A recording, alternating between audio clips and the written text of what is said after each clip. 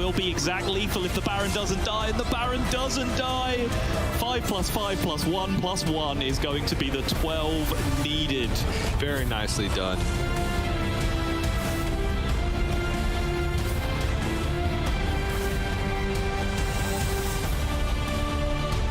One Divine Shield coming back, but it goes straight into the Selfless, and now this is a monstrous number of attacks still to get through. Yeah, this is going to get there for sure. Jun Yu taking it down at the first attempt.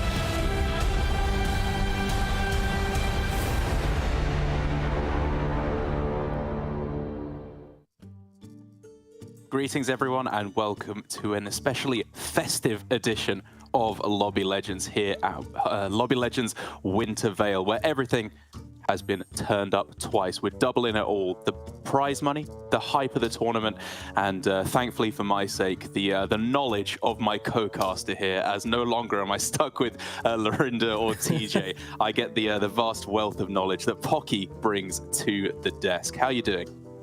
I'm doing great. I'm so excited to be here. Like you said, the hype for this, it's the last Lobby Legends of the year. The anticipation has been building up, and I'm just so ready to see. There's so much exciting things going on in Battlegrounds. The players are so good, and I'm just so hyped to see how this tournament plays out. Right, you are. Yeah, the meta very much up in the air. We're still in the quests metagame, but things haven't been shaken up fairly recently with about a month ago, a whole bunch of new quests added, and very recently the new Enhancer quest and a new hero added as well, which will be very exciting to see if we can catch a glimpse of that over today's action. But speaking of today's action, we're going to take a quick overview of how the tournament is going to work. There are 16 players here in this tournament, all of whom I think can be very proud of themselves just for having qualified to this stage to come on broadcast, because it truly is a grueling process. And we've chopped them up into 2 lobbies here, where we are going to be playing 3 games of each of those lobbies, A and B, for a total of 6 games today. And then the top 4 from each of those 2 lobbies will go on to Sunday, leaving us with just one single mega lobby, who will be playing in the Czech format, which I've said it time and again as I've cast these Lobby Legends, but I just think leads to such exciting final games on Sunday, Pocky. Oh, I've been completely taken by the Czech format. Every tournament, the ending's been crazy. It keeps you on the edge of your seat. Someone can always win. Like, you're never out, and so that keeps you just like so engaged throughout the whole thing. That's right, players having to fight for those 20 points, and then once they reach that 20-point threshold, they have to win, have to get that W. Nothing else will suffice if they want to win the tournament. And while the prize money is important, especially as we said, given that it's doubled for this final Lobby Legends of the year, really, I think all of our players want to have the glory of being crowned the champion of a Lobby Legends. But if you want some glory for yourself, you can, of course, fight alongside with our Tavern Buddy extension that we have here. If you are watching on Twitch, you can join in with a little game of your own. You can try and predict some of the events that may come to pass over today's action, starting with a pretty simple one in the fantasy team, where in each of the 2 groups you're going to be choosing 3 players that you think are the most likely to succeed at the start of the day, and then the better they do, the more points you're going to be getting. Puzzle Box is a little bit more complicated, where we have a series of events that may or may not occur, and you have to guess whether they will happen or not, which I don't know about you, Pocky, but there were some tough ones for us to pick our answers for today. There were some hard ones, but I'm sure I'm going to come out victorious, so I can't say they were too hard. All right, why don't you take us through the rest of what we have here at the Tavern Buddy? Sure, we've got the bandwagon option, which this prediction, after the first 4 turns, or within the first 4 turns, you have to guess the winner of the game. So you got to look at those early game scenarios and determine, you know, if that hero power is going to be enough to overcome maybe a bad quest, or you think they have a really good setup, and choose the winner of the game. And then Barov's Blessing, you get to choose the side that you think is going to win in a given combat. And Lorinda's pretty good at making it tough on us, but again, you know, if you are good at the game, if you understand the game, you can usually choose who's going to be victorious. And all these players that we're going to be watching, super good at that. And so we're just going to try and live up to their standards. All right, no need to rub it in, my atrocious record on Barov's Blessing. I'm sure this time I will get it right. But yeah, you're right. They're very much either it's the easiest guess in the world or it's just impossible to tell, and it basically comes down to one of those 50-50 styles of matchups. But that would be cool to see who is doing best. I believe we have a kind of leaderboard, and if you are watching for the whole broadcast, you of course have more opportunities to rack up those points and boast cool internet points to your friends. Won't you be coolest guy around? But either way, we can take a look at the points that our players here in Lobby Legends are fighting for. First place walks them away with 7 points, whereas 8th means you're walking away with 0. And so for our players here this weekend, given that the day 1 doesn't have the check format, you just need to finish in the top 4. What do you think we're going to be seeing here? Mostly very risky strategies trying to get that first, or just more solid 3rd, 4th, 5th every game? Yeah, so the big thing with this points distribution is it's a linear structure, right? There's no bonuses for a top 4, no bonuses for a first that you see in some other tournaments. Because all of these players are the best of the best, they're on even footing. And because of that, because there's no bonus points for any position, generally what we've seen be successful in the past is players aiming for solid performances, not necessarily going all out for that first, taking it when it comes to them, but going for a 2nd or 3rd in the few games that you have to show what you've got has been the most successful so far. And so today, I expect that's what we'll see. Okay, I'm curious to see how that will shape up, and especially with some of these slightly newer quests that we've seen creep into the metagame, how some of those can be a little bit more tempo-oriented, perhaps, and allow you to clutch out those 2nd, 3rds, and 4ths, as you talked about, instead of first. But aside from the points, our players will, of course, all be aiming for that first place, because it is not linear in terms of the prize structure that we have here. Players having a nice big jump up to first, and of course, the pride that comes with being able to crown yourself a Lobby Legends champion, the last Lobby Legends champion of the year as well, for that matter, just to add a little bit extra spice to that as well. Whereas even for our players in 9th through 16th, as we said, it's a very impressive feat just to have made it through to this point. So $2,500 to be walking away with, not bad for just a single day's play here at Lobby Legends. But it's going to be interesting to see how our different players perform, how the different regions stack up against each other, because we have seen recently a bit of a shift in the power structure in Battlegrounds, I think it's fair to say. Absolutely. I mean, I have to say it, you know, as a representative of the Americas server, we have no Americas players in Lobby Legends this time. We've got a lot of European representatives, a lot of APAC, and of course, the Chinese players all playing here. And I'm excited to see how it goes. You know, the regions have these different meta games that they sort of develop, and the players have to balance that and sometimes adjust on the fly in the tournament to what the tournament meta is going to be, because that can be different than any region's meta. Yeah, it'll be interesting to see which of the meta games work best. What work on different days as well, because again, some regions might lean more into tempo play, which could help them on day 1, but maybe struggle a little bit more when they need that win in the check format. Hopefully our players have the ability to adapt on the fly no matter what. I think we can take a look now at the puzzle box questions, I believe, for what we're going to be guessing over the course of the day. Oh no, my mistake. It will instead be a breakdown of the players in Lobby A. And we've got a real nice selection here, I think, Pocky, with Victor in one of the players, and just a good breakdown of a lot of the different styles of play and players who make it through to Lobby Legends. Absolutely. I mean, we have Penguin-san, who's representing Japan and has been a performer in a few Lobby Legends now, a familiar face. Kursum, also from Japan. Kuroneko, also in Japan. Shaxi from Taiwan. Rogojin, representing France. XD from Luxembourg. Max Sevicki from Russia. And Vigo from China. Vigo, breaking out the knot crossarm. This is something I always look at, the poses, right? And he's the only one with the knot crossarm. The last Lobby Legends 8, all the players that didn't have a crossarm pose made it through to day 2. Do you think we're going to see Vigo making it through, maybe? I mean, we'll have to see. I'd be surprised if none of the other players from Lobby A make it through. That would be, I think, against the rules. But we'll see if he can make it through. I mean, I wouldn't be surprised. We have seen China do very well recently in these Lobby Legends. Yeah, and we have our fantasy team groups here. I did take Vigo in my fantasy team with the non-crossbar post, but he's also been a super consistent performer on the Chinese scene.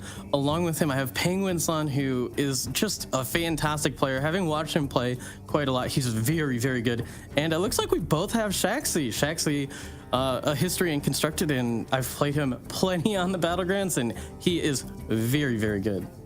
Yeah, I will be honest. My pick of Shaxi was mainly just out of respect because he was for the longest time one of my favorite players to cast, as you said, during his reign in Constructed.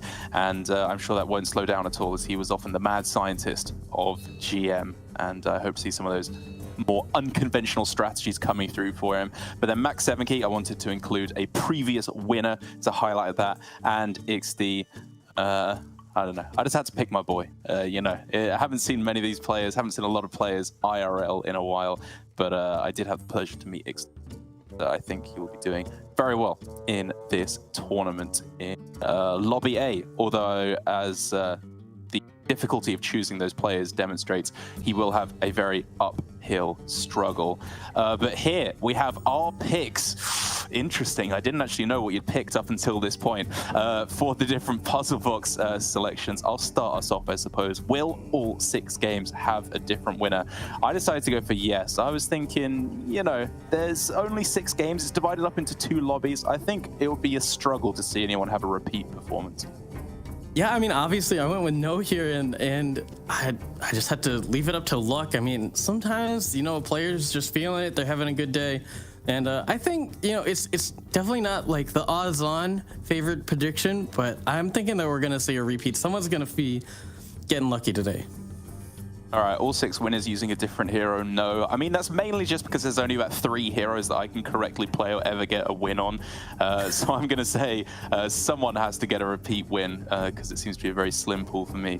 You are obviously disagreeing. But both going with yes, will a player win on the new enhanced hero or quest? Has that been looking powerful for you so far in testing? Very much so, especially the quest, able to use Reborn on cards like Leroy or Manted Queen, and then Divine Shield also, you know, just super strong regardless of the lobby that you're playing in. All right, I'll rattle us through quickly the rest of these. Will a player win a game without reaching Tab and Tier 6? That does happen fairly often, so I think we're both in agreement that we could see that over the course of today. Taking longer than 18 turns, I mean, it's a close one. I think that's a good turn to choose, personally.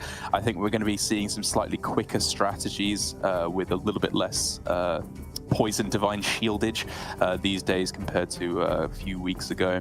And then, of course, both having to pick different sides as to who will end up with more points out of XD or Zorg. I mean, it was a tough choice, absolutely. But like I said, I had to go with my boy Zorg. Yeah, I mean, that one's going to be tough. I'm sure they're both going to be on me. I didn't have XD in my fantasy too, but I had to pick them here. It's gonna be hard. I mean, they're friends, they're close friends, so they're gonna have their own rivalry going to see who can do better. They're in separate groups, so they both have the opportunity to do really well and potentially meet in the finals tomorrow. So we'll see if they can make that happen. That's true, yeah, being in different groups, it could happen. But as we get the first game of the day ready, Pocky, anything in particular that you're hoping to see over today's action? Specific plays, curves, anything that you're looking forward to? No, just how the players adapt. I mean, I am a huge fan of the APM comps and quick thinking, and these players are all capable of it. I know there's a few players, especially in Group B, that are known for being very, very strong at that style of play. So we'll see if we can get some high-octane games in. But as long as the gameplay is exciting, I'm going to be here for it. I guess I'll be here for it even if they aren't. But I'm sure we're all on the same page and hoping that we get some good games coming up. And so I know that in the first Lobby Legends that I cast after quests came out, it felt very much so that the quest selection felt almost more important than the hero you got to choose. Do you think that's still going to be the case here as we get a look at our heroes picking their, our players picking their heroes first? I mean, we've seen a lot of new quests introduced, and it's totally revamped how we approach quests, and we've seen a shift early on in the quest meta. It was very tempo oriented. All the tempo quests were really favored, and now it's sort of shifted away from that, and there's kind of multiple ways these players can go about it, and it's definitely a balance between, depending on what hero you get and how easy it is to complete that quest, you know, how much you lean into it as your direction. All right, taking a first look at things. We've got Arana for Kursum we're going for. We actually consulted him as to how his name should be pronounced, and he very graciously, I believe to you through a translator, said, "I don't know myself, so we'll have to try and adapt." Absolutely. Yeah, we've got Kursum on the Arana. We've got Rogojin on the Maiev. Penguin Sun on Jandis. Max 7k on the Elise. Shaxi on the Malagas. Ixty, we saw picking up that Hook Tusk. Vigo on the Gale Wing. And that would leave Koroneka on the Zephrys there. Any particular hero, you know, you said you had a few heroes. Are any of these heroes your favorite to play? I gotta say, I'm a big... Just with the token start, that is a really big deal. Penguin Sun, deep in thought, because there's so many options on what you can go for here. You have a lot of good 5-drops available in this lobby. Beasts, Pirates, Elementals, Murlocs. That means Brand's a hit, Mama Bear's a hit, Nomi, Hogger. So many amazing options. Indeed, yeah, it's looking really, really strong for a 5-drop, as you said.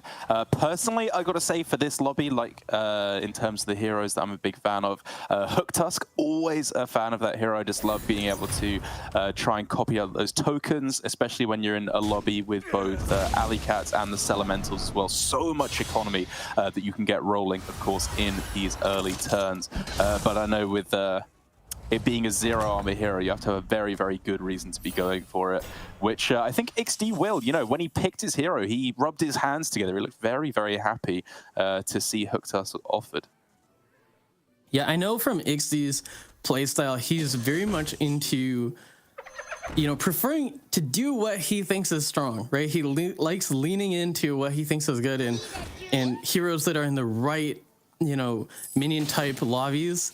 He's a huge fan of them. Millhouse, Hook Tusk, and here the Hook Tusk super strong, and that's why he's so excited. Gonna hold here for his quest coming up this turn as he faces Penguin Sun. And it kind of feels like our players almost have a gentleman's agreement that they're all going to do that. So I know they're likely to be able to save a lot of health on this turn too. And they're good minions to save, right? Especially with a Battle Cry as well available for the Alley Cat, summoning minions as well. There's a really good chance that you can get a head start on your quest completion this way. Yeah, super premium if you do hit the right quest. We will see him taking a slight bit of damage, but... yeah, he's not going to be too worried about it. Like, he's more concerned. You see that hands rubbing. He's more concerned about that quest, like you said. You know, and if he can get a good one here, and we're going to see... it's going to be loser tied to combats, play beasts, and have 40 friendly minions die for Volatile Venom. The other two, Sinfall, Medallion, and Hidden Treasure Vault, all quite strong. I'd had to say he's probably going to lean towards Vault or Volatile Venom. Volatile Venom does have a little bit of synergy with the actual quest, right? One thing that you look at when you're making these decisions is Volatile Venom, you know, considers having minions die, you know, having summons on board. And so the quest actually leaning into that is pretty big. Yeah, I think for me, like, having 40 friendly minions die feels pretty steep at this point, whereas Hidden Treasure Vault, especially with that hero power being able to immediately double down on the number of beasts, I think he's got a really good chance of completing that nice and quickly. Yeah, absolutely. We see a lot of players with tokens here. Ixie grabbing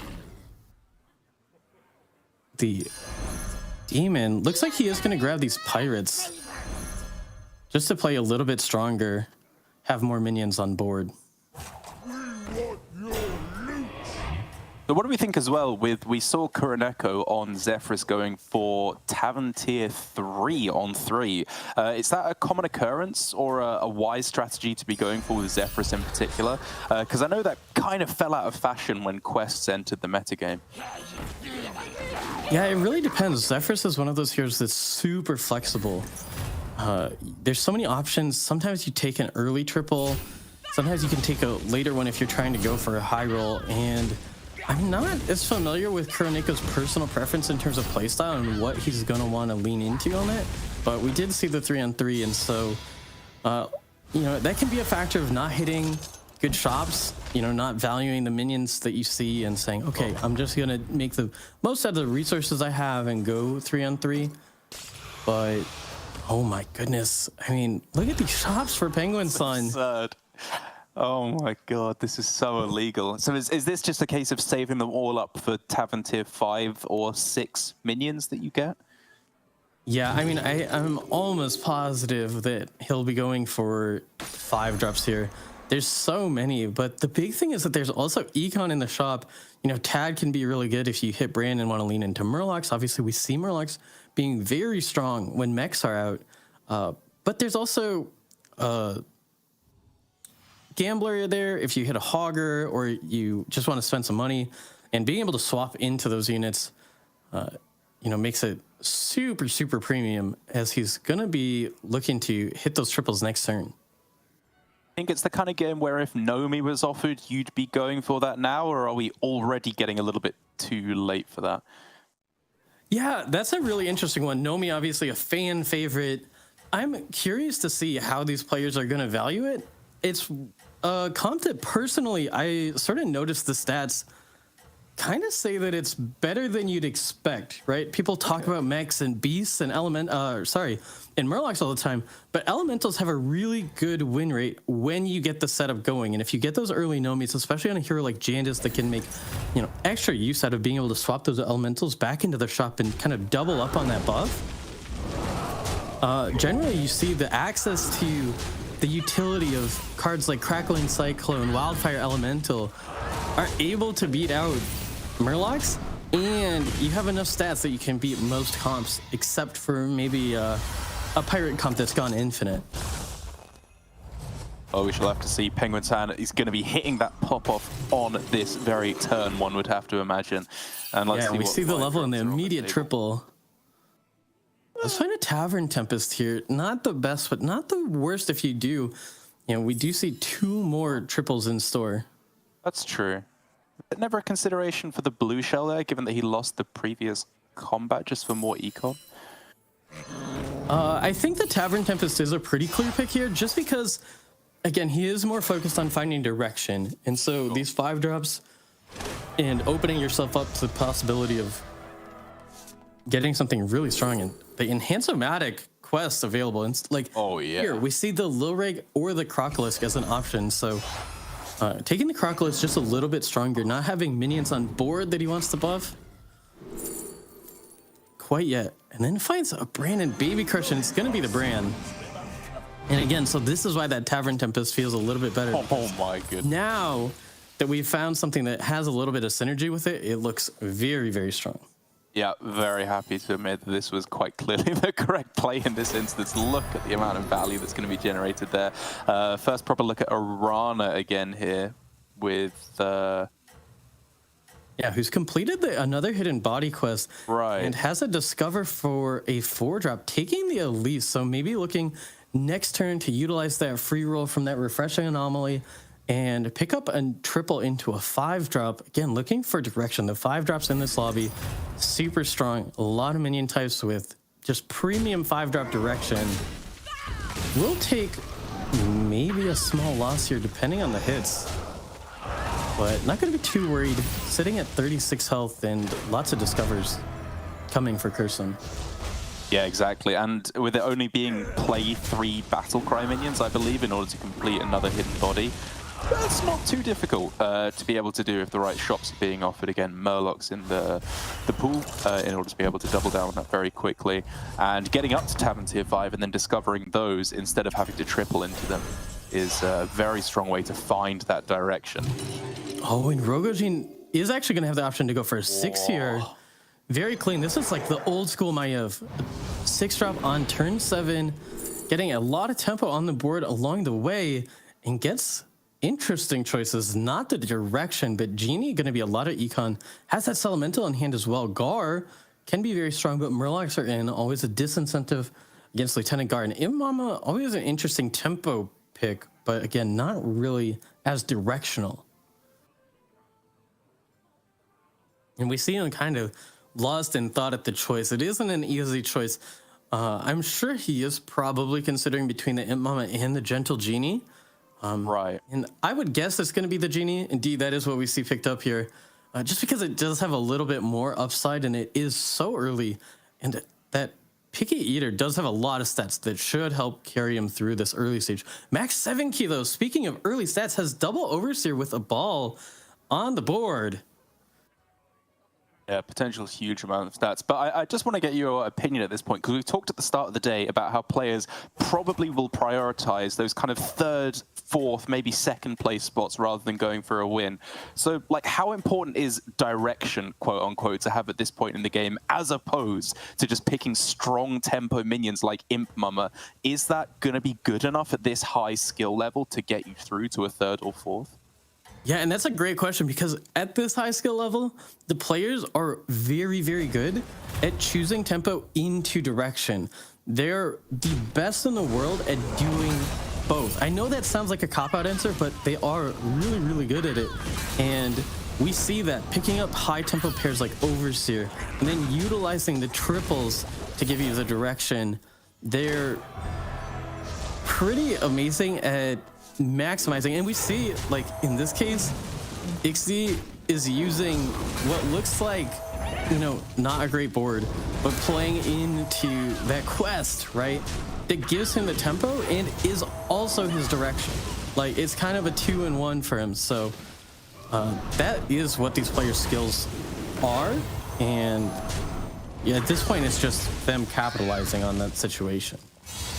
Yeah, it's absolutely huge, and he's got some nice synergy with the volatile venom. I believe he had a rat alongside there as well, or basically some death rattles in order to synergize alongside that, because he needs this now. At that really awkward 15 health total, a single loss could potentially see XD out of the running, and yet still he's upgrading to Tavern Tier 5 on this turn. Boy, that is brave. Yeah, and we see him also hitting a triple there. So making a lot of value, like I said, of saying, okay, now I've got my direction, which is death rattles and summons with volatile venom, and then trying to find that upside with that triple. Meanwhile, oh, it does hit, actually. He hit an Eliza, so he has possibly the best setup.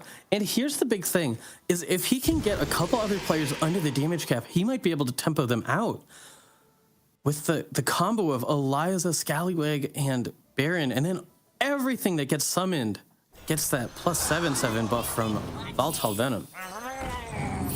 We do see a Nomi here being found for Curse, and once again, Battle Cry minions is the name of the game to get this quest completed over and over again. But not really great options offered after the fact there, unfortunately. Yeah, and did use that at least, like I said, to go for a 5-drop, find the direction. Has another hidden body to grab a 4-drop, picked up a Peggy and a Recycling Wraith, which does synergize well with the Nomi in that setup, but going to be matched up into Ixie, who we know is extraordinarily strong.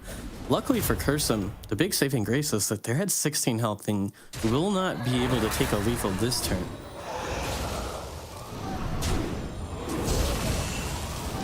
Oh man, this is so strong.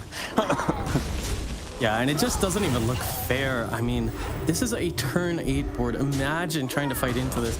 And again, it's just on XD recognizing, hey, this quest and this quest reward synergize so well. I have Hook Tusk's hero power to be able to discover those death rattle minions like Scallywag, like Sewer Rat that I need to make a really strong board that procs the quest really fast. And he did get it fast, and yeah, we see even at 15 health, he's going to be very successful. Meanwhile, we see Penguin Son, who was really leaning into the beast stuff, now has swapped Reborn a few times and has Reborn on his entire board of 5-drop beasts. Right. Finds a Mama Bear and a reanimating Rattler in the shop. And I'm curious, how he goes about this. And how do we see this going for Penguin Sound? Because his immediate game plan is, just keep upgrading as much as possible, get some stats. Is this a lobby winning kind of board where you have Bran and some beast synergies? Or do you think he's going to get slowly outclassed as the game progresses? I mean, the big thing here is, like that puzzle box question, he has the enhancements available. And so while it doesn't look like what would normally be a game-winning board, because he's Jandice with an extraordinarily versatile hero power and the ability to have things like Divine Shield, Wind Fury, Cleaves, and lots of on those units, it could still be. Well, Vigo with pretty limited direction. He has managed to kind of cobble together the Baron and the Trickster and the Parrot in order to get some Death Rattle synergy here, but it's really just scrambling for any kind of survival at all because he is in big trouble now, down at 10 health, up against XD once again, who, I mean, you called it. He might just be tempoing people out of the game right now as he's hit Khadgar as well.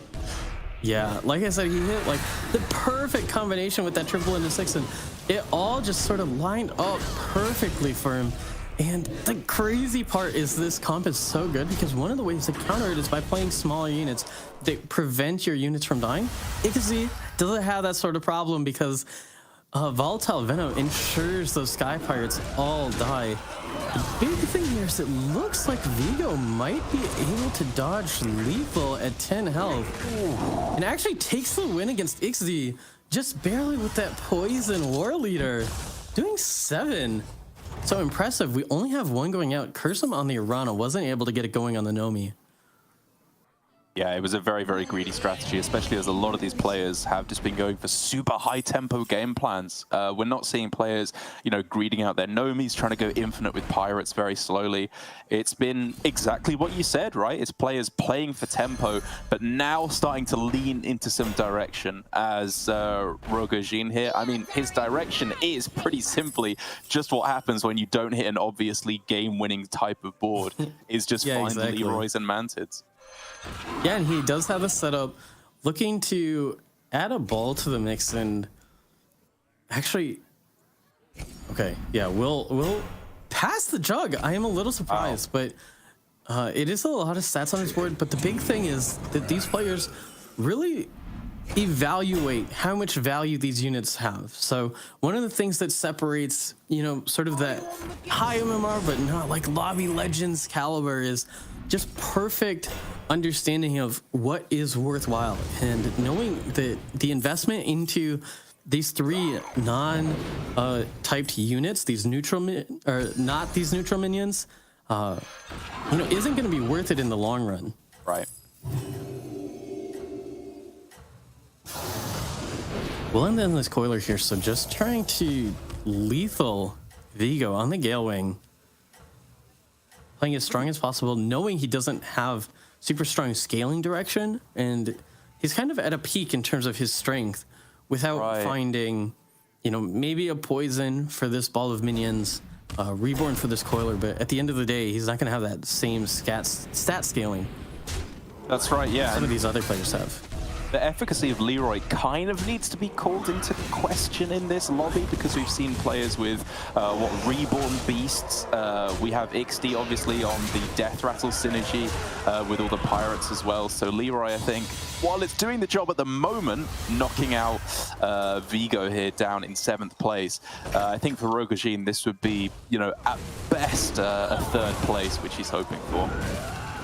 Yeah, it's part of that rock, paper, scissors, and we actually see it. Oh my goodness. The perfect setup, not looking so perfect, taking a lethal from Kroneko on the Zephrys. So wasn't able to get that full setup, and we actually do see a few more players going down now as Vigo did get lethal by Rogojin. And XT goes out really early on what looked like a fantastic setup. And here it is, When we exactly see the what you called power out. of the enhancements. The Reborn Leroy is so strong, and now this is sort of where you're like, oh, well, yeah, maybe this can be a first place board because that is very strong. Oh, and we have our Barrow's Blessing between Shaxi and Max 7 Key. Yeah, Shaxi and Maxi, and I gotta say here, not looking great for our boy Shaxi, I don't think. Oh, see, I'm gonna go the other way. I'm gonna go ahead and right. say that Shaxi's gonna take this one. The utility of that Wildfire and Crackling Cyclone, to me, I think it'll be enough to get through the stats, but double Fellbat and a Golden Overseer along with another one on board, that is a lot of stats that's going to be coming on to Max 7 Key's board. Is it? Oh, and Shex is going to go for the triple here. It's Oh my goodness, he Rag. gets double rag. Okay, yeah, come on, that's got to do it.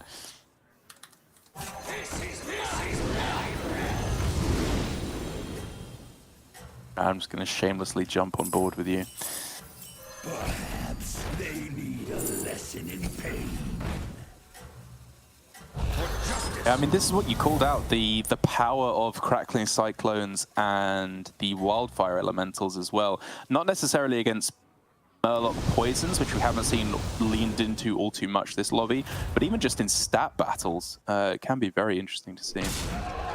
It is really close. The breakpoints are going to be what determines it. And the Cyclone gets so much value. Oy, oy, oy, yeah, that'll do it. So much value, and that's exactly why Elementals are maybe a little underrated, but Shaxi rating them perfectly as he lethals Max 7 Key, the former Lobby Legends champion.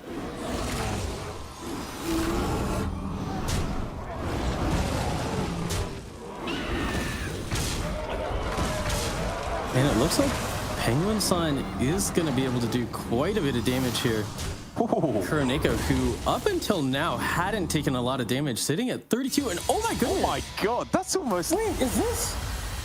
Oh my What is lethal? No way! Unbelievable, the Coiler!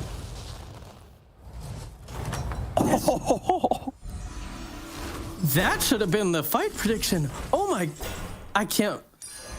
So now we've moved into top 3 situation, and I mean, I told you Penguin Sun was set up for success. Our puzzle box might, our prediction might come early, as we both said that there could be a win with the quest, and yeah, Penguin Sun showing how it's done. What an insane setup. Yeah, very impressive. Maybe we can take a quick whip around the 3 players left in to see what the comps we have going for here. Pretty straight up and down elementals here for Shaxi. Obviously not in the form of Nomi, as you might usually expect, but just looking really strong here with the Major Domo as well to keep those stats on the Wildfire going higher and higher and higher. And yet for Rokujin here, I mean, I said he'd be lucky to get a 3rd, but he's done it here. These very high tempo strategies have worked out, and specifically against Shaxi more so than against Penguin San, he's kind of got a shot of coming in 2nd, but it does look like he is going to be going up against Penguin San first, who I have to say it feels like he's going to struggle to beat. Yeah, Penguin Sun has a really strong board against this comp. Rokujin not having a ton of stats on his units. We did see, you know, sort of that not investing too much into units that weren't going to be relevant later on, but if he's able to dodge a lethal, which seems impossible, as we just saw Zephyrs take lethal for 32. The Monbear's taunted. I don't know if that'll be enough. But again, it's just a question on how much damage Rokujin will take here. Oh yeah, the good old Leroy value trade. That always feels good. Could be a difference maker.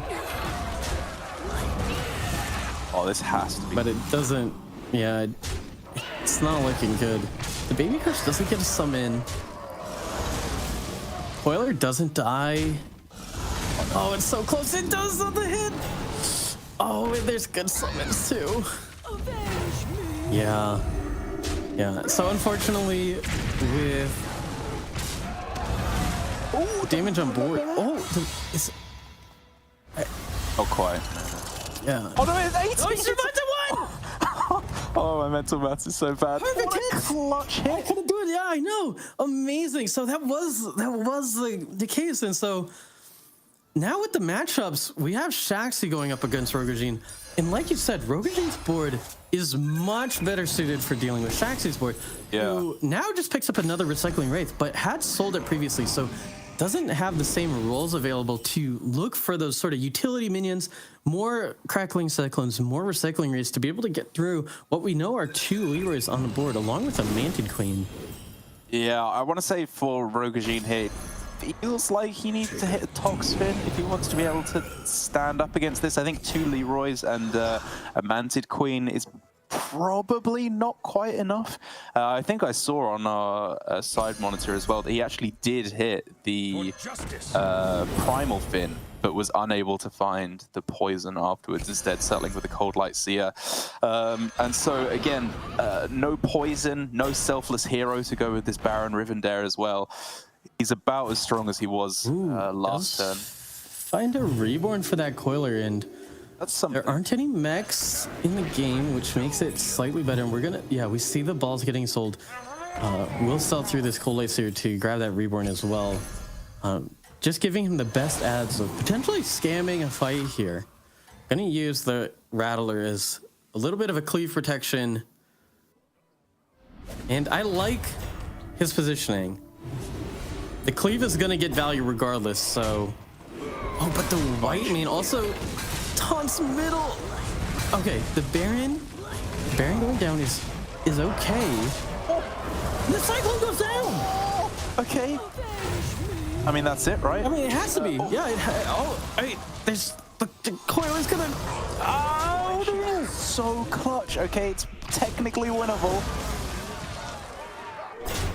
Oh, the Leroy! Oh my goodness, he's done it. He gets the Leroy. The Reborn did matter. And so Rogajin takes the second against Shaxi.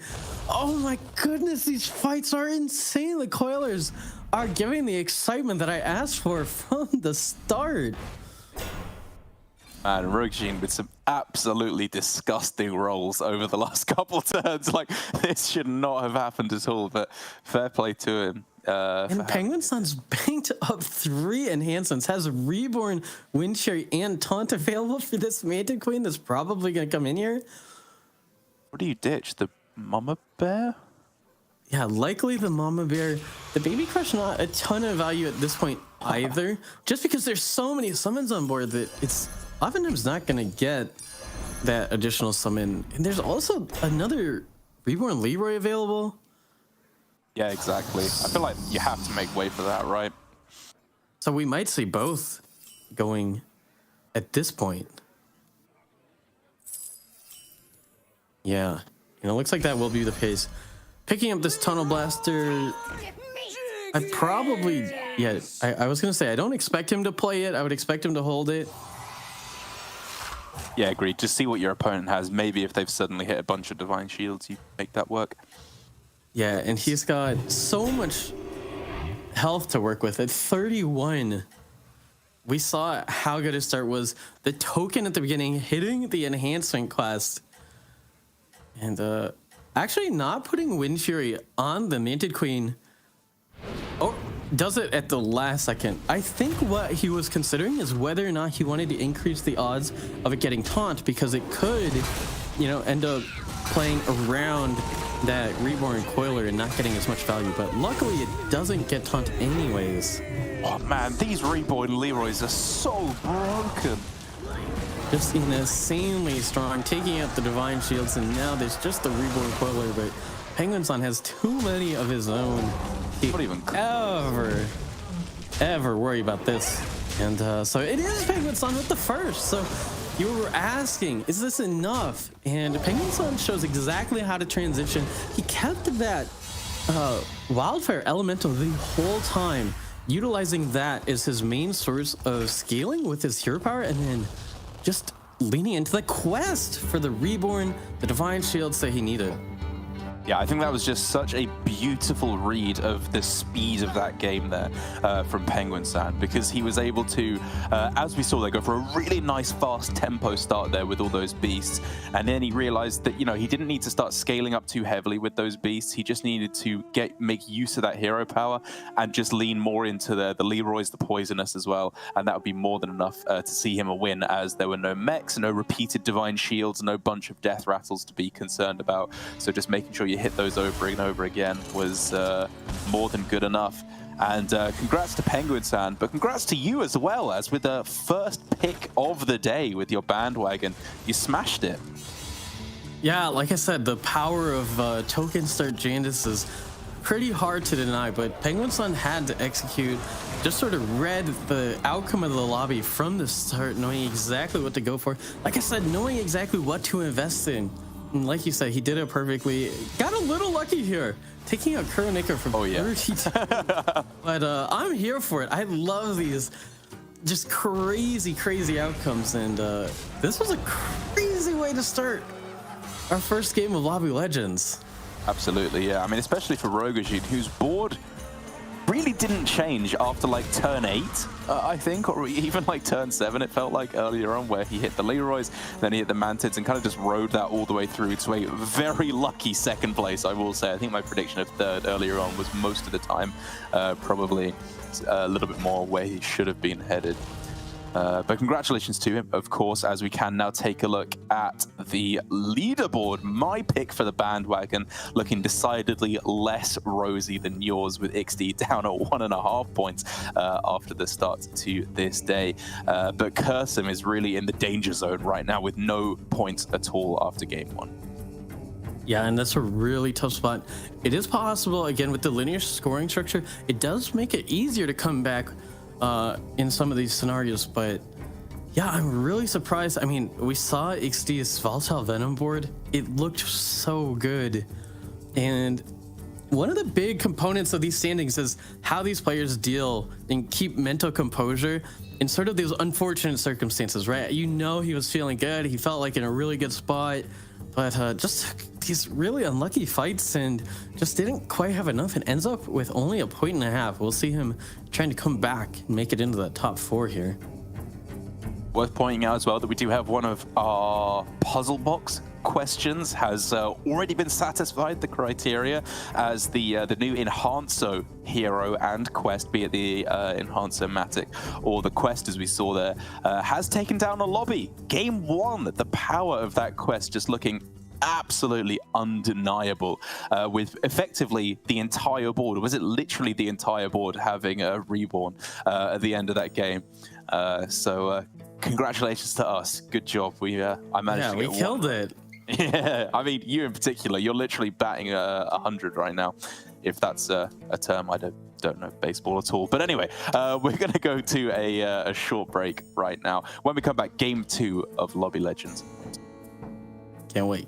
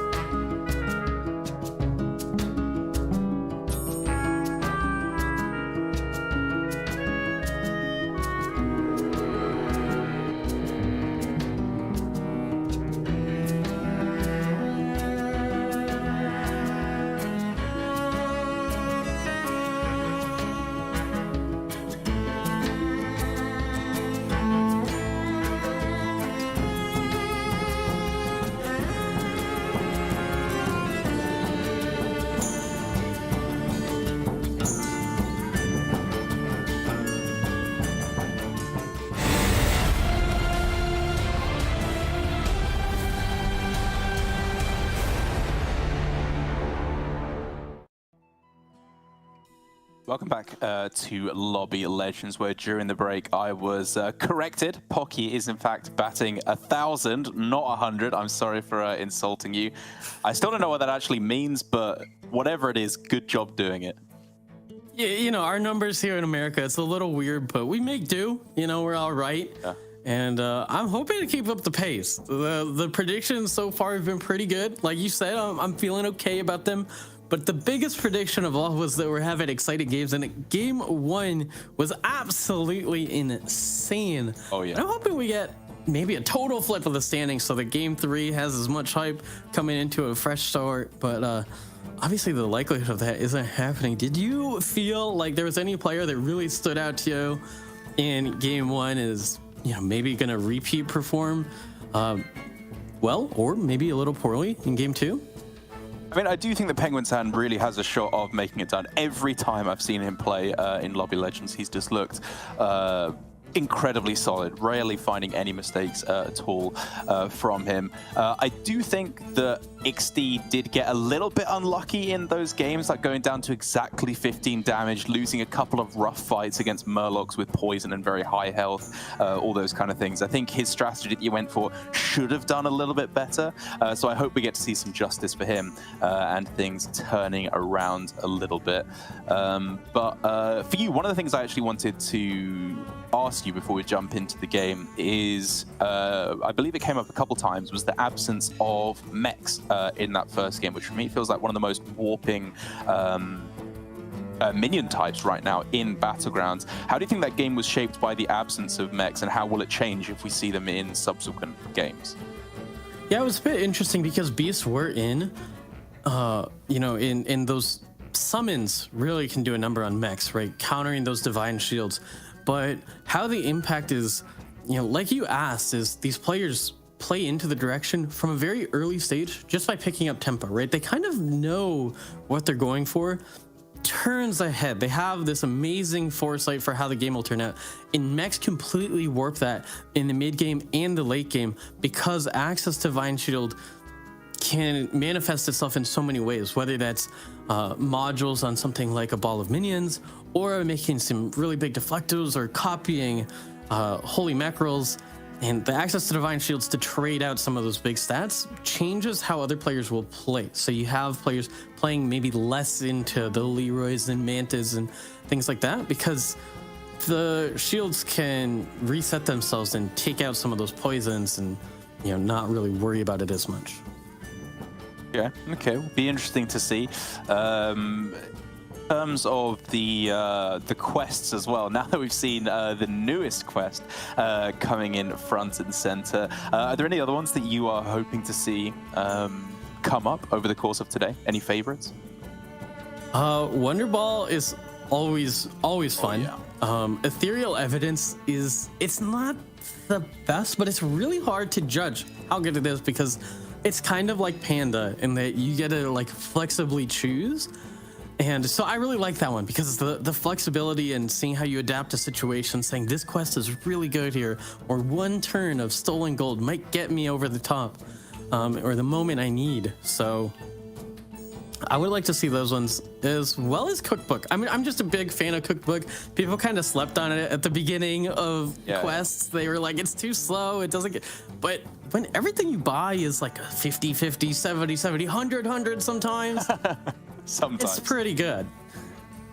Yeah. I don't know if I necessarily have the APM for that, as maybe some of our players may struggle as well, given the different servers, especially for our European players. Thankfully, no America's players, so they don't have to deal with the ping differential. Yes. I'm sure they're all overjoyed to not be here. But no, I mean, the players, you know, a lot of them have played cross-server in the past, so they are okay at adapting, but certainly the ping can be a bit of a disadvantage, especially again with that mental game of just like thinking about the fact that it's like I have to leave myself like 3 or 4 seconds at the end to just make sure I finish my turn. You know, I don't want to take any chances, and then you're rushing yourself a little bit. But if these players can remain calm, make the decisions that got them here in the first place, they'll all be perfectly fine. I'm sure they will as well. I'm quickly running through the rest of those bandwagon picks. As we've just been told, they're sorting out a couple of things with the players. Should be getting into the game any second now. Sorry, not the bandwagon picks. The what's the word I'm looking for? The questions. Puzzle box? Puzzle Yeah, box. There we go. Apologies. Yeah, as we saw one there, but it felt like in terms of the number of turns that it took in that game, that was not even close to turn 19 that we'd need to get to in order to satiate that condition. Yeah, the long games are generally the ones that have those sort of extended 1v1 or top 3 situations. And oftentimes those are sort of those sat games that end up being dominated by Murlocs with Murlocs in. Speaking of Murlocs in, we don't have Murlocs in, and we also don't have Beasts in. Instead, we do have Mechs in, and Penguin-san will take Togwaggle here. And we'll see if he does try to take advantage of Mechs being in without a lot of other summons. We might see Mechs be very strong in this lobby. How are we feeling about Togwaggle now? It's obviously been a little while since the nerf after his incredible dominance when he was first introduced. Do you still think it's a high priority pick? I wouldn't call it high priority. It's still one of those pickable, playable heroes, but it's not something you're seeking out. And it got much more challenging with the change in the meta, because if you don't hit a token, going 4-on-4 is not possible. And if you do, it's much more risky. And you don't really want to put yourself into those risks, especially if you risk not getting a quest that synergizes, with not having minions on the board. And because quests are so influential, I think we've seen people shy away from it a little bit more, but still picking it because it is still a very strong hero power. When XD buying and then freezing here, obviously we can see why on a base level with the synergy here on Greybow. But what does the curve look like here, do you think, with two non-econ minions in the shop? Yeah, we do have Beast missing, but there is Econ still on 1, and so likely we'll see XD grab the Micro Mummy pair and then roll, trying to hit. Or you don't need to roll in this situation. Finds the Econ right away. I would expect to see the Micro Mummy and just freezing that Swabby, likely leveling to 2 next turn. Players have been prioritizing leveling, not really later than 5 gold unless you're playing a Reform curve, because being on tier 2 for the quests is such a big deal.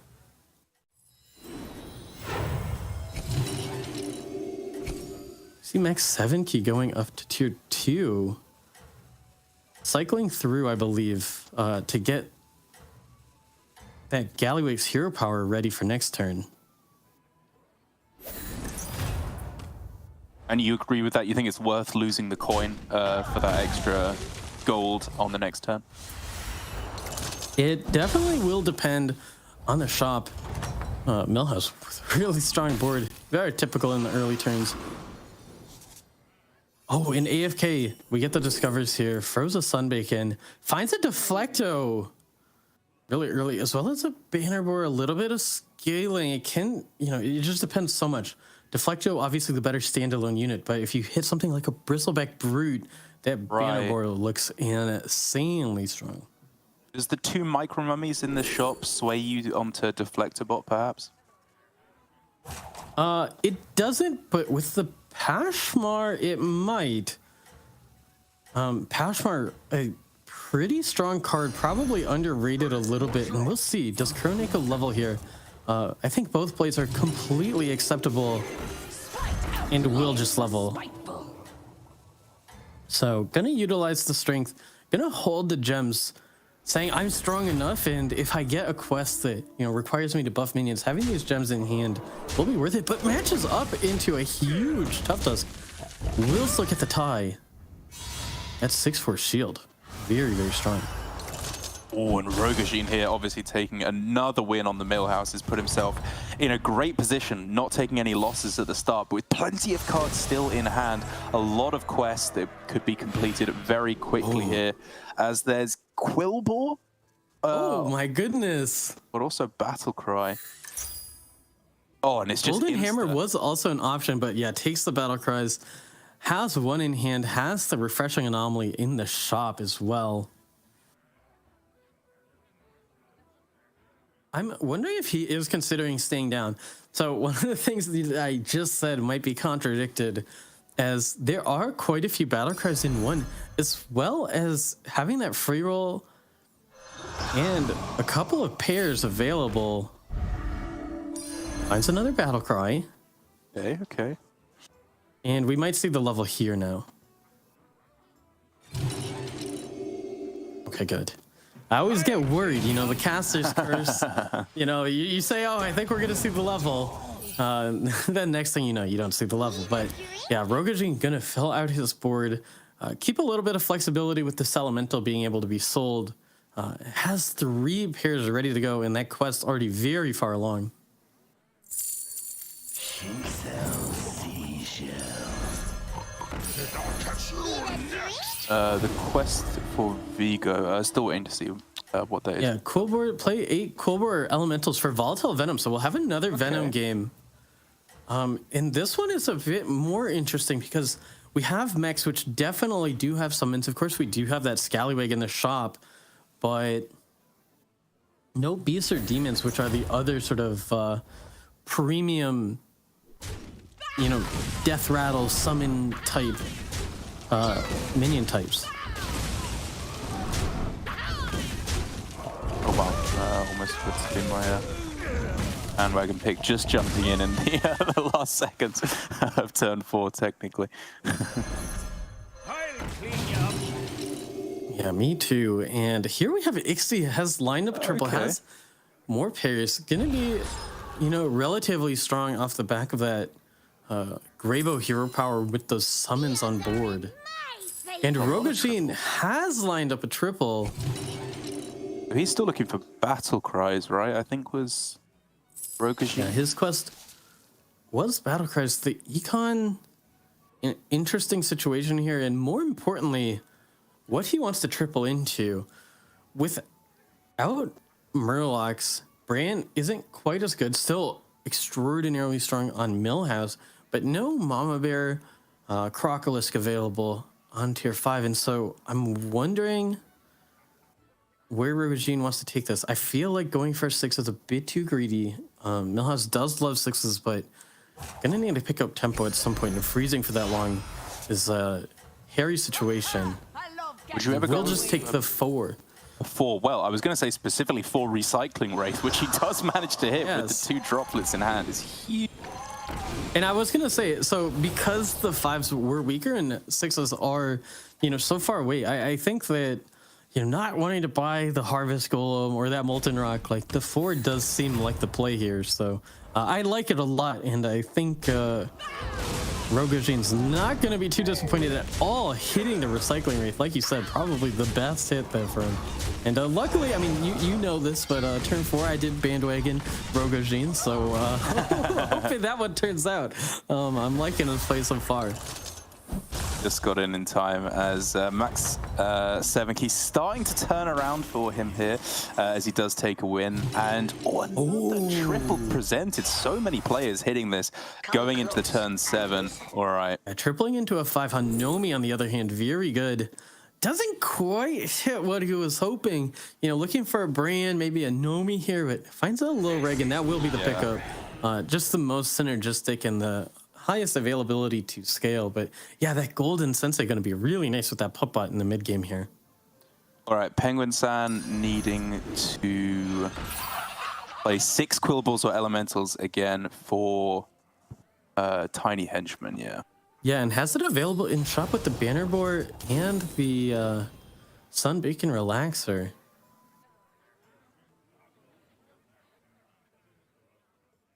I'm wonder if it's just waiting to not give information, or was considering selling the Elemental versus the Sun Bacon Relaxer, it looks like, to play a full board.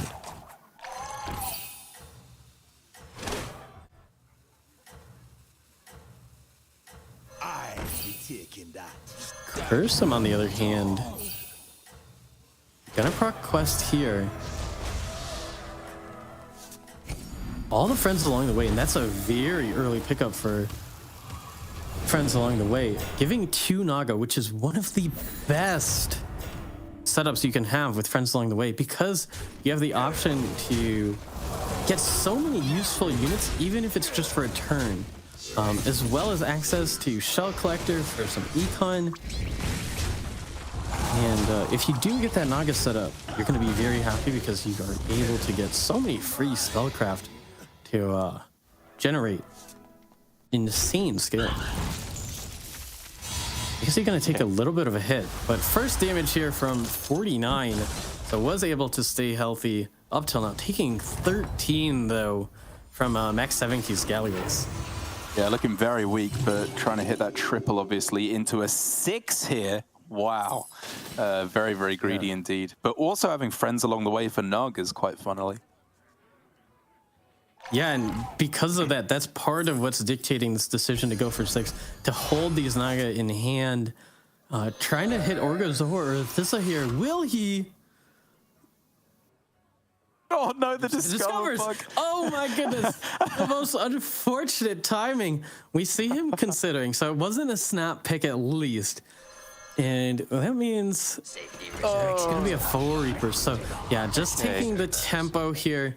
Has the Electrify to give it a little bit of extra attack in this mid game, but still on 5, has that Friends Along the Way triggered. Oh, Shaxi has Golden Hammer with a ton in hand, and also a Nomi offered. I don't quite see his board. Yeah, taking advantage of the Pashmar is going to be Agam picked up here, not wanting to freeze the Elemental in the Droplet. I would have loved to see Golden Nomi played here early on turn 7, but maybe the experience of not winning last game getting to him, saying, the Elementals weren't good enough. I mean, can we even call turn 7 early for Nomi anymore? I feel like that's... Well, it's Golden, right? That's the difference. True. Ixtay's Cleave does take out one of those Pashmars as well as one of the Menaces, so a very strong Cleave. And slams the other Pashmar! Shaxi's face immediately turns to shock as he's gonna get barely any value. And actually gonna take a tie, a loss. A loss, yeah. Despite having a full hand of Spellcraft last turn, so AC's full Reaper, just enough. The Gravo stats getting him there. We're really just trying to find some proper direction now for Shaxi, because he's starting to lose that initial huge burst of tempo he had. He is going to start... Finds that triple Pashmar, though, into a 6. And he'll go for the Foe Reaper here. Has a Wind Fury in hand. Yeah, that's nice, obviously. Oh. There was a War Gear, and I don't know how the mechanic works, but it would have been interesting to see if he could golden the War Gear and see if those stamps would be permanent on the Foe Reaper. Rolls for the Elise, wanting to potentially keep the Golden Hammer for Golden 6, perhaps. Rogajin also tripling, this time into a 5. Peggy getting tripled. Again finds the Nomi paired with Master Realities and Holy Mackerel. Yeah, I mean, Master Realities... Clear choice. Kind of makes something work if you hit Ball of Minions, but yeah, I agree, it's kind of too specific to make that work. And Rogajin does have that Enhance-O-Matic. Oh my god, look at this board! There's nothing there! Oh, just hit the Orgazoa though! Huge. That is a big pickup. Oh, and Brute will provide some scaling here in the intermediate term. Gonna spread out that attack. Too much attack, not gonna be relevant this early, as that Foe Reaper will be able to deal with most of these minions. In fact, person's entire board covered by the Foe Reaper. Foe Reaper is dead now. Person will take a slight win with the Wave Rider surviving. 2 health, will be 9 damage coming into Ixty. Yeah, as both the friends along the way players move along and take their 2 Nagas. Oh, okay. That's a lot of stats. That Foe Reaper is going to be very big. Oh, a Corrupted Myrmidon, an interesting pickup. I mean, he just needs that Athissa. That's all that's missing from making this really start to pop off. But he doesn't have much time to do it because it's really only that initial burst of tempo from the Foe Reaper that was keeping him in it. As soon as that starts to get outscaled, he's going to start losing very, very quickly. Yeah, and he did have that Discover off of that Orgozoa, leveling to 6 because of it. Vigo also discovering a 6, has that Volatile Venom active.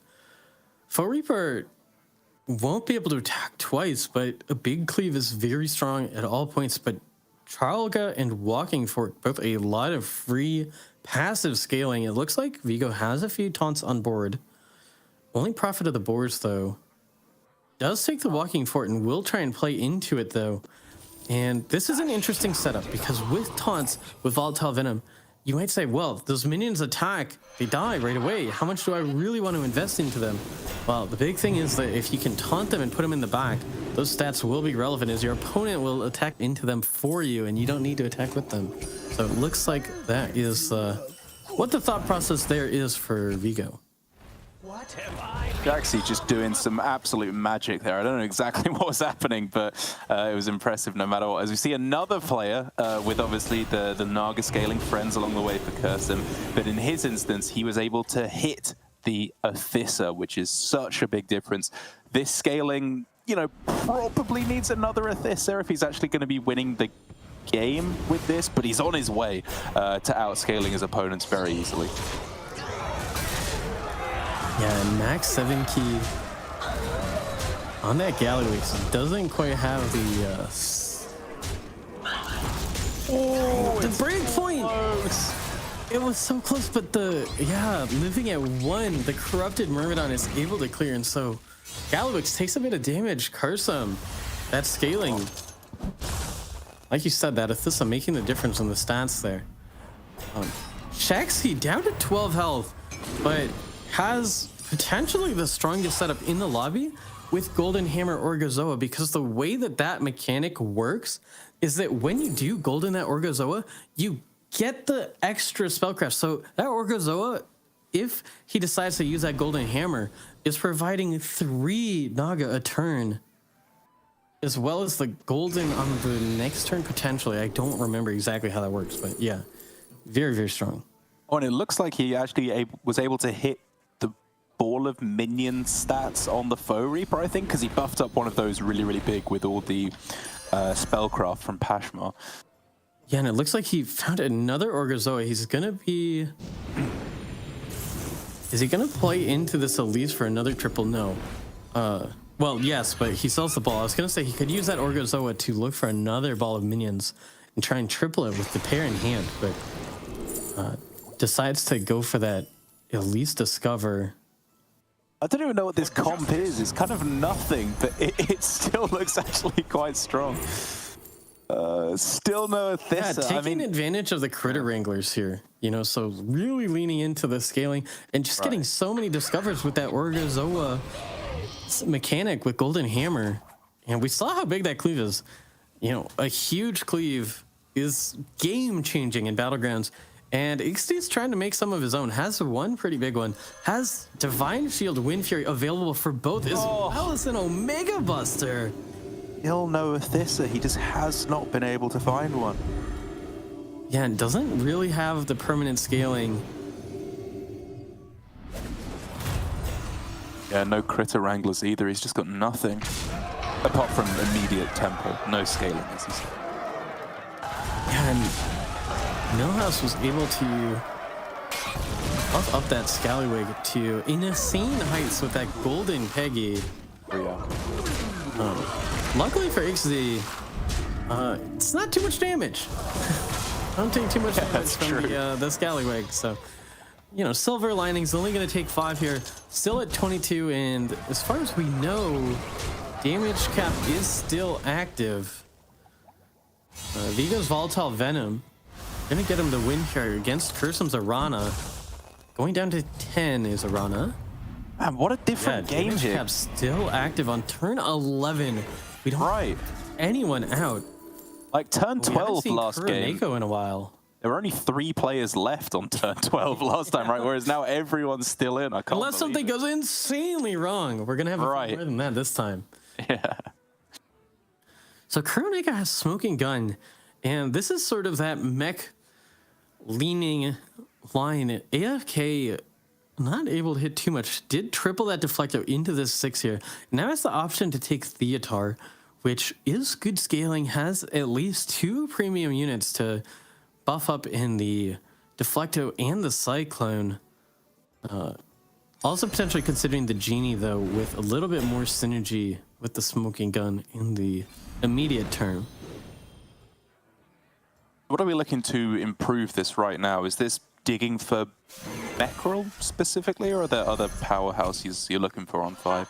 You want a tussle? Yeah, I mean, at this point, I think Kuroneko's kind of stuck playing into mechs with that decision not to go into the Theatar. So, gonna look for resets, menaces, but might not know that a lot of the menaces are stuck on Vigo's board. As we tune into Vigo's perspective, it's exactly what we talked about earlier, using those taunts, putting them in the back with the walking fort, and letting that volatile venom just soak up those early attacks with those summons, and then letting the taunts eat up the attacks on the back.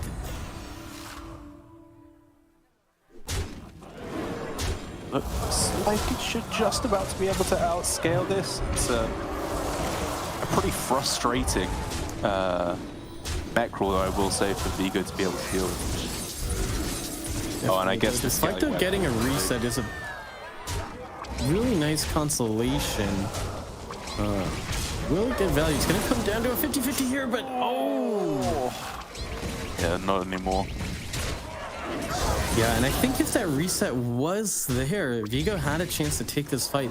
You see the stats really evening out, but once again, Vigo gonna have that same consolation the AC had, as it is just that huge scallywag that survives, but it is enough for Rogojin to carry these mid-game fights. Still no one's died. Turn 12 and it's a full lobby here as my pick once again in Max 7 Key, looking to be on the brink of destruction here. But it's not over. Not quite yet. He's got Gallywix plus a huge amount of econ available in these turns. Yeah, a ton of rolls, and getting scaling out of the low ranks as he cycles even more and hits a huge glow scale. Going to be able to protect that corrupted Myrmidon. Instantly putting that shield on, making sure that... Oh, and hits 2 triples!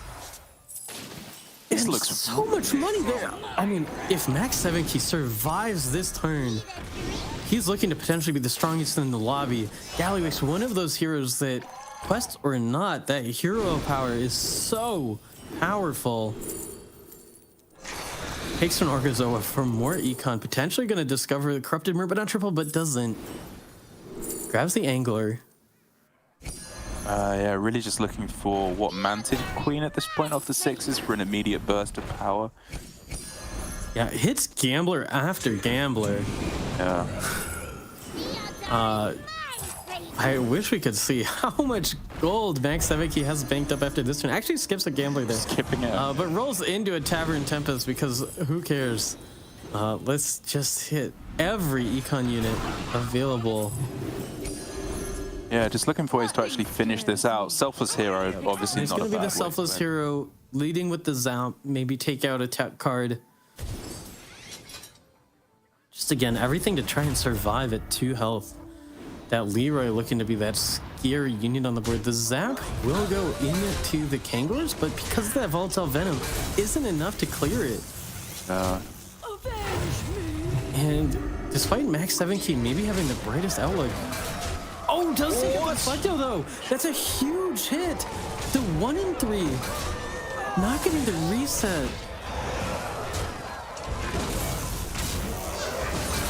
Just about enough. Yeah, so Oh Max my 7 goodness. Key with that hit onto the Deflecto is going to survive. As there's just too many stats, and I don't think it was a guaranteed win if the Deflecto didn't get hit just then. So Max 7 Key going to breathe a sigh of relief, doing 12 to Vigo, and we have our first death. We do. It's XD. That is not the one I wanted to see. Oh yeah, that's true. That's a tough break. Max 7 Key with more econ gonna be cycled. Doing some cycling of his own is Rogajin on the Millhouse. These two heroes, just the best in the game at simply cycling through units, getting value. Rogajin with some dud rolls though, not finding any elementals, not finding Terrible. any econ. So the scaling this turn is gonna be minimal. Was a Does have a disaster. reborn in hand, but I don't even know if he's interested in using it at this point. I mean, it is obviously strongest to play it, but you were really hoping to be able to triple or play it onto, play it onto a Leroy or Manted, or even something like a Selfless. Just had a little bit more value. You know how curse him on the Arana. Wow, that Athissa scaling is starting to get out of hand. Exactly, yeah. It felt like he needed to hit the second Athissa in order to be able to scale quickly enough to take down this game, and he has done so with a lobby with no Murlocs in the running. These batted minions may just be good enough to get the job done, but then it's a golden Athissa for Shaxi, as it's so funny to see the players who didn't hit friends along the way for Nagas seem to be the ones who are hitting Athissa and getting the work done with Nagas. Yeah, and Shaxi making full use of that Critter Wrangler to buff up that huge Foe Reaper. And it's going to come down to where this Foe Reaper is able to hit, but I think Shaxi has enough to clear Curse him here. Oh yeah, the Foe Reaper's just so big, isn't it? Oh, he gets a fantastic cleave. Oh! Going into the Corrupted Myrmidon. The Corrupted Myrmidon responding by going into the Leroy, and Shaxi will lethal curse him cleanly. The Athissa, the Critter Wrangler, the Orcazoa, the keystones of the Naga comp surviving to lethal the Arana. We're seeing from Vigo here, the Venom has been a fickle friend so far in this tournament. Sometimes it's been fantastically strong, others not quite good enough. But here it finally looks like this obvious synergy between the mechs and the Venom is paying off as he gets a win and I think a knockout versus Kuroneko as well. It will be Kuroneko. Did get a few placements off the back of that smoking gun, but we see, when Vigo is able to get that ideal combat RNG, the deflector resetting a few times, just insanely strong as those taunts also are continuing to scale up. Oh, and an interesting triple would pick up the... Fair enough. Okay, yeah, doesn't take it. I think this is a better play. You could try and put it onto another mech as another deflector shows itself, but yeah, liking this. And oh, this is a hard one. Okay, Lorinda giving us a tough time here between Shaxi and Vigo. Okay, so that Leroy is first, which means it's got a good chance of hitting a bad target, obviously. There's no Wind Fury currently, I don't think, for the... Yeah, it doesn't Reaper, look like which is a big deal. Yeah, if there was Wind Fury, I think it would be a clear choice, but not clear at all for me. Yeah, this is tough. It's actually really tough. I think I'm gonna go with Shaxi here. Shoot, I think I am too. The Foe Reaper just looks so good. Right, exactly. Especially given that a lot of the power for Vigo is that deflector bot, and the Foe Reaper has a good chance of taking that out, given that it's taunted next to a couple of other taunt minions. Oh, and there's another glow scale in hand for Shaxi. It's close. Again, just depends on the resets. Leroy's on both sides, but because that Foe Reaper isn't taunted, that's going to be the difference for me on Shaxi potentially getting that Foe Reaper to attack again, taking out a lot of the summons available for Vigo. It's the good here, obviously. Goes still not fantastic. Yeah, into the menace, and it might prevent. I didn't see, but I think the Kangaroos isn't gonna summon a Omega Buster either. Oh, it does. It does get it on the second summon. Oh, this deflector's so sick now. The resets continue, but okay, there we go. not enough. Finally, The Critter Wrangler, yeah. It was amazing. Wait, It's really close. yeah, it is really still close. very close. Not quite there, but yeah, just enough. And with Vigo only at 8 health, it will be a lethal coming out of Shaxxi's Elise. Oh, and that's a death. For Oh, and Rogozin as Rogozin well. goes down to the Gallywix. And that's kind of surprising. Like, that was a pretty big board for Rogozin, which just goes to show how big things must be for Max 7K. And we can finally get a look at it in the face here. This is some pretty scary scaling he's got going on. And look at that much money, 24 gold. Oh my goodness. Yeah, and Gallywix with friends along the way. The econ value of everything you're getting is doubled anyways. Just because you get that extra gold for selling the unit. And yeah, Max 7K obviously hitting some good units, but just taking full advantage of all the econ. We see him not even picking up gamblers because they take too much time. I think it's smart. Money is not the issue here. He's just trying to get as big as possible to try and deal with Penguin Sun and Shaxxi's board. We didn't see what Penguin Sun was doing it too much this game. As Lorinda tunes in much. there for us.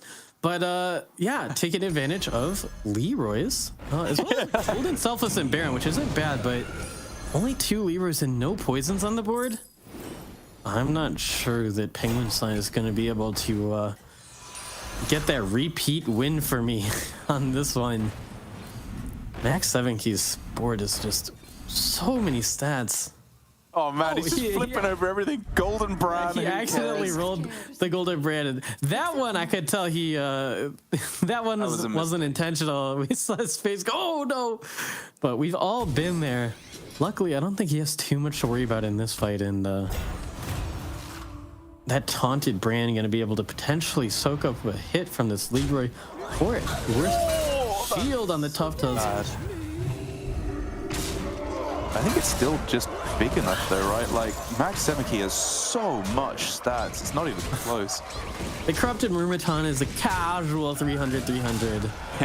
So even with some shields, Penguin Sun not going to be able to get there.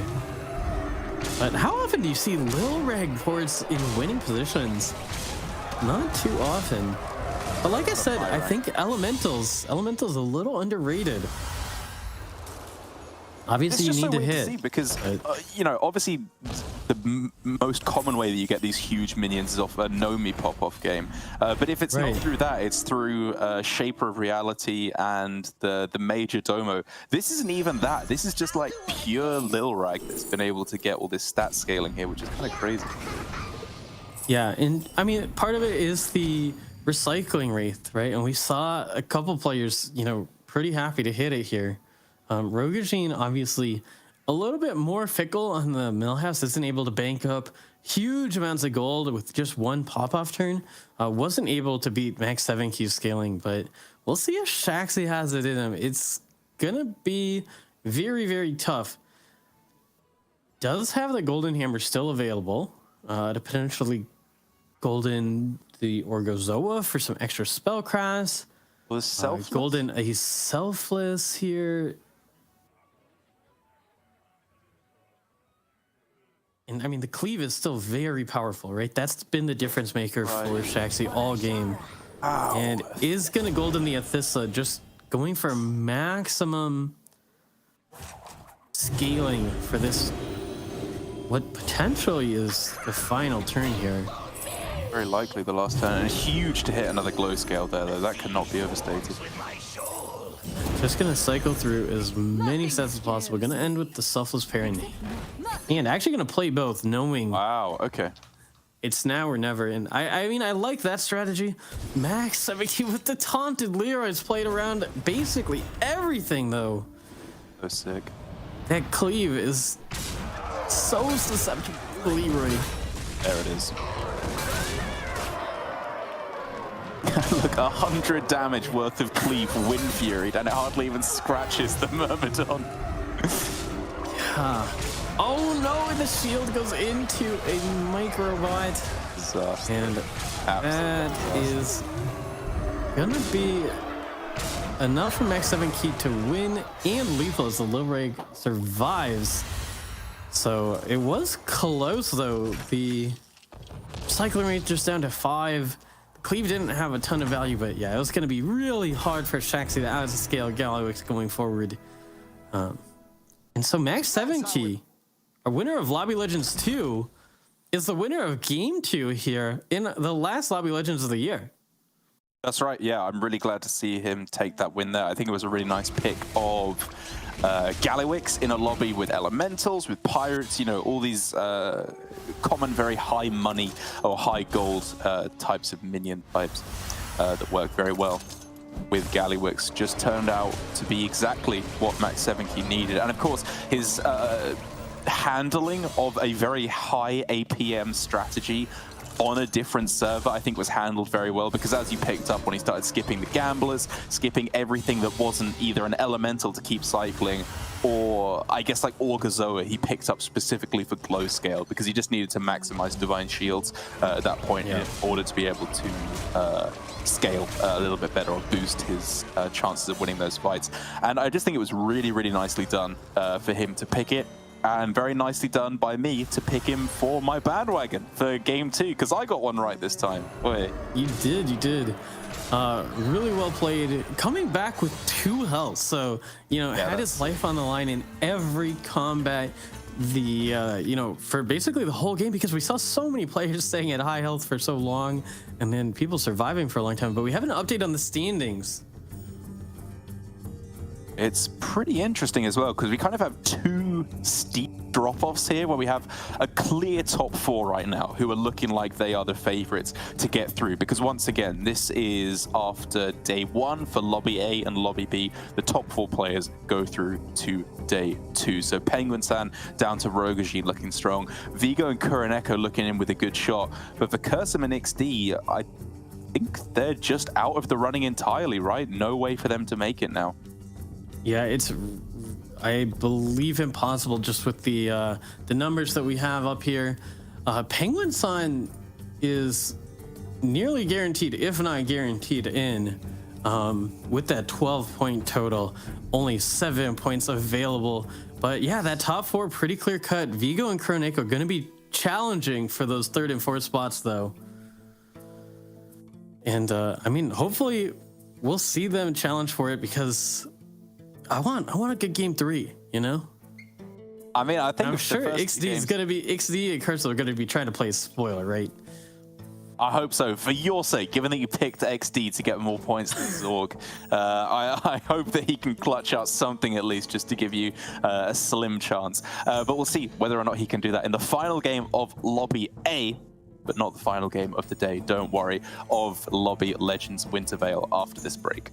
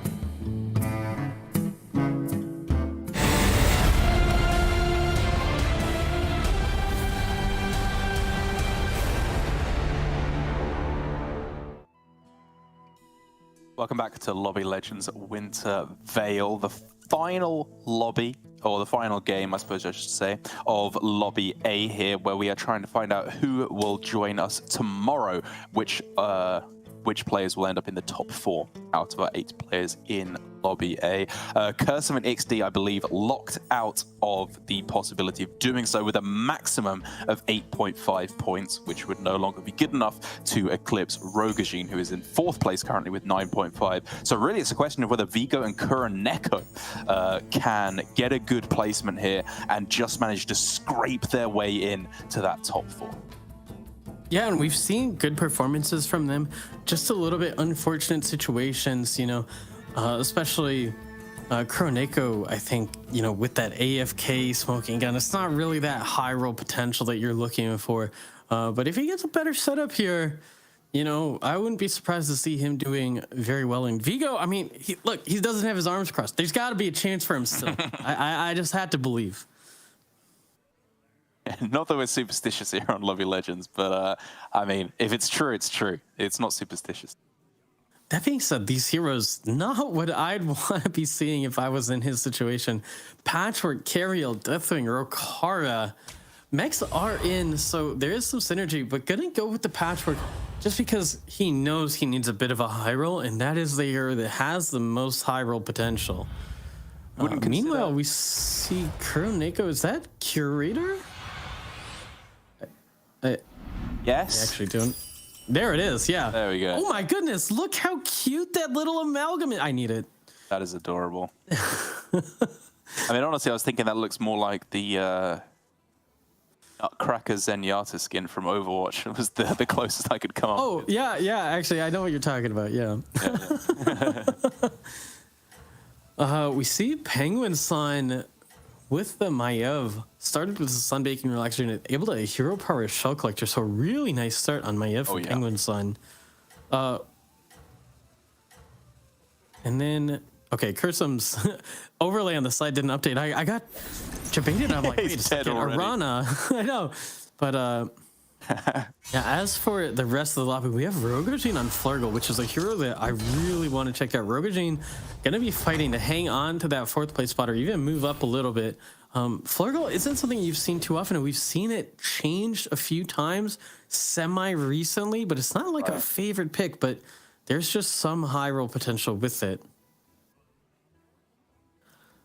We have Max 7 key on your Sarge, XD on Galakrond, Shaxi on what I believe is Cthulhu, and then that would leave Kursum on the Elise here. And how are things shaping up now that we've seen the change to Cthulhu in terms of the curve? Anything spicy going to be going on here with the new hero power? Yeah, so Cthulhu got a huge buff by not having to hero power in these early turns, able to just play a standard curve. And then the big high roll potential of Cthulhu is if you're able to hit that Ghastly Mask quest, right? You're getting double buffs at the end of your turn, and it is extraordinarily strong. And Shag's going to have a really good setup here because you don't need to invest that hero power. He's going to be able to coin or potentially cycle through this TAD. And I imagine he's going to pick up Patient Scout because it's such a strong card to grab on turn 3. But you don't need to worry about those stats getting wasted onto something like a Patient Scout, right? You can save it for when you have a relevant unit, potentially, a 5 or 6 drop that Patient Scout is discovering, and then start hero powering when it makes more economic sense, and it's not like a 1/1 buff, a 2/2 buff, but rather, a 6/6, 7/7 buff to your board, and makes that 2 gold a little bit more worthwhile. We haven't really seen Quillballs make too much of a splash so far in this tournament. But do you think, would you not have been tempted to go like coin by the profit of the boar there? Because for me, in its recently buffed form, it's actually looking like a really strong mid-game option. Yeah, so totally agree. It got a lot stronger. However, like I said in the last few games, right? These players are playing into their synergies super early, right? If there was another Quillbore, something like a Tough Tusk on board where those gems make more of a difference, it makes a lot more sense. But without a guaranteed gem coming, and without that direction already available, passing it up seems totally fine. We see Shaxi missing out on that gaslight mask, but hitting 3 very interesting quests. As Kidnap Sec is pretty easy to complete for losing or tying 2 combats. That's likely going to happen with that Patient Scout on board. That's true. Spectre for 6 Death Rattles, maybe not the pick. And then that Cooked Book, which I was hoping to see. Oh. Increase of friendly minions, that's 16 times. Kind of steep. Yeah, but Enhance-O-Matic super strong with Murlocs in the lobby. That Poison Divine Shield potential, too much to pass up. And there is a Micro Mummy in the shop, so we'll likely see that taken. And yeah, just gonna play a standard Reform curve on the Maiev. Hero powering that extra gold. And the Alley Cat also has a mini Myrmidon coming, which will help buff those stats up, as well as another Swamp Striker. Ixty hits a very early Mama Bear. Again, not really playing for a placement, but playing to play spoiler, and Mama Bear is a good unit to do that, able to do a lot of damage early if he is able to find those beasts. Absolutely, yeah, one of the key minions on Galakron, of course, but like you say, really just playing for pride at this point with no possibility of progressing through day 2. Vigo here also got himself a Patient Scout, which you'd have to imagine again is just going to be with Vigo in contention of winning, really needing a good finish here. Like I'd say second or maybe first is really where you want to be heading. Getting a 5 or a 6 on that Patient Scout is definitely where his head will be at. Yeah, for sure. And Vigo had 16 cards to hand as his quest and picked up that road board, gets one of those gems. Oh, and find what? My goodness, okay. Okay, so this is where that Prophet of the Boar is in a perfect situation. We're going to see that Patient Scout able to be cycled here, looking for another Quillbore to add more cards to hand. Doesn't hit it, but has that triple coming in. I expect that we might just see it right away. Or are we going to see a level and a purchase here in selling through this rock pool? That also seems better. I'll just say better. Yeah, I think so. You could hit something like a Brute right away and sort of guarantee. Okay, he does take the triple. It's close because going into the Cthulhu, you don't know how big those stats are going to be, right? And you want to guarantee those cards to hand and try and get these Discoverers up as soon as possible. And so with this quest of adding cards to hand, if the road boar activates, which you'd have to imagine it would, plus the coin from the warden means that he will be able to discover a minion, but it will only be a 2 cost here, which means it's going to be a good while before he's discovering another minion here. I've got to be honest, this is not the way I anticipated Vigo playing it, who I thought, given that he's on that threshold of 5 points, not currently in the top 4, but still in contention to go through, I thought he'd be aiming for a slightly riskier first place strategy. Well, and the big thing here is that Another Hidden Body is a repeatable quest. It's the only repeatable quest. And so he's setting up not necessarily for this first discovery, but the future ones. And if you are able to get repeated discoveries and, you know, let's say off this discovery, he hits another Prophet of the Boar and able to cycle any of those Murlocs, Quillbores. I see as the Tad is picked up thinking Murlocs in the mind. You're able to sort of cycle those discoveries very, very quickly. And we see him like picking up spellcrafts here. And there's a Sunbake and Relaxer. I'm almost positive we'll see that picked up here. Okay, not bad with Assault.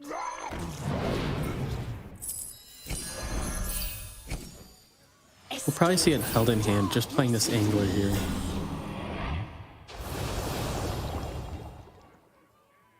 And again, just, yeah, looking to maximize those discovers.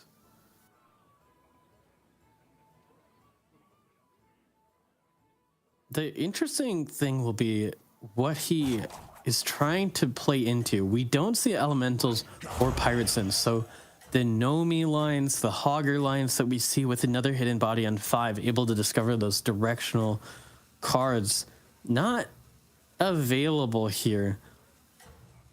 Maybe we'll see him go into Quillbores. Otherwise, obviously, we see Flurgle piloted by Rogajin. Murlocs are going to be relevant this game. That is for sure. The question is, who's going to be able to make them the most relevant? And will some of the mech players be able to sort of tempo them out before they get online?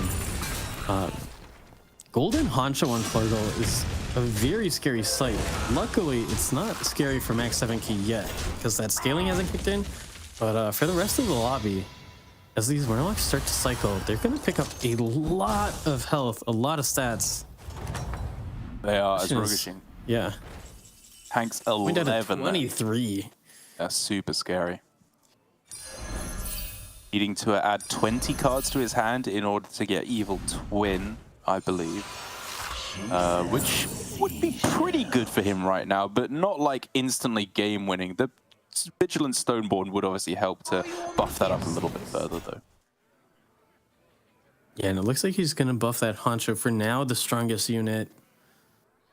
Later on, it won't buff itself, so we'll be able to copy another Murloc.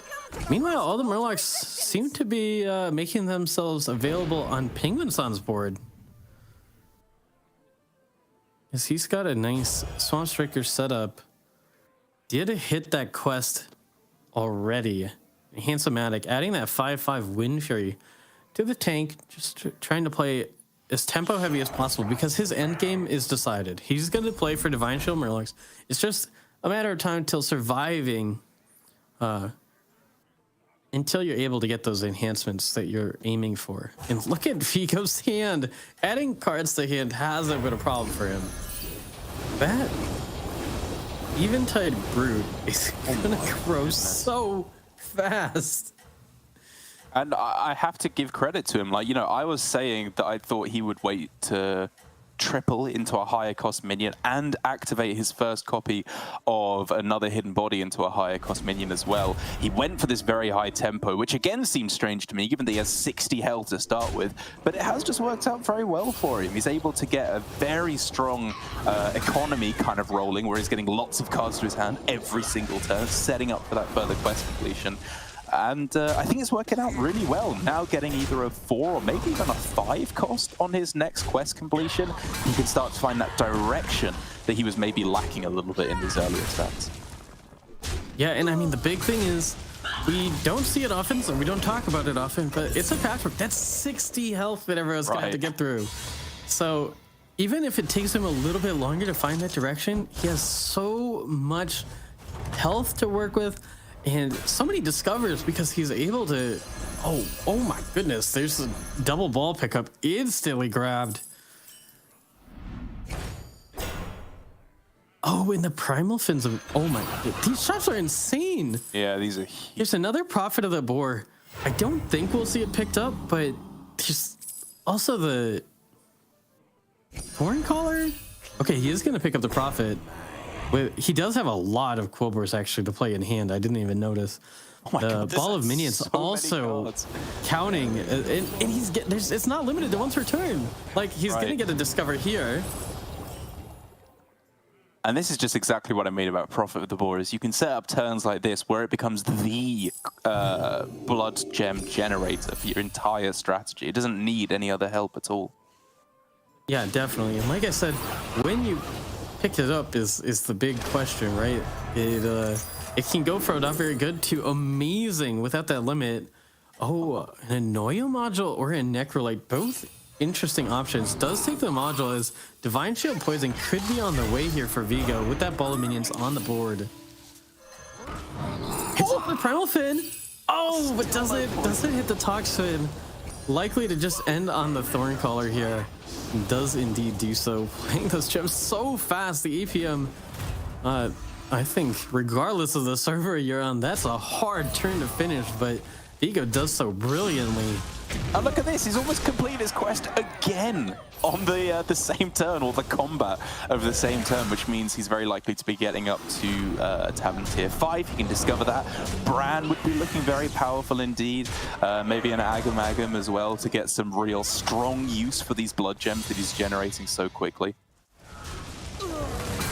Yeah, I just think, I mean, I can't state this enough, how well this has been played, right? Setting himself up for this situation by tripling on the early turn that we were iffy on. You know, I did like it, but it's not an easy decision to make by any means.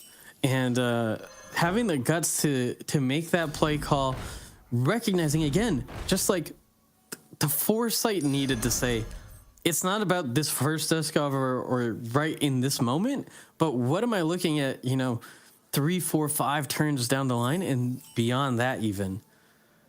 Getting our first proper look at Theatar as well, there for Kuroneko, I believe, which was interesting. I haven't got to see all too much of him, but not necessarily scaling very quickly at this point in the game. I think even right now, like, I don't know if he's got the tempo necessarily to outclass a lot of these other players. Turn 9, turn 10, a lot of the other guys are getting pretty strong.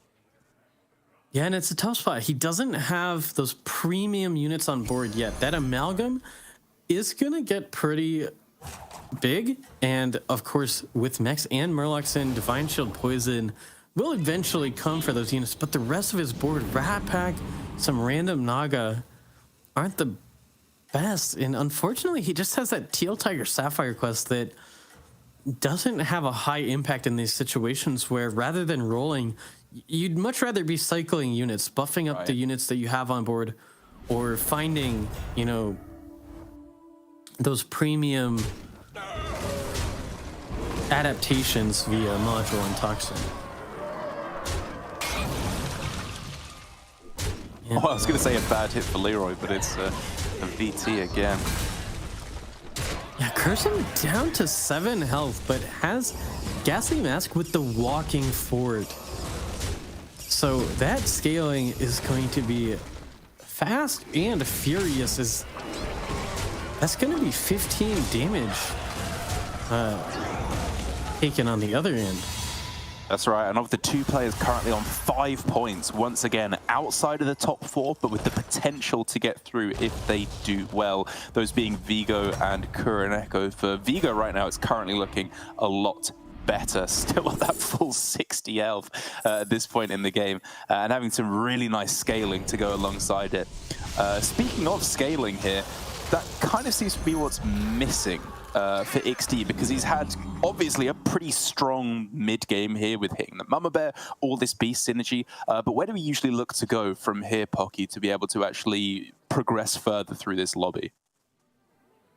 Yeah, and I mean, for XD, it's going to be a tough one, and he made a minor misplay there, and when we see him sort of lamenting the fact, but yeah, you know, obviously a little bit disengaged. But meanwhile, this, on the other hand, much more interesting board. We were talking about, you know, Theatar, and oh wait, did we talk about Rojin getting eliminated? Did I miss that? I don't think we did, no. Because he was in 4th. He was. Oh my goodness. Lorinda tried to key us in, and we just whiffed. I'll take the blame for that one, but the double Theatar is a completely different story. When you have the ability to... Oh, and he's going to taunt up the other one, so they're going to be able to scale if he finds strong shells. You look at how fast it's able to buff up 3 units of you know, different minion types. And the nice thing is that in the late game, you can continue to keep those units while transitioning the rest of your board into those Mantids and Leroys that we see most end games dominated by. And we're starting to get our first whiff of the, oh, that's a nice minion, of Murloc Poison Scam, right, which has been the terror of the metagame for a very, very long time now. It hasn't been all too powerful so far in this tournament. But here for Shaxi, he's able to just still take down Max 7key, whose poisoned Murlocs were not quite big enough to be fighting. Actually could be a tie. Oh, really? Oh, no way! Goblet. The tank just taking out just enough health. And those shields, you know, it doesn't matter if you don't have health because the shields protect him, and it's so much attack. Being at 21 health, it's going to be 19 attack per turn, and that is a lot if you have the right units. Shaxi just focusing on the scaling here. I'm curious if we do see this dynamic duo sold. It does provide another taunt. It's not bad, but it is also a distraction on the buffs from this Tough Tusk. Which again, you do really want to focus the stats so that you have ample board space to be able to flex in other tech units in this end game. Not an easy decision. Shaxi is struggling with it as well. Obviously, the 26-27 looks a little bit better than a 2-1 on board, but in the long term, I think this is the right play. And we see Poison as an option, that Toxin in the shop, but another Tunnel Blaster available as well, which might be better in this combat. As well as, I mean, it is strictly more stats. That Murloc likely going to be able to deal with most of what's thrown at it at this point. If you just Tunnel Blaster and hero power instead of buying anything. Also an option, though, I would say I would expect to see the Tunnel Blaster picked up because it also provides an option as a tech unit later on, right? So if he doesn't want to play it right away, it also has that utility of being able to play it into some of the mech boards, Divine Shield Poison that might be available. We saw Penguin Sun, you know, playing with those Murlocs, having that enhanceomatic quest, and it is going to be that Tunnel Blaster picked up and held. For probably that reason. Maybe another reason, but you know. Your prince foul the snow. Okay, pretty nice Tunnel Blaster there. Did it? Oh, and I heard that Vigo, who was the one who lethaled Rogajin. We were talking about finding direction. He may have found his direction. And unfortunately, Kuroneko, the other person grappling for that top 4, tied with 5 points with Vigo, is not going to die, right? Because Shaxi, yeah, at 1 health. Shaxi's on 5. Oh, so my Kuroneko actually does goodness. still have a chance. 1 health is all you need. And here's the Agam setup. Has a full Reaper on board. Those gems just coming into hand. Oh! The Necrolite is a huge pickup. We're going to see a huge cleave all of a sudden. And I wonder, do you even keep the Agam here? It's the weakest unit on board, and I have to imagine there's a lot of stats on the Shaker, unless it was buffed with a ball of minions. Oh, yeah. I Can't think lose. that's unlikely. Can't lose the profit of the boar either, can you? Like, it's so strong with the quest as well. Yeah, extraordinarily strong, especially with the setup. Obviously wants to get out of this road board. And okay, does bite the bullet, sells the Shaker, gonna buff up with the Agam as much as possible before playing this Necrolite. Freeing up that road board space here is a big deal, though. As it's one of those units that as the rest of the boards get bigger, it's gonna get harder and harder to warrant. That Wave Rider's so clutch here. Yeah. Oh, when it hits Agamemnon, the Great Boar, that's gonna be even more stats. So Vigo's gonna have a cycle spot in the road boar. We'll just play through the Wave Rider here for the turn, but that road boar gonna be the cycle spot.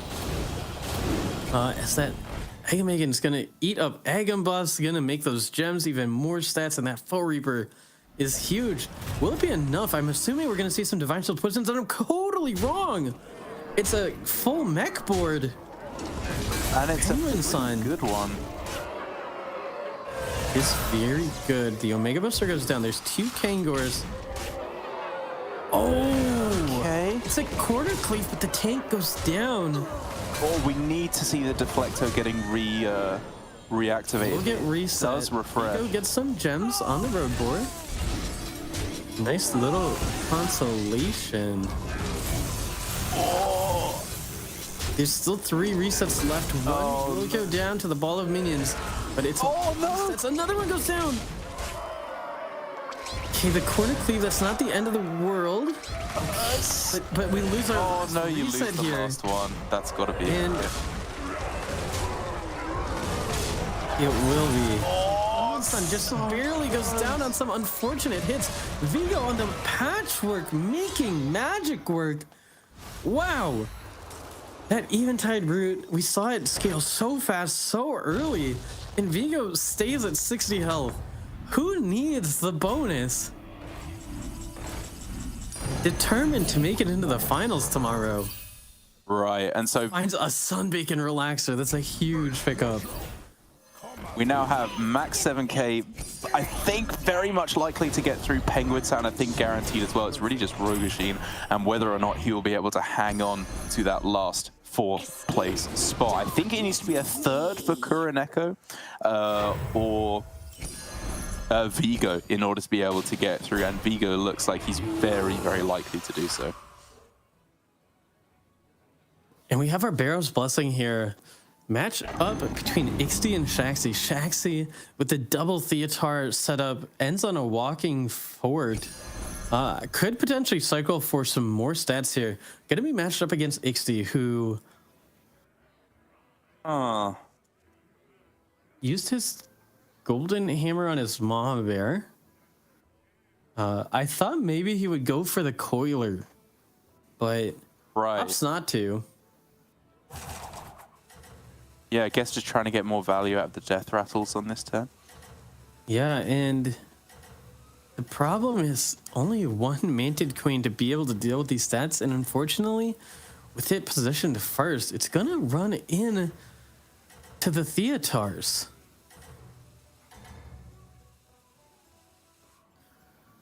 Luckily for XD, it might not be a lethal, but I have to think that it's Shaxi here in the combat. It's looking very likely. I mean, it is that kind of precarious position where all of your chances are weighted on 3 big minions rather than a unilaterally big board, which can obviously go wrong with Coiler if that gets you Leroy's out of the death rattles as well. But the majority of the time, I do like Shaxi's positioning. Yeah, it doesn't get the full Coiler summon. Like you said, Reborn on that might have been ambitious with so many summons on the board for XD. The Hyena is enough to take out that Deflecto with that last summon. And so XD will stay alive into the top 3 here. So a nice comeback performance for XD, but he's going to be up against Vigo, who seems nearly unstoppable. And I think Kuroneko there going out in 4th means he walks away with 4 points, right? That puts him at 9, which is just 1 behind Rogashine at the end of the running. And so even though Rogashine will be guaranteed to go out to Vigo, it means that Kuroneko is unable to clutch out that spot himself. Yeah, and unfortunate, was so close, living at 1 health. Had that dream still there. And there's an interesting package of minions in the shop. Divine Shield Wind Fury available, and obviously that huge Foe Reaper on the board to pick up that Wind Fury, and then obviously the potential to end on that glow scale for the next few turns. You know, getting a shield this turn and next turn, considering whether or not he wants to play through. I don't know if Vigo knows that he's guaranteed through or not, but you know, getting the extra gems now, not bad, obviously. Man, it really is just so weird seeing a late game, potentially lobby winning board that still has Prophet of the Boar on board. And it's like low-key one of the best minions that he has left in his comp. It's such I'd call you the Prophet of the board. As I'm sorry, I had to. But you brought it up, and here it is, winning games. So, you know, a perfect example. We saw one player pass it and another take it, of, you know, knowing exactly the right situation to pick it up. XD's Manted does get that shield adapt, and it does take out the Foe Reaper, but oh, come on. Rat Pack getting sniped just a little bit early takes up so much value. Reborn Coiler does survive a little bit. I mean, Like 3 Leroys here, right, for there to be a chance. Yeah, something like that. I've seen it happen, but it doesn't look like it's happening here.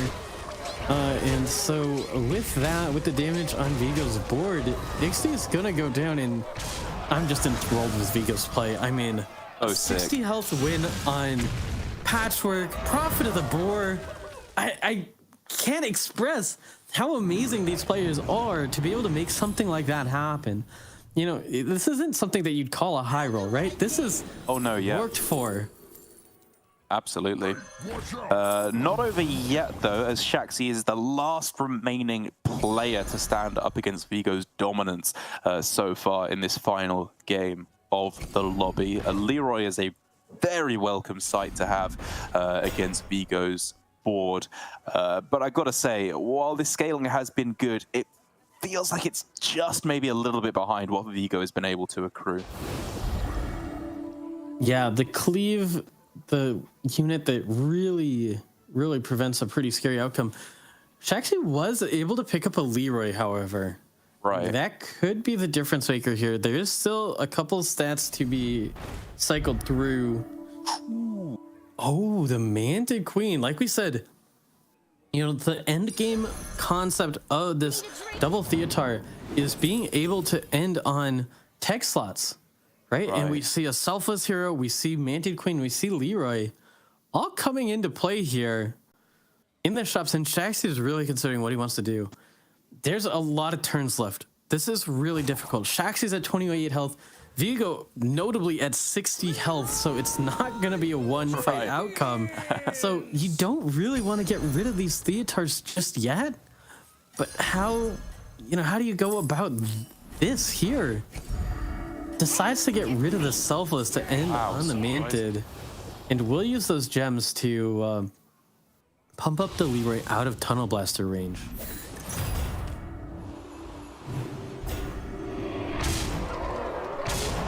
Pops the shield on the forward burn, which goes in. Unfortunately, not getting value out of the Manted Queen with that Leroy getting cleaved as well. Right. But look at this. It's going to be a tie. It's actually a tie. Oh my goodness. Man, is this the game that takes us to turn 19? Just because he's got 60 health, so even if he does lose, it's going to take like 3 losses to actually end it. I wasn't even thinking about that, but I think it is. Another puzzle box checked off for me. Let's go. But yeah, look how much this Prophet of the Board is actually doing, though. 2 gems, the Razorfen Geomancer getting cycled, just picking up every possible cool board because it's so much value. Oh man, these are and actually difficult choices here. Yeah, Leroy and a glow skill, both super strong. The Bristleback Knight obviously would have provided a few extra gems, but not the utility that the glow skill will here. So do you think Vigo's positioning should change here, given that he now knows there's like a Leroy and a probably taunted Manted on the other side? Should the Foe Reaper still attack first?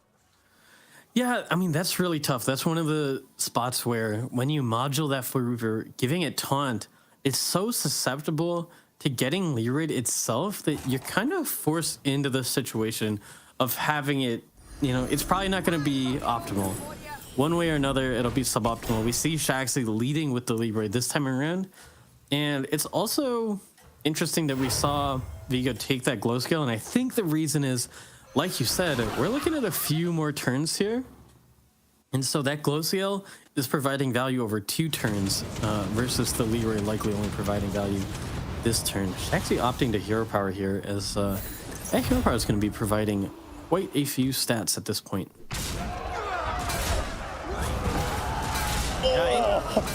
That's exactly why he did try and move it back, but yeah, punished by the Leroy, and it doesn't matter actually. Actually, it doesn't matter. Yeah, it's still able to take the win. But it's good you brought it up because, I mean, without that, like, well, there would have been more of a win. But I mean, it would have been even closer to lethal on that turn for Vigo potentially. Yeah, absolutely, and a huge shop there. 4 neutral minions. True. Yeah, yeah. potentially going to be cycled. I wonder if it's worth it. I mean, the scaling is such a weird spot. What else would we be looking for? Is it like just Leroy and Manted? Need a drink? Yeah, I mean, Selfless Hero definitely an option as well, but there's not a ton else. White Man can be interesting as a tech late game in certain scenarios, but here, without the combo pieces, Vigo's not going to be super susceptible to it. And it looks like Shaxi is just going to prioritize stats, and because of that, we'll likely see this Uther taken buffing the Leroy. And potentially ending on the Tunnel Blaster with only one shield on his own board. Well, he's got one more role he could potentially fit in first and like still be able to buy it. But yeah, I guess Hero Power plus the Tunnel Blaster makes... Yeah, it depends. I mean, wow. you do have the roll. You could also cycle the brand here. But it's not an easy decision either way. We'll lead with the Tunnel Blaster. Yeah, Taunt in position 1 as well, because then there's a chance that the Bow Reaper could attack into the Taunt and end up hitting the Leroy. Not going to end up being the case here, though. As losing those Taunts there is actually a pretty big deal. But Murloc will die to the poison. Oh! It's a slight loss. All right, so it's turn 18. I need one more turn. Come on, Shaxi, one more turn. I mean, I need Shaxi to turn this around. He was my bandwagon pick, and I still think he can maybe do it. It's gonna be very close here. The scaling on this profit of the board is just, it sounds crazy, but it's keeping up with double Theotar. Right. Obviously has an Agomagon and an Ago on board as well, but you know, that is actually the scaling engine, and yeah, just goes to show. Shaxi also at a really tough spot because what do you sell? The Tunnel Blaster feels so important, but if you're not scaling these 3 units, are you going to have a chance? Are you tempted by a taunted Leroy? Does that do anything to help this situation for Shaxi? Yeah, I mean, I think it does because I think cutting down on the taunts is pretty good. And it looks like he's eyeing a reset, selling a Theotar. And I really like the idea. The other option is not taunting it. And potentially still cycling through perhaps the Stoneborn, if that's the case. To be able to better play around the cleave, right? And let the Leroy just get cleaved. Oh, no blood gems? That is a poison, though. So the Manted might change how he plays this, but yeah, we'll just take the reset in. Oh, interesting. Wow, so really? Gonna not worry about the Foe Reaper at all. The Menace summons will be the Cleave Protect, but because it doesn't have enough. Oh, that's...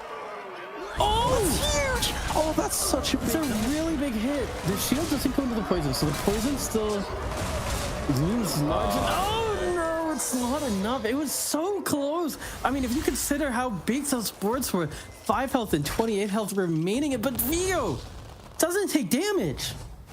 Did take 4 armor off, but a 60 health win on Patchwork. When he needed it most. Yeah. The spiciest of pretzel mustard there, right? In order to end not just on 40 health, but on 60 is very impressive. And with such a cool game, right? Such a unique approach to the game that both you and I really couldn't believe he was going for at the time. I thought it was basically just settling for a 4th or 3rd place to try and just squeeze through into that top 4.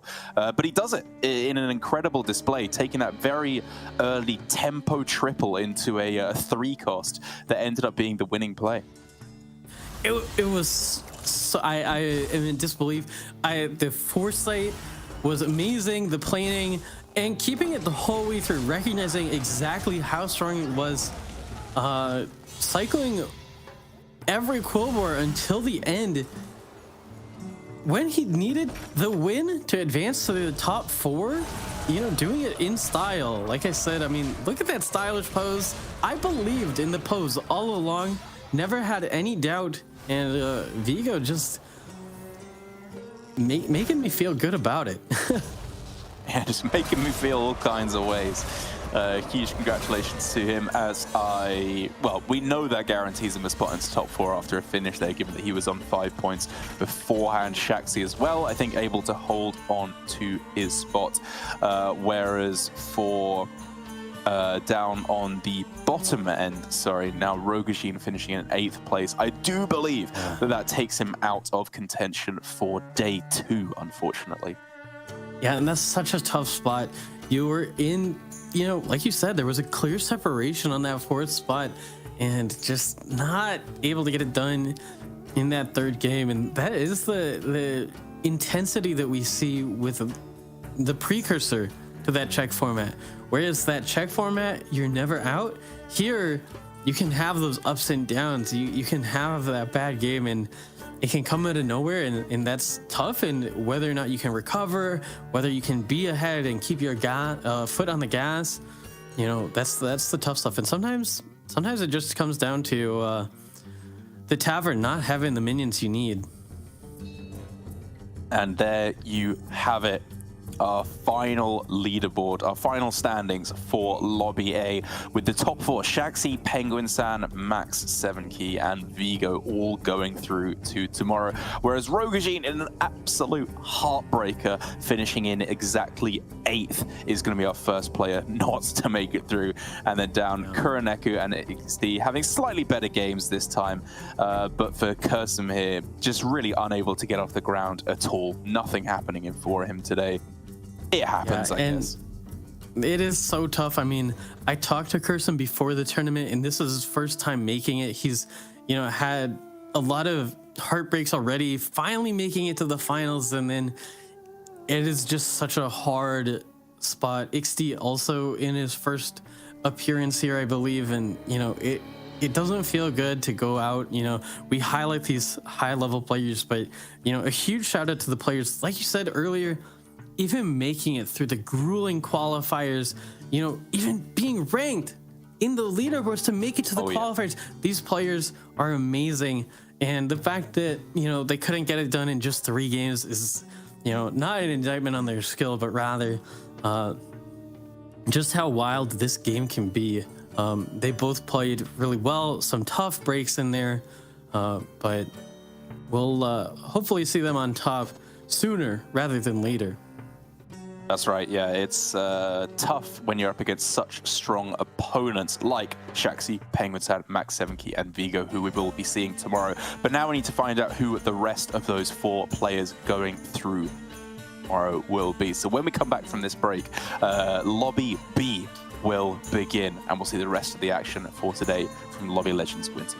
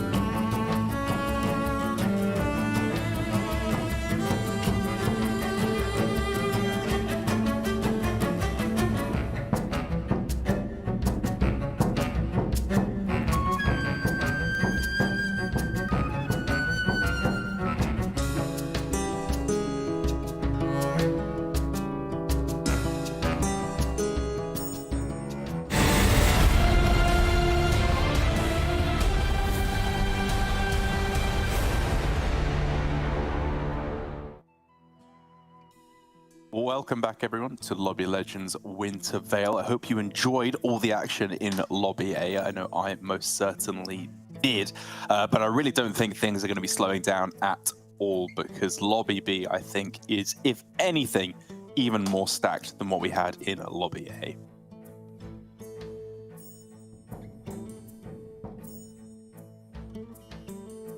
I can't hear Pocky. Is that my fault? Oh, no, it's on me. Oh, okay. I'm sorry. I am super excited. The players in Lobby B are absolutely stacked, and a lot of them are known for high APM play, really exciting, the high octane stuff. So I'm hoping that we get to see action that is at least as good as Lobby A, because Lobby A was good. It's going to be hard to live up to those games. Those were fantastic. Yeah. No, exactly. Yeah, we had some really good plays, some very lucky outcomes as well, I will say, from some of our players earlier on as well. Some very unlucky outcomes as well, as is often the case with Battlegrounds and how it can work out. But Lobby B, as we get to take a good look at who we have here. I mean, there's some obvious names that I think we know a little bit more from their streams in the English-speaking community, in like Sorg and Jay Kirik, for example. But who are some of the maybe less well-known players, as I said, to the English-speaking, not to say that they're any less accomplished. Right, so Zorg and Jay Kirik, obviously friends. I'll be rooting for them, of course, but IG Sword is one of the 5 players from the China region that qualified to all of the qualifiers. We've seen him before. He's known for like that really aggressive gameplay, and we saw in some of the previous Lobby Legends how good he can be in the right situations. Jogunsei, a Korean player who also, we've seen him in some of the previous Lobby Legends, so not completely unfamiliar with him, but that high pirate APM master in the Korea region. And then Sliders also, you know, obviously Europe we kind of associate with being part of the English-speaking community, but the French community has a vibrant competitive scene, and we saw Rogojin in the last lobby, not quite able to make it, but a lot of these French players on the French scene are super good at tournaments. And we saw Sliders actually, besides Max Savinki, has the highest previous Lobby Legends finish, getting 3rd. So I keep an eye out on all of them. Zanyang from Korea, Sarah and Say Hello from China, I'm less familiar with, but I'm excited to see their gameplay today. And I think it's no surprise for both of us that there is an overlap in IG Sword. I think he is just strong players over the entirety of Battlegrounds, or of Lobby Legends specifically. And then, as you said, Sliders getting a 3rd place last time. I wanted to pick him, and Zorg, I'm just a big fan of, so I wanted to include him in my lineup. But for you, Jay Kirik and Jogunsei, any particular reason why you're backing them in your fantasy team? Yeah, I mean, Jogunsei from the previous performances, and Jay Kirik, I had to give a special shout out because we've won Twitch Rivals together on the same team. We're in a current league that we're playing in the playoffs for together. He's a master of, you know, duos and 4-player battlegrounds. Super good at reading boards, and just, I know how he plays so well that I had to, you know, put my faith in him for the fantasy picks. And I gotta say, the first one, my picks were Penguin, Shaxi, and Vigo, and they all made it through. So I'm looking forward to see Sword, Jay Kirik, and Jogunsei all doing so as well. Yeah, I mean, I've kind of given up on any chance of keeping up in terms of points. I'm just here for the ride at this point. But hopefully my guys can do well here, especially Zorg, as of course I predicted that he would get more points than XD at the end of the day. But would be cool to see some different strategies coming through in the remainder of the tournament. Am I right in saying that compared to how much or how powerful Murlocs are, or at the very least how much people complain about Murlocs when they're playing games of Battlegrounds, they've seemed a little bit underwhelming so far in this tournament? I think you hit on it in that it's something that maybe is complained about a little bit more than is warranted. They are very strong, right? But the access to poison is more of an idea rather than something that we see all the time, right? You can outstat Murlocs. You can play around with shields and Leroys and different techs like cleaves we've seen be very impactful. And so, they are weak to all those things. They don't have as much utility available. And so unless you're getting very certain setups or able to buff the stats sort of out of control, right? We saw Rogajin on the Flurgle almost had an option to get there, right? Had that Honcho ready to build up the health on those Murlocs, but just couldn't turn the corner when there was too much tempo available for all the rest of the players for him to keep up with.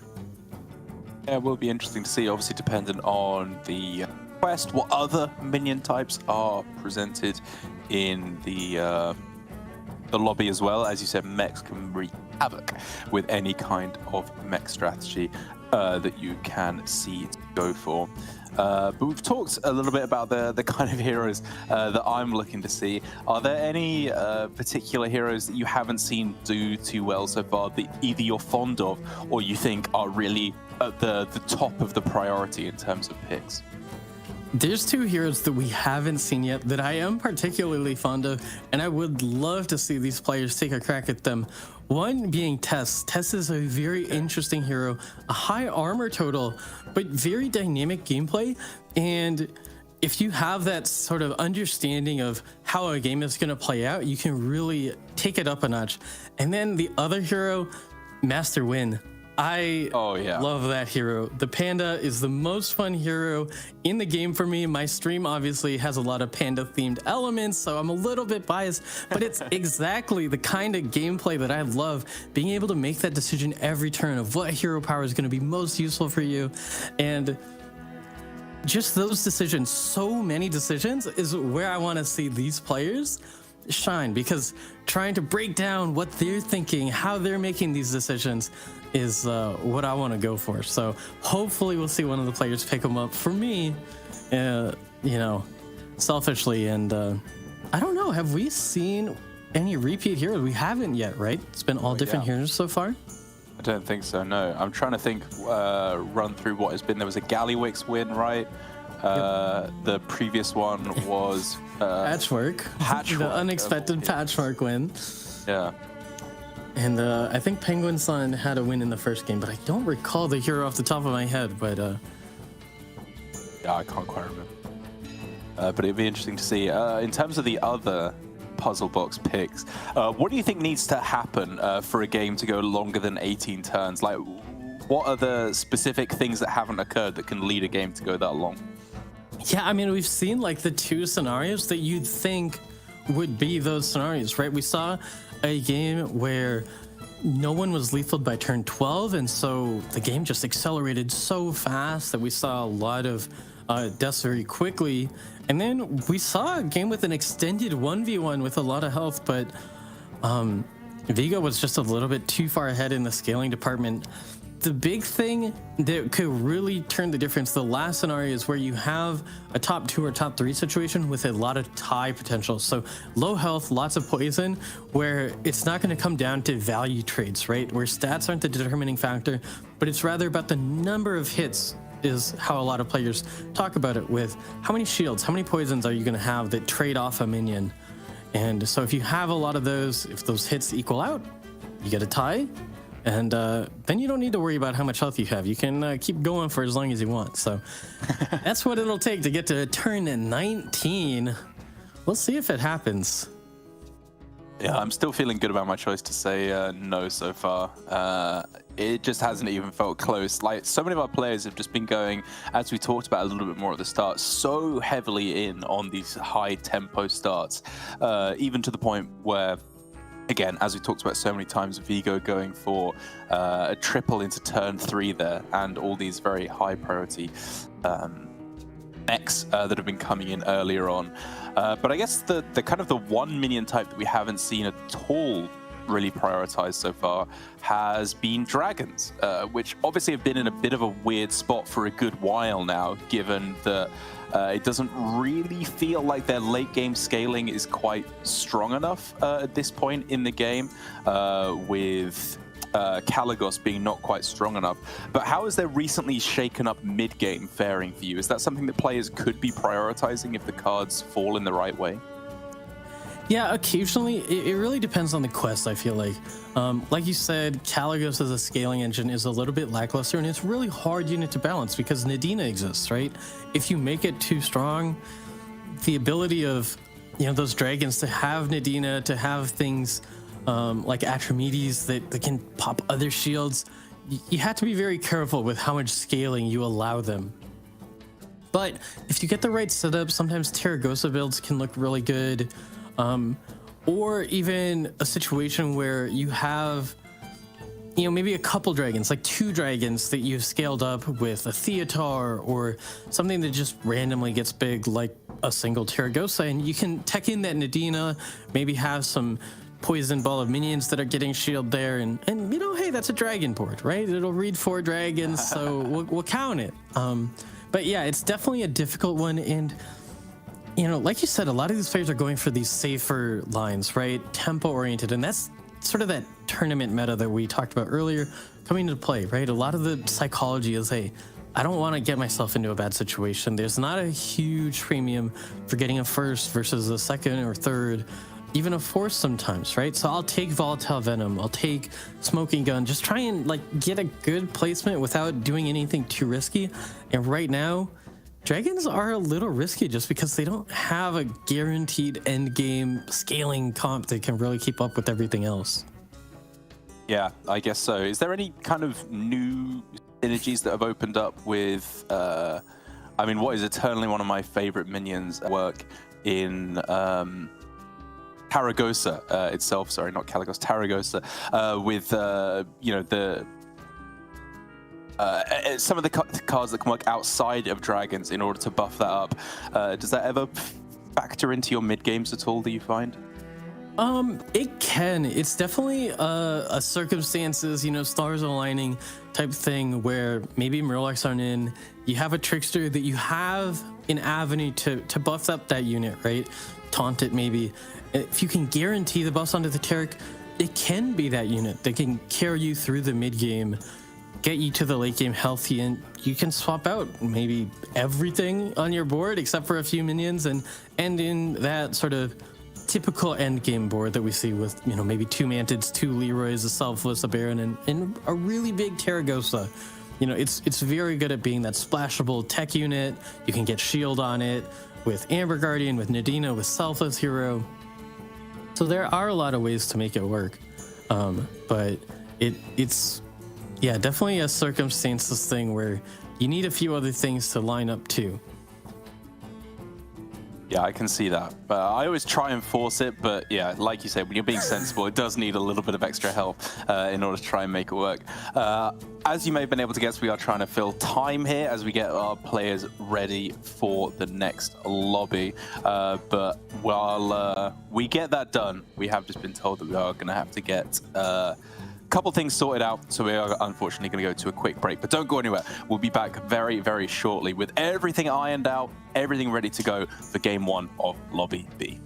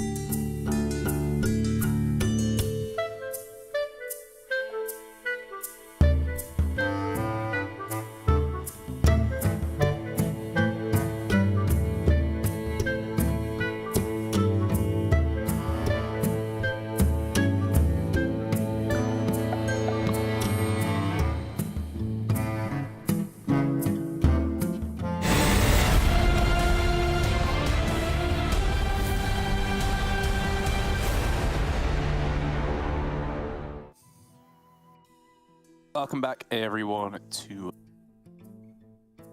Vale. Right on the edge of getting into game one, as I have been told. But I guess in order to give us a little bit more of a rundown of our players, Pocky, now that we do have a little bit more time, is there anything else you can tell us about any of these players that our audience may not be aware of? Yeah, so, I mean, Zorgo has made it to the group stage before. Jagunse is actually the only player in Group B that's made it to the final stage of Lobby Legends. Oh, wow. 2 times, finishing in 6th in Lobby Legend 2. Didn't make it out of the group stage in Lobby Legend 3. And then, since then, Lobby Legends 5, 6, 7, and 8 didn't make it out of the first round of qualifiers. So coming back with a vengeance in the last one, wanting to prove that he belongs here. Zorgo has also been in the last 8 qualifiers. So made it once, but 8 qualifiers is super strong. And then Sword finished in the semifinals in Lobby Legends 7. So, and then obviously Sliders finishing 3rd in the last one. So those are our repeat performers.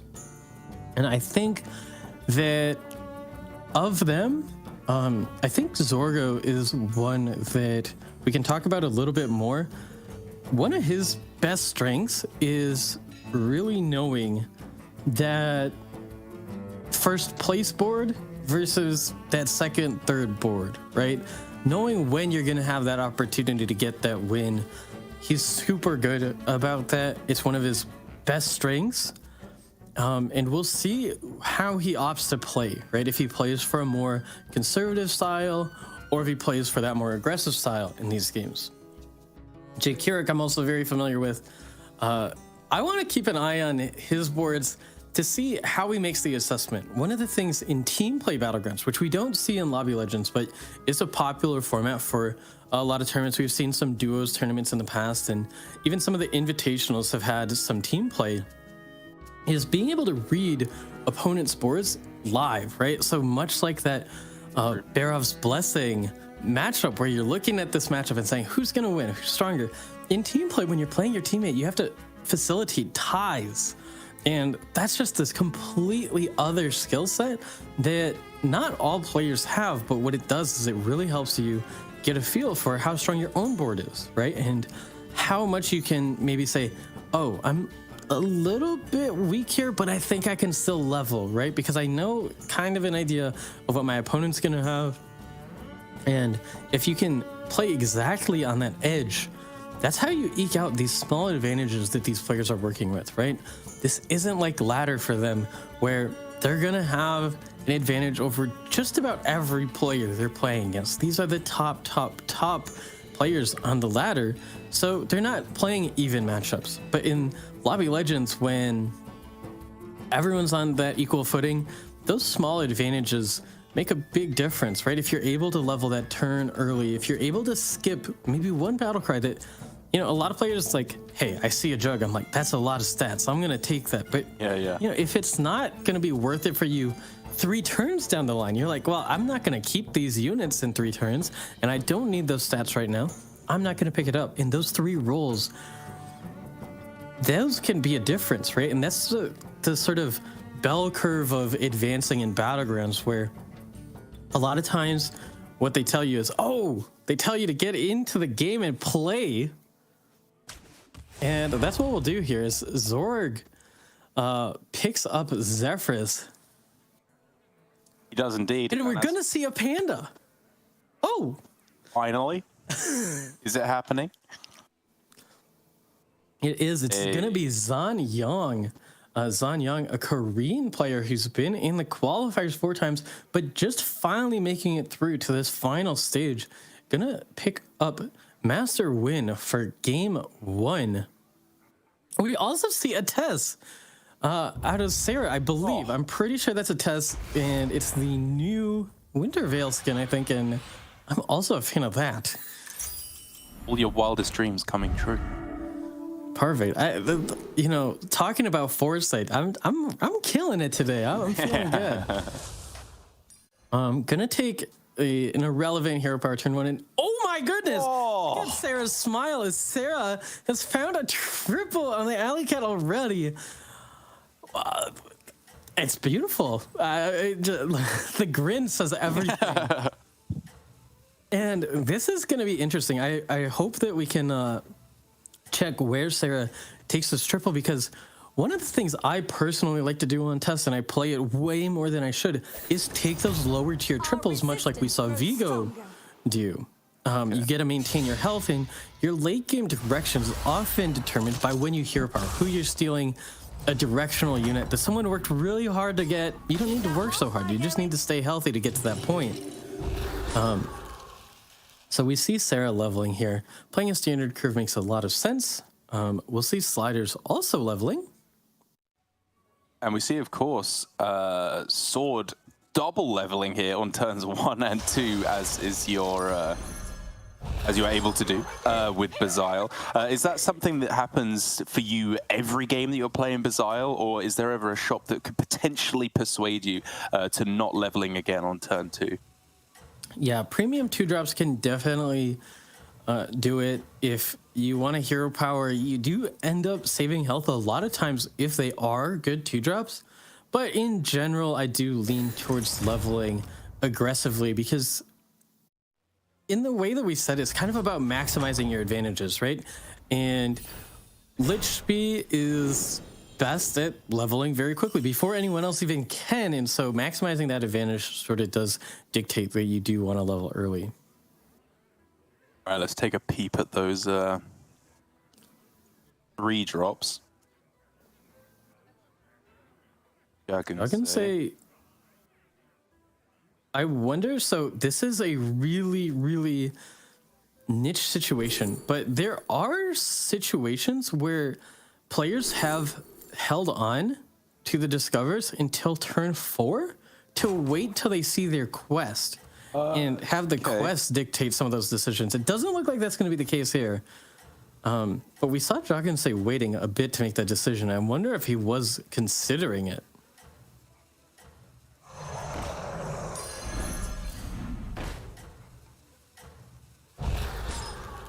Holding on to the others though, wow. Oh no, just the wrangle down. Okay. Yeah. Last minute decision making there. Gonna have enough to deal with this Rat King board. Also a hero we don't see too frequently. And AFK will get the win. I believe we've got news taking as well. A little bit of damage from Zorgo's Zephyrus. Yeah, that Sarah took a 3-drop. Yeah, wow. So there it is. The test. Pretty spicy. And going to be kind of sad because that was a lot of battle cry minions that have already been played with Devil in the Details now offered. Indeed, demons are in, so Teal Tiger Sapphire and Devils in the Details have a little bit more upside, but yeah, Walking Fort just by far, well, I should say Ghastly Mask, just by far the most upside of those quests. So I'm not surprised to see that picked up. Now on the Bazile, seeing if he can recoup some of that lost tempo, and I mean, at the moment, not really, right? This is looking a little underwhelming. Well, the big benefit here is that with that Catherine here on board, that hero power is free. And that Cathy's going to be on board for a long time. And so we're going to see Sword maybe kind of running away with this early game, just having a free extra 2 gold per turn, and then picking up this Bird Buddy for tempo. Yeah, that's a big turn. Oh, and we do have a Wisdom Ball quest here. Do you know what hero this is? No. I'm gonna be honest. I would have said Daryl if that hadn't obviously been available. That hadn't not been it. Yeah, I'm not totally sure, but we'll see in a moment. Once that hero power refreshes, a couple players leaning into the Leapfrogger comp. Leaper's also one of those fan favorite comps. Zorga with a pair on board. Say hello just with that in the sewer rat, but a hyena getting buffed up will mean that these players take a tie here. Zorgo at 48 very early. Oh, it's Cookie. Okay, there. Ooh, Cookie. So we'll likely be looking at a Discover next turn into a 4-drop.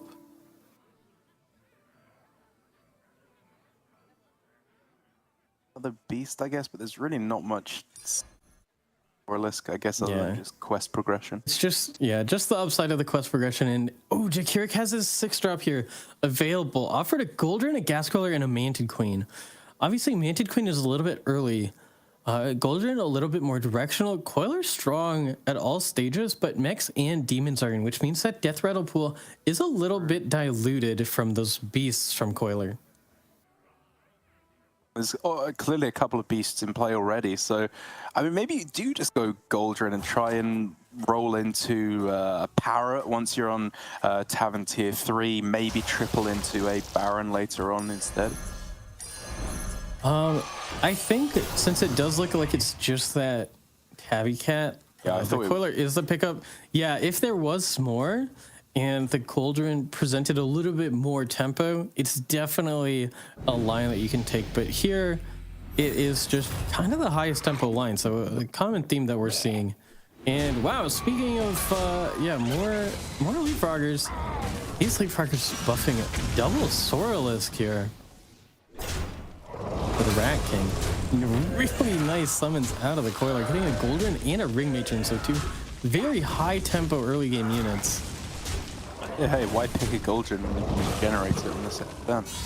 Exactly. It's just so easy. All right, is Zorg going to Hero Power here? Able to sell both tokens if he wants to triple into a 5. A lot of good beast options on 5, as well as Baron. Sort of the linchpin of the Leapfrogger comp. And here it is. It hits the Baron. Immediately picks it. Look at him, overjoyed. Oh my god. Oh, and he's got his quest already. Oh my god, it's Parasol. This is disgusting. Oh. And now I get it. I mean, one hit is nice, but hitting everything like that, the stars are aligning for Zorgo, for Leapfrogger to take center stage.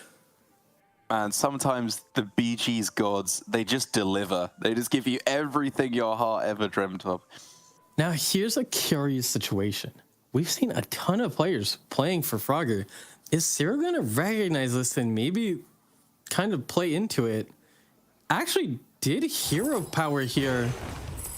But it looks like it's going to be for the Catherine tier, maybe? To buff the Big Fernal? Well, explain what you mean by playing into Leapfroggers here. What can he do with that information if everyone else is going for it? Still not dead yet. Well, because there's so many players going for it, if you are able to steal Dominions from their board, you can make a better Leapfrogger comp than they can because you're so consistently getting matchups into the same sort of comp. So what we generally see with Tess is she's stronger in sort of tier 0 metas, right? Where there's just a dominant comp, right? Whether it's demons or beasts. You know, when they're all strong and more players are playing into them, Tess does better because you have multiple players you can match up into and get quality hero powers off on. And since we've seen, I think, 3 players playing for Froggers, if she's able to hero power those Froggers, we can see her, you know, not have to roll into a Baron. She just has to face Zorgo. Take his Baron. And You know, the triple leaper, really easy. Everyone's going to have Surres. You don't need to worry about hitting. Everyone's done it for you. You just take all their hard work and reap the rewards. Feeling so confident in his game, he doesn't even feel the need to turn up to even play his hand as he's just walking away from his desk halfway through the turn. Yeah, finds the taunt for the Frogger. Has a couple Beast Death Rattles already on the board. So what's next for him? Is he going to prioritize leveling to try and get like that golden Baron, or are there some more immediate priority minions that Zorgo needs? I think given his situation, he probably will level. he has a really good setup. So the minions he's looking for just in general are going to be Macaw, more summons, Reborn, and then potentially something like a Mama Bear, because what Mama Bear does is it allows you to play around some of the techs that can threaten you, like a Tunnel Blaster. So with so few things you're looking for and 2 of them being 5-drops, it wouldn't surprise me to see that level. And especially on Zephyrus, being able to hit just 1 extra Baron means you have access to Golden Baron. And that's when Fargers get very, very hard to beat. You see, they're pretty powerful looking board. Yeah, has Alter Ego active.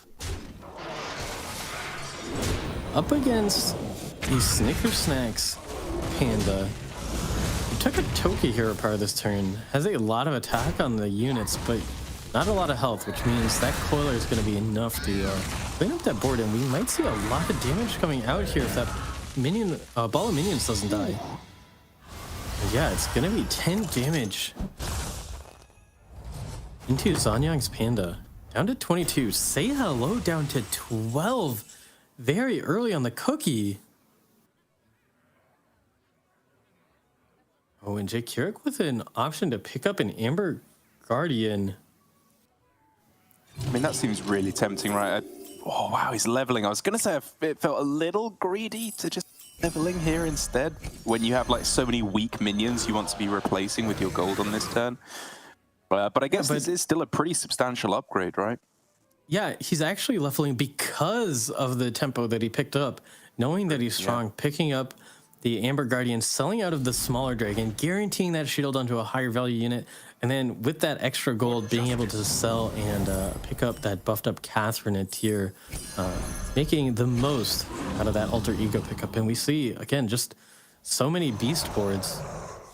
Yeah, some decently high tempo there as well. Gliders to be able to try and stabilize with the Crocolisk. Jagensei on AFK, Much tripling synergy into a 5 and not really hitting. Has some demons on board, has some beasts on board. Finding a Lightfang, Holy Meckerel, and Kangors is triple options. Snickers takes the quest, so it seems like those Picket Eaters might stick around for a little bit. Yeah. But I guess you go for the Lightfang here, but you're not happy about it. With only 2 types on board. And what? My goodness. So, remember how I said Sword could be running away just because of the Catherine here early? This is exactly what happens. The extra gold is insane. And not only is this a Fellbat with some very strong demons, there's a Teal Tiger Sapphire quest available for Sword here. Oh, that's so sick. But he's just going to be lethaling people left and right. I mean, this is an easy 15s deal, right? It should be. There's just too many stats.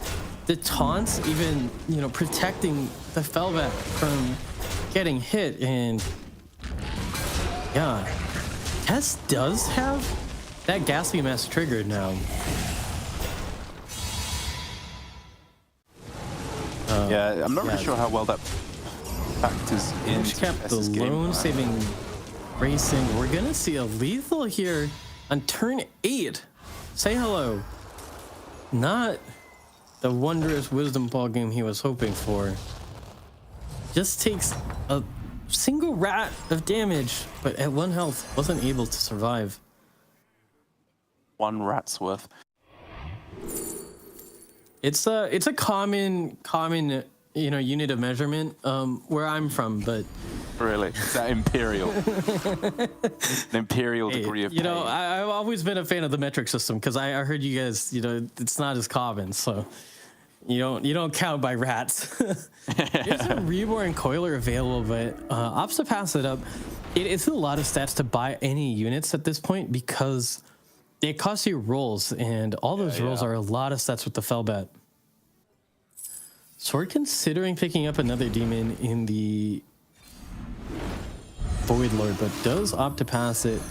Going to grab another triple with the Elise. Maximizing. Hey, actually, a semi-difficult choice for a moment, because obviously that Imp Mama can triple into another Felbat, but just taking the guaranteed second Felbat here, taking almost all the rolls, it seems like. Yeah, Not going to sell the Nadina just yet, but will end up selling out of the Elise probably next turn. Right, yeah. I mean, the Felbat here, obviously the unfortunate, only really giving you one extra chomp. Right. There's too many demons, sorry. But still super, super strong. Like, the amount of stats... Yeah, that one extra chomp is illegal. only 13-13, right? Right, Casual 13-13 both. On turn 9, we look at these other boards. They just pale in comparison.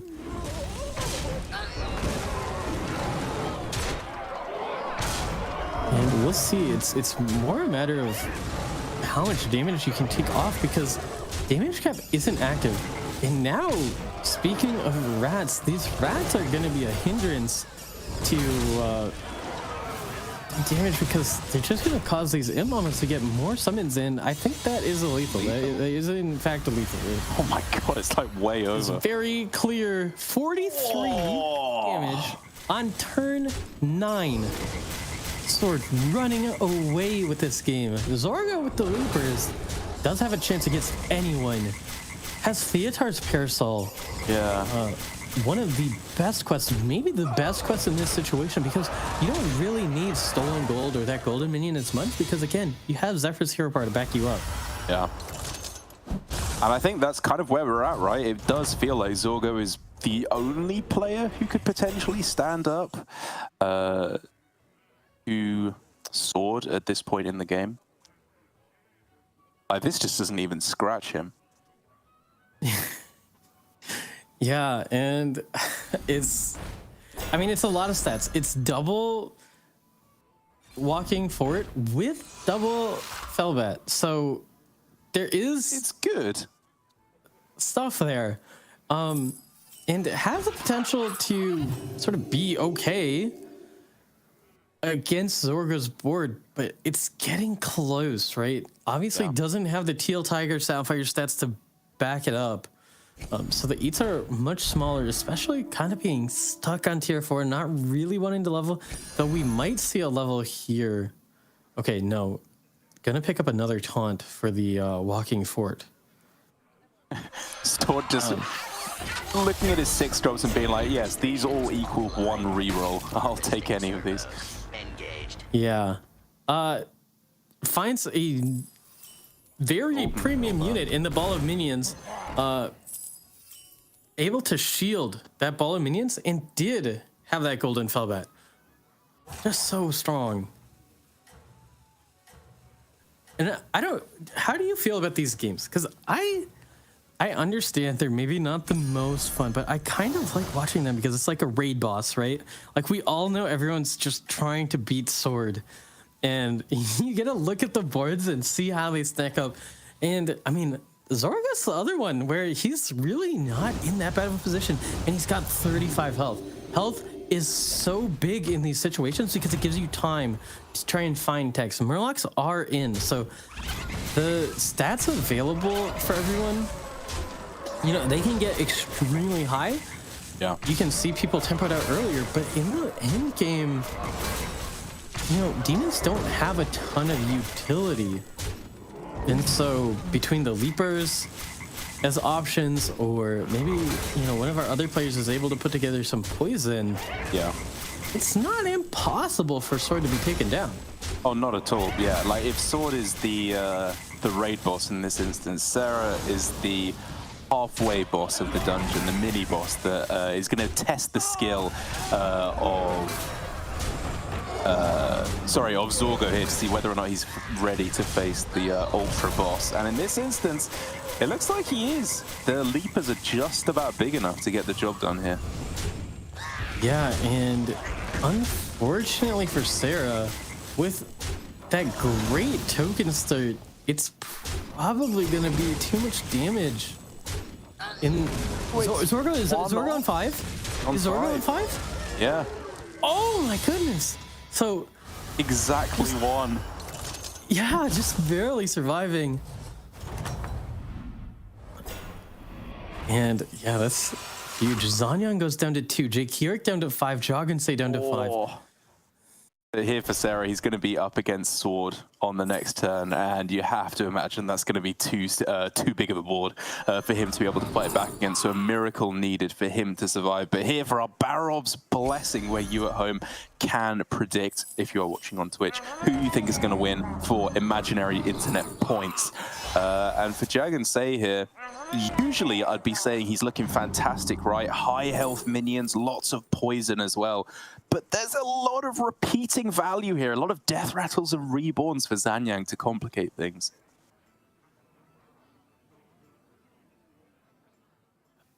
Yeah, I think Zanyang's probably got it. There's just the one high health minion, but Zanyang has a golden tank to deal with all that health on that unit. And meanwhile, those summons to take out those poisons look pretty good for me. But Zanyang kind of trying to think about the positioning. Joggensay has a Discover here into a 6, and it's not a bad one at all. Yeah, we'll happily take the Manted. Especially as the remaining Primal Fin Scout is also going to get poisonous, right? Thanks to young Murkai.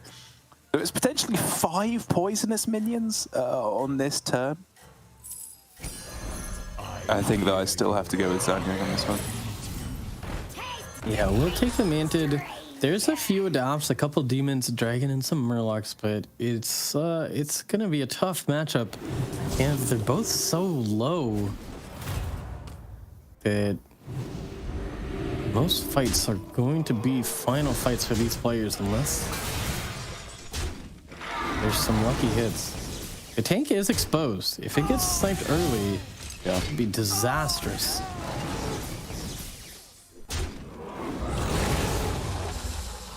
Okay, that's not a terrible hit for Zanyang. Yeah, so far the hits are pretty good. The Golem getting good value as well as the poison. Well, that's big. But all poisons left. The shield does get popped. The Coiler's reborn. Here's the summons. What are we gonna see? Oh, they're very good. That'll do it.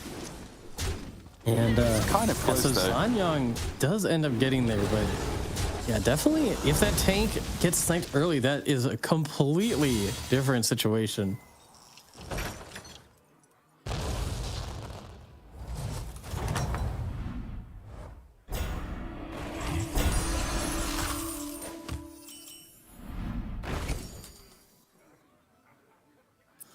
Okay, Sword here, just taking down every single person that he goes up against.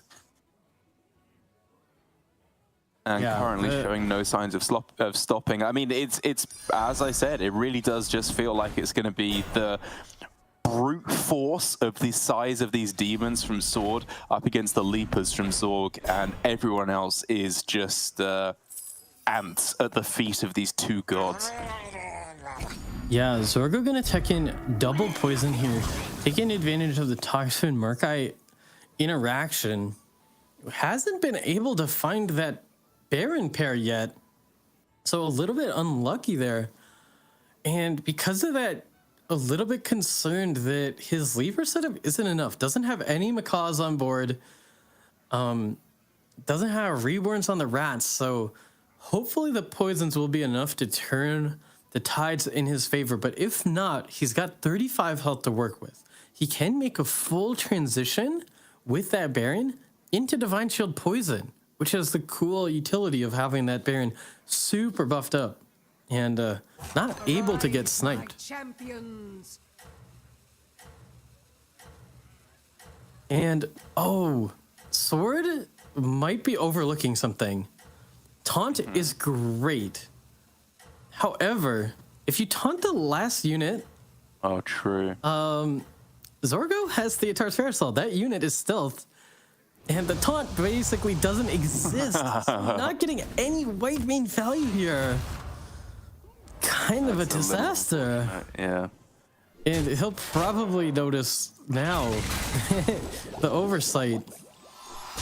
But luckily for him, he might still be fine because the stats way too much. And again, without that sort of Death rattles. exponential scaling with the macaw, it's not gonna be enough. And the difference between their boards, Sword has 24 health, a little bit less, but Zorga doesn't have damage output. Sword absolutely does. There's 6 drops on the board, 5 drops, 4 drops, just all high tier damage units, and that 35 health could disappear very quickly for Zorgo. Down to 14 already, so he takes 21. He's got one turn basically here to hit Rats, the Parrot, as you said, anyway, to just get some more of those death rattles going. Maybe a Golden a Golden Baron as well is the other big hit. And Zanyang ends up matching up into Sword here.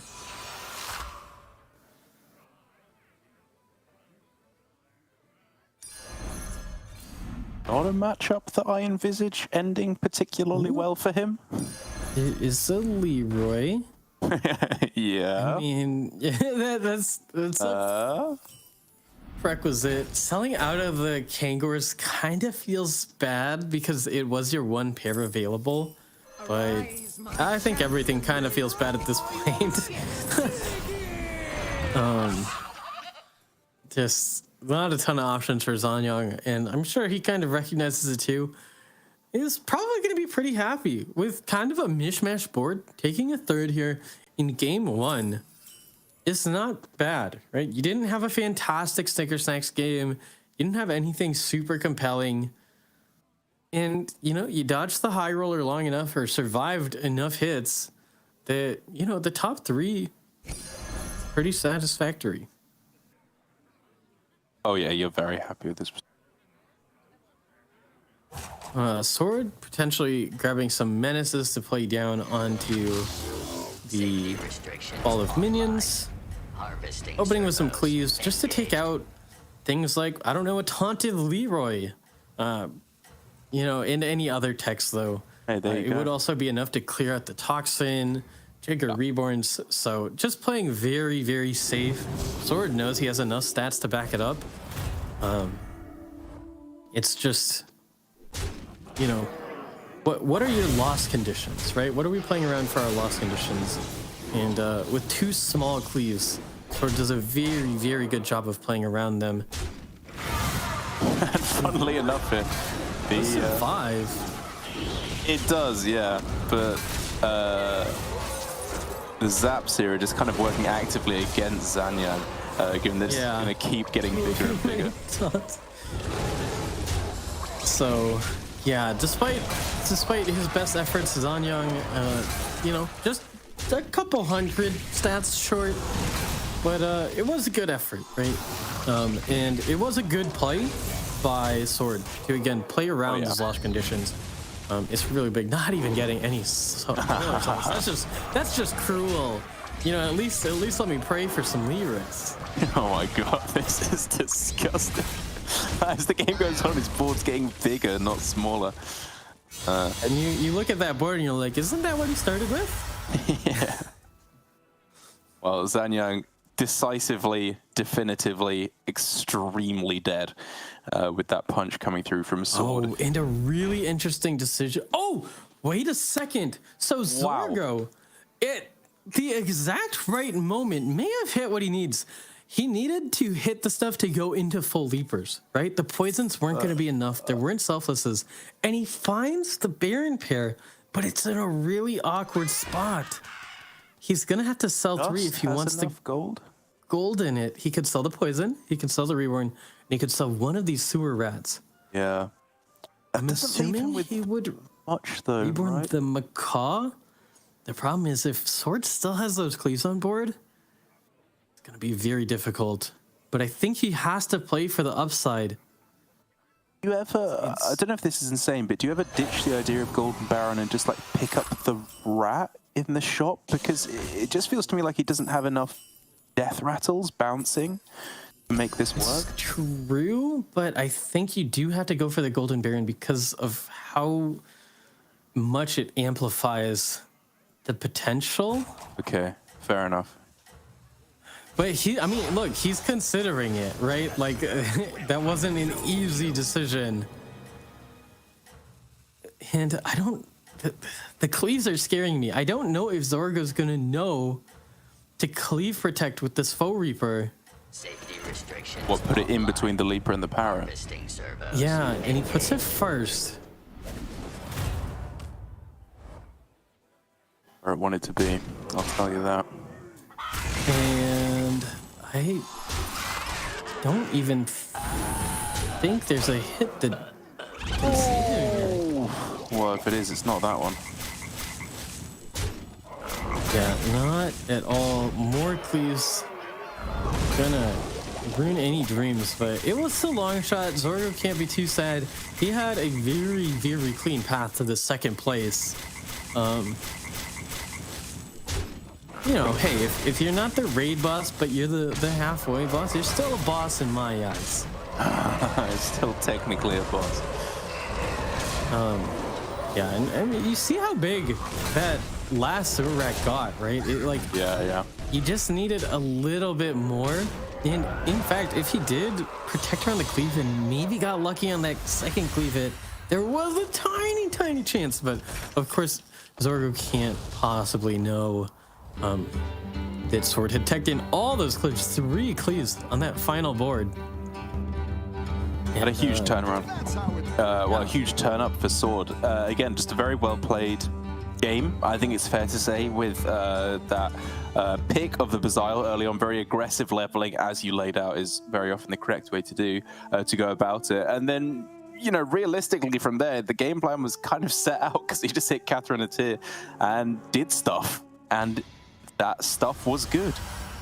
Yeah, I mean, one of the things that I talk about, you know, you have a lot of players coming in saying, oh, I'm unlucky. Everyone else is high rolling, right? Sword leveled, right, early, and it opens himself up for the possibility of that high roll and hits the early Catherine tier, hits the early levels just for free. And that's what sets up that high roll for him. And he's able to capitalize. You know, has his win conditions set up very early and then spends the latter half of the game, you know, protecting against his loss conditions. And with that, you know, has basically a perfect game in my eyes there. Certainly feels that way with how things shaken up now. Say hello right down at the bottom with a rather unfortunate cookie game. Sliders, Sarah and Jay Keurig not far behind. Dragon Say, Zanyang, Zorg and Sword up at the top, but it's still early days here as, oh yeah, of course, it was a triple elimination all in the same time. So Dragon Say, Jay Keurig and Sarah all very much still in the running, but as we've seen, you know, at the end of game 2 in the previous lobby, there were 2 players already out of contention. So Sliders and Say Hello, the pressure already very much on. One more bad performance and they are simply out of contention. Yeah, and that'll definitely be on their minds. And it's something that is interesting to see, and something that I've noticed, you know, is one of those regional differences is some of these regions have a lot of competition. You know, the Japanese players, the French community, the Korean players all have a lot of local tournaments that, you know, might not be as publicized for our eyes, but it helps them in these situations where the pressure's on and you have to maintain a stable, even-keeled sense of composure, right? Yes, the pressure's on, but you can't let that affect your decisions, right? You need to keep playing the game that you're so good at, that got you here. Not change things up too much, but also being cognizant of the fact that maybe you do need to change up your plays a little bit, right? Like an adjustment here or there to adapt to the fact that, hey, there's so many players doing just insane stuff. Maybe I need to take a few more risks or less, you know, depending on, you know, how some of these outcomes are going and recognizing what's causing your losses or you to lose some of those, like maybe mid-game fights, and change the complexion of how you're playing. We'll have to see how our players do adapt as the tournament progresses. 2 games left to come today. So after this very short break, we'll jump into the second game of Lobby B. We'll see you then.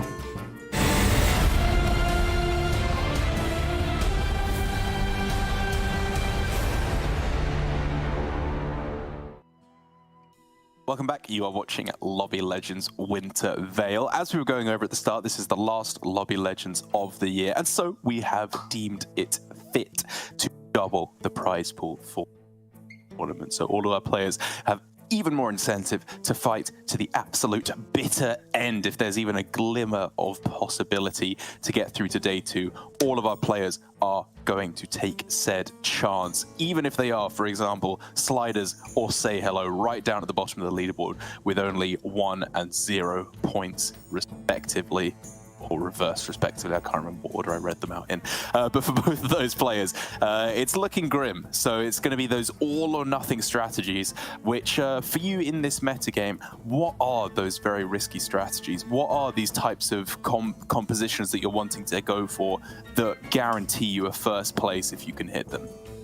Yeah, I mean, the big thing is hitting early scaling engines. One thing that we've seen is in the past, an avenue that was open to players was sort of these combo boards, right? Something like Leapers, but you know, we saw like Mech Exodia a little bit more often. We saw Pirate Exodia a little bit more often.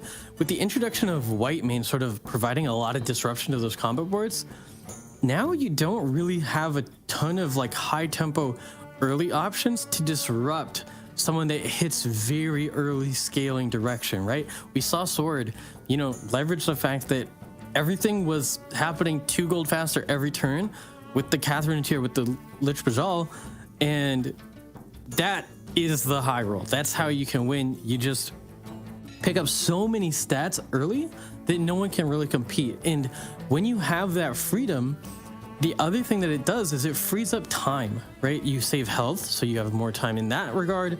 And you have more gold because you don't need to invest as much gold into, you know, trying to survive this turn or that turn. I had to tech around this. Like, no, I just have stats. It's fine. I don't need to worry about it. So you can pick up techs and alternative units that are, you know, have more utility in the late game. That gives you that ability to play around, you know, those loss conditions, right? And that's what secures those wins at the end. That's true, yeah, and it'll be, as we said, interesting to see the players down at the bottom going for those very risky strategies, trying to hit those scaling engines, as you talked about. Players at the top, though, I think for IG, Sword, and Zorg in particular, going to be seeing more of those tried, true, and tested strats to get the job done. Interesting heroes, actually. Jailer and Hanzo Meccano both being relatively new, I suppose. In Hanzo Meccano more so. But Galewing feels like it's been picked with pretty high priority so far this weekend. Yeah, Galewing, pretty premium pick. Sneed also an option in, you know, a lot of lobbies. But I would expect the Galewing here because it has access to Secret Sinstone, one of the best quests in the game. So the heroes that have Discovers available can get the Secret Sinstone quest, and that upside is kind of too much to pass up on a lot of those heroes. So we saw Say Hello on Cookie, didn't quite hit, but it's, you know, also one of those heroes that is kind of premium in that regard. Okay. As a very weird board presented for Say Hello. Yeah, a little bit of a bait triple, right? Varden, Dawngrasp, able to copy minions. It doesn't have the same wow factor that it might on other heroes. Sure. And so you'd rather just level, find pairs of higher tier heroes, maybe even go 3-on-3 if, you know, this everything lines up and, you know, maybe another player's going 3-on-3. We'll see. It's one of those things. 3-on-3 is a very interesting. Oh, that micro memory does want to show up though. But, you know, the more players that go 3-on-3, the more popular it becomes, right? Because, oh, speaking of triples, wow, Kirik with a very premium triple lined up. Yeah, that we will. It'll be interesting to see where he takes it. A few heroes in the lobby very inclined to stay on one for a little bit. We see Sarah on the Millhouse, Zorgo on the Eudora, and Zanyang on the Galakron, all wanting to stay down to utilize their hero power to the max. And so we'll see how these matchups on turn 3 come out. Jake Carrick will take this turn 2 matchup against the Galewing, doing just a little bit of chunk damage. As that Shell Collector buffed by Yogg's hero power. Just enough to beat that Sunbacon Relaxer.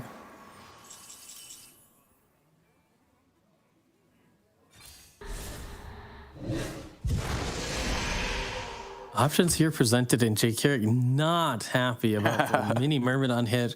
The worst unit of the 4 on the board.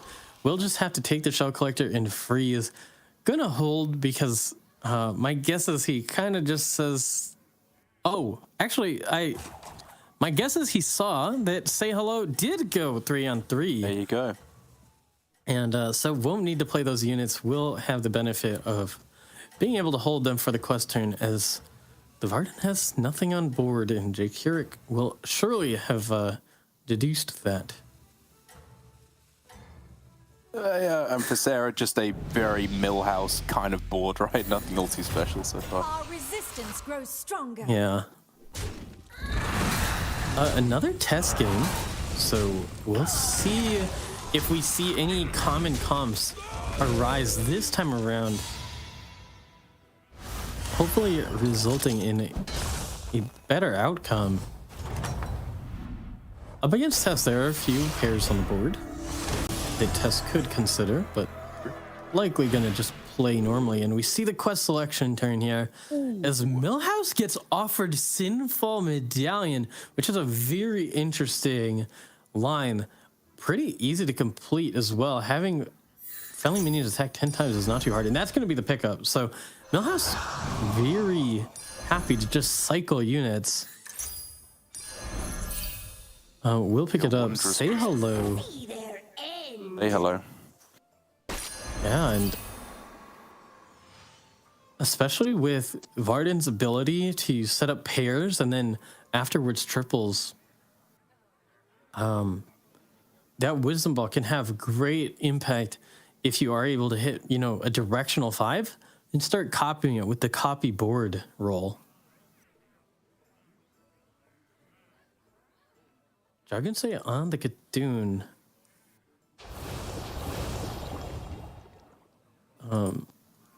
Don't know if we saw the quest for that, but again, Khadun also able, especially with that Galaxy Mask, to high roll that quest selection.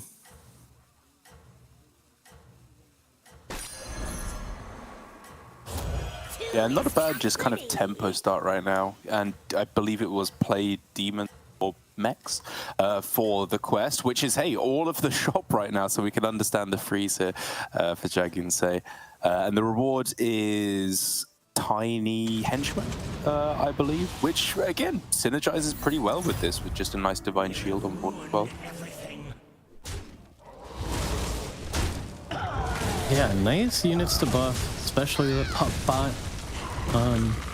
Jake Carrick did take the triple into a early 4, hitting Yellowbound Archer.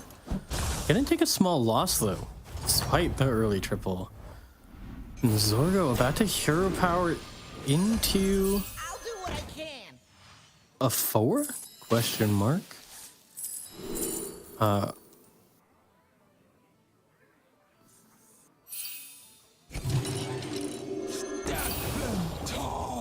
Or are we gonna see him wait?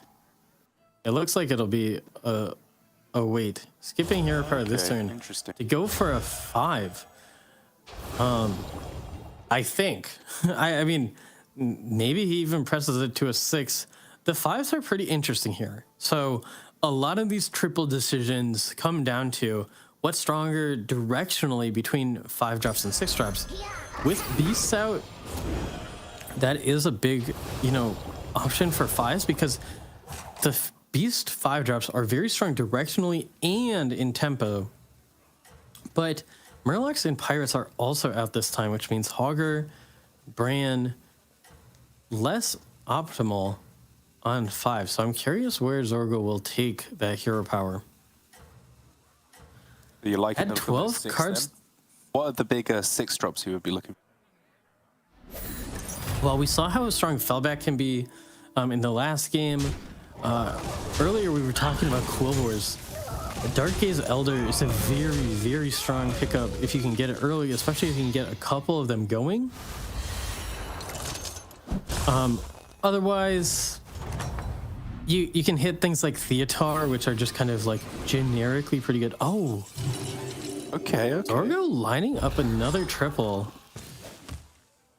Oh man, he's greeting it Yeah, so and hard. he is going for the 6. So we might see Zorgo pick up 2 6s. This is risky. He's at 26 and his board is undeniably weak. Yeah. Say Hello was able to line up a triple and also has another Smogger buff lined up. Grabs that Master of Reality, so we'll have a very strong early tempo start on the Varden. Just very good because time is your friend, as you can continue to roll for those triples if you have the strength to do so. Oh man, are we a believer in this faceless disciple? It's always so bad for me when I go for it. Yeah, he nods. okay. He nods. He says, "Yeah, that's kind of my luck. It's not exactly what I want to hit, but in the short term, it's not the worst tempo. You're gonna get a Kaboom bot and a Pup bot out, Yeah. and you can maybe play into something." I don't know. I mean, yeah, it's not a turn 6 Nomi or something like that, but it's a reasonable bit of tempo just to stabilize over these next turns. Yeah, and we'll see what Slider's board looks like on the test, but that is an early 5-drop, and any of those early high-tier drops you have to consider, you're giving it to Tess as an option at least, right? Tess has the, benefit of being able to say, Kangor's not good enough for me. That being said, Kangor's might very well be good enough for Sliders. Having Tank, Deflector, Micro on me on the board, that's a lot of stuff that Kangor's is pretty synergistic with. Even the Poshmark getting a nice little boost if Sliders does decide to take the Kangors. Poshmark does get a hit before it gives a card, I believe, although I do know that sometimes there's a little bit of a visual inconsistency to it. Jakir? What's a tie? Ted's a tie. Oh, and here's the 6 drops. Okay. Here they come. So we have a Felbat as an option here. Murlocs are out, so stats are going to be at a higher premium. Does it ever need to be Uther though? Because you need an immediate burst of stats. I didn't see, but he passed up Genie. Oh, he has Teal Tiger Sapphires as quest. I was like, that's a I guess, golden yeah. Lil Reg. Oh, the demons, okay. The demons are the Okay. pickup. I don't know what I was thinking. So, like I said, this is the crazy part though, right? This isn't guaranteed for Zorgo. He needs a couple turns to scale up. And he's underneath damage cap. Going up into Sword Scaling, who has the potential to be quite strong at this point. Luckily, the Imp Mama is a lot of tempo. Especially if it consumes that Stoneborn. If it was able to get up to 17 health, I'm sure Zorgo would feel very safe. But we look at Swordsword as he rolls into a triple. He has Ethereal Evidence ready to go, but will not get the effect of the quest until next turn. So only just completed it this turn. That's right, yeah. For Has both it? Sword and Dog, they need to turn this around very quickly. Yeah, Sword does still have damage cap available, and it looks like he's holding the Patient Scout because of that. Potentially going for 6 drops as well. Like I said, with fewer 5 drops in the lobby being as valuable, it's something that we're going to see these players consider as they potentially freeze triples. This Imp Mama getting a ton of value. Oh, it's so big. What will the summon be? Catherine Atir. So that will be 14 damage, and that will put Sword within 1 hit of death. I mean, what a turnaround this has been, right? Zorg and Sword finishing 1st and 2nd, now in 7th and 8th, potentially the first 2 players to go down. But Zorg, I think, has managed to turn the tables here. An insane shot for Zorgo, able to pick up the ball of minions with the golden Lil Ray, getting extra buffs out of that, as well as the Nethazim Overseer adding stats to the shop for this Felbat. Yeah, the ball of minions are going to get buffed, so he's got 4 demons starting to get buffed. I don't even think you press the hero power anymore, right? You just take your +5/+5 or whatever it is by rolling one more time. Yeah, absolutely. Zorgo's definitely done with hero power. It's a little bit too much of an investment for a Fellbat. However, I wouldn't be surprised to see him pick up an Elise, because that 1 gold for a roll is also giving you those buffs. And then you definitely do want to sort of play like Sword did in the last game and line up those triples or get to 6 so that you can find those additional Fellbats and scale to, you know, the stats needed to take the win in the game rather than just a high placement here. Matched up into Zanyang's Galakrond, who has an Imam of his own as well as a semi-hefty Bristleback Knight. It would be hefty in any other scenario. Unfortunately, we just know how strong Zorgo is. Yeah, I think he's just managing to scale enough. I mean, like, you have a Bristleback Brute plus a Holy Mackerel. This is a little scary, but that's a 22 health Imp Mummer. That is just going to solo this whole fight. Yeah. Luckily, Zanyang at 39 has a lot of health and has probably enough to sort of clear up some of the damage on Zorgo's board. The Imama will be a little bit of an issue, but as long as it doesn't get too many more summons. Oh, and the... Actually... Yeah, not bad at all. What will the Imama summon? An Overseer. So it takes a little bit of damage, but we'll be okay with that situation being at 39. And going up against quite the high roller. Yeah, Jagan Say, though, is going to be the next opponent for Zorg, right? Which is going to be a very interesting one, given that he's still solidly in first place. But that early tempo that he got from the Tiny Henchman feels like it's kind of reaching the end of its efficacy now, right? Jagan Say needs to hit something else, really, to scale well into the late game, because he is really running out of steam. Oh! That's a golden Theatar? Wow. Okay. So it looks like Sword just sort of snowballed his triples. Had the Patient Scout as well as the Naga triple into Theatar and must have found another one somehow. But this is such a pivotal moment. That is a game-winning setup. With the Athissa, you're able to get a Divine Shield onto this Naga. You have the 2 Leroys. But the big thing here is that Sword is on 3 health.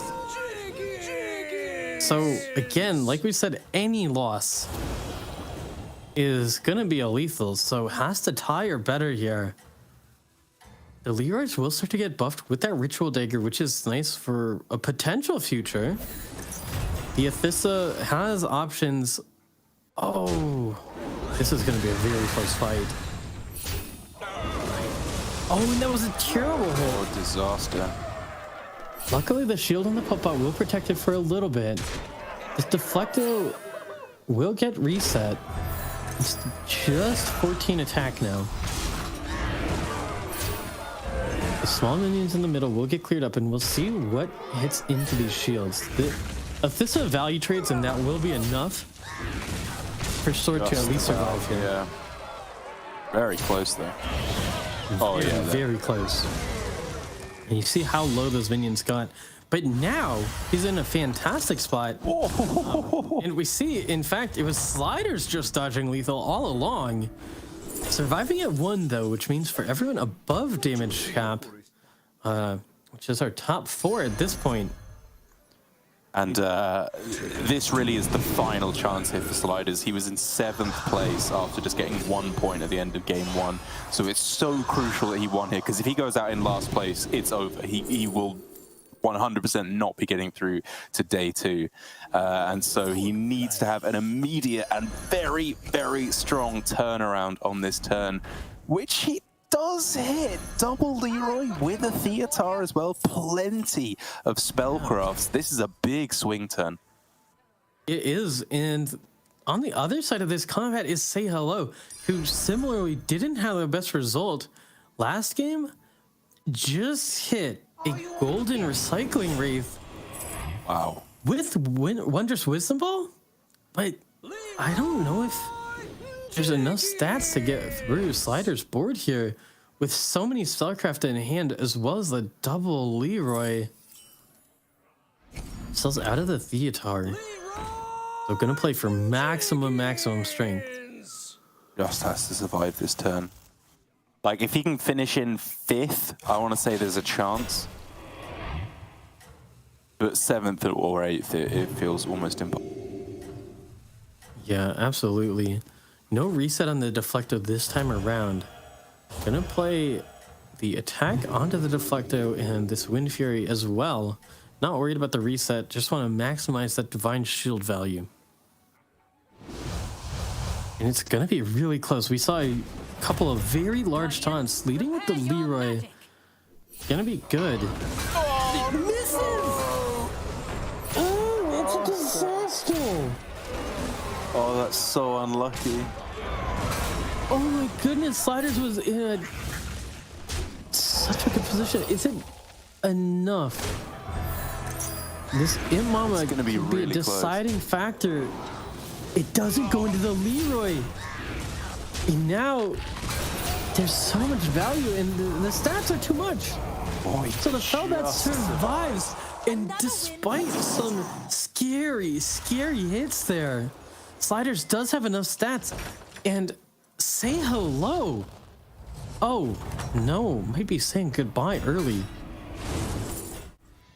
Yeah, that is a disaster for Say Hello. That is 2 8s in a row, which I want to say just guarantees him out of any chance of taking this down whatsoever. Jake here taking a big hit from Zorgo there.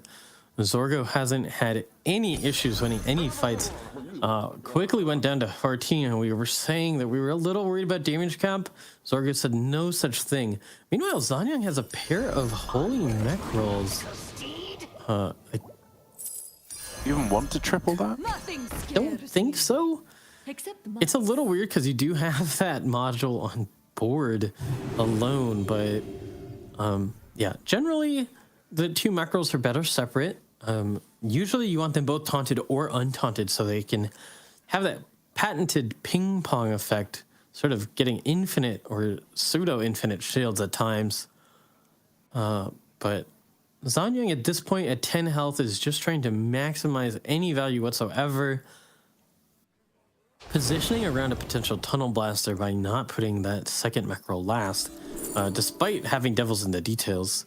And Sword, oh my goodness! I realize now why we saw those Goldens come out of nowhere. Sword has Pilfered Lamps, and I totally neglected to look at that. Got out of a Golden Theater of all things to, I guess, play for survival here. Yeah, just once again, another player forced to go max tempo. Interesting to see, given again he's against the Ghost here, but I guess Say Hello would also have played for max tempo on his final turn, so you do need to be preparing for that. Yeah, and this is exactly that situation I was talking about before the game, where just having that extra health affords you so many opportunities to greed a turn and not have to, you can keep a Golden Theater on your board. But unfortunately, Sword not having as easy of a game as the previous one, but still a lot of stats, plenty to deal with Say Hello's Ghost. Yeah, still just clawing his way through the right. Again, you don't need to play to win, you just got to play to survive a little bit longer. And that's exactly what we see here is Sarah. This fight. Baby. Oh, to take the win. Slips the Baron, and that's a huge hit. Jake Keurig is gonna lose by 1 health. Domo survives because the Baron was slipped. Jake Keurig was fine until that moment. A heartbreaker. Oh my goodness. And Zorgo matches up into Sliders, and Sliders' dreams may be crushed as well with the matchup. RNG just not in favor of the test here. Yeah, tied 6th, 7th. What does that mean? 1.5 points for Sliders, putting him up to 2.5 after 2 games with him and Say Hello right down at the bottom. It feels like the rich are getting richer and the poor are getting poorer after this game too. Absolutely. And Joggensay and Zanyang are getting pretty low. Sword will match up into the Millhouse. Millhouse was mostly relying on the Sinfall Medallion of his own to get stats. Okay. Oh, I forgot. This is why I forgot. It wasn't just Pilfer Lamps. It was Ethereal Evidence. So Sword is getting a different quest every turn. Had Pilfer Lamps last turn, didn't look like he was able to capitalize. There you go. But we'll be trying to make the best of this Sinfall Medallion matched up against Sarah, who has the Sinfall Medallion on Millhouse. And this one's tough.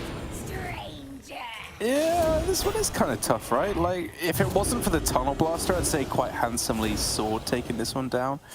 But Yeah. maybe But not it anymore, is- actually. Yeah, but the Tunnel Blaster is there. It's gonna be close. It's actually so close. I said Sarah, but I think it's Sword. Oh, really? You taking it back straight away? Yeah, I regret my decision. I think there's a couple breakpoints that just favor Sword here. You know, that Lava Lurker having 54 health when there's 51 Oh, yeah, to attack on the other side, just really rough. A nice breakpoint there on the other side, though. And Close. No, I was right all along. I never doubted my Never choice doubted. whatsoever. Complete confidence. Thank goodness I put it on before I thought any more, because yeah, Sarah taking it cleanly with the Millhouse. That Sinfall Medallion stats on Millhouse, just a little bit extra, and Joggensay does go down to Zorgio.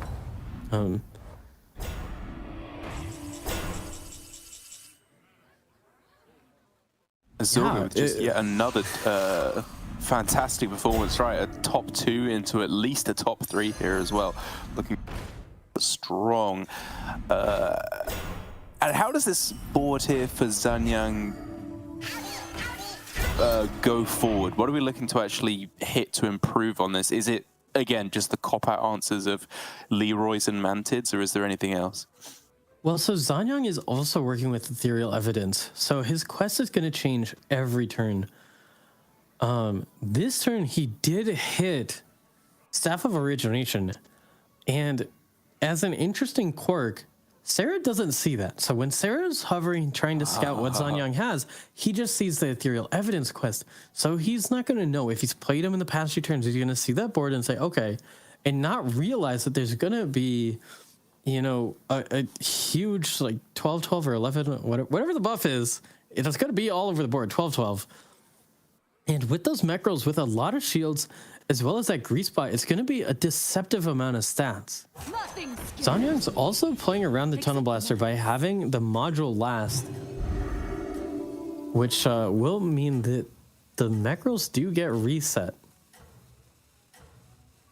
And so it's just going to come down to how much value those shields will have. But with one of them already being a 36-34 before the Staff of Origination, the Manted Queen existing, and that Bristleback Knight not too shabby itself, I'm thinking that Zanyang actually has a pretty decent chance of taking a little bit of chunk of Sarah's life.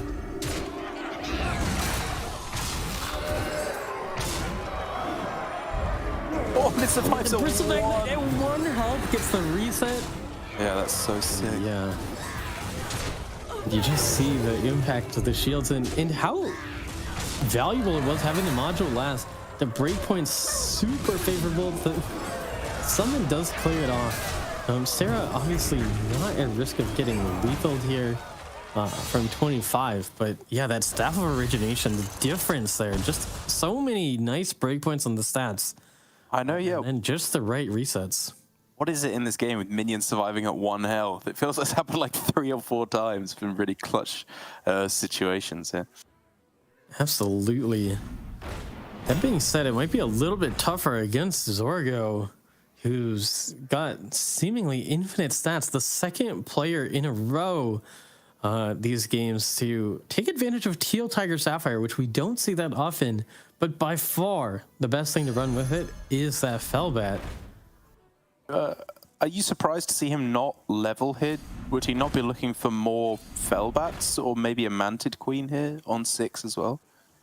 Yeah, and I think I was thinking about that a little bit earlier, and I think the reasoning is that Zorgo at this point isn't necessarily playing for first in the typical sense, right? Where you're just trying to scale as much as possible and really, really get out of control. He's trying to play for every fight and just win those fights by not expending any additional unnecessary resources on anything but rolling and being as strong as possible on that given turn, right?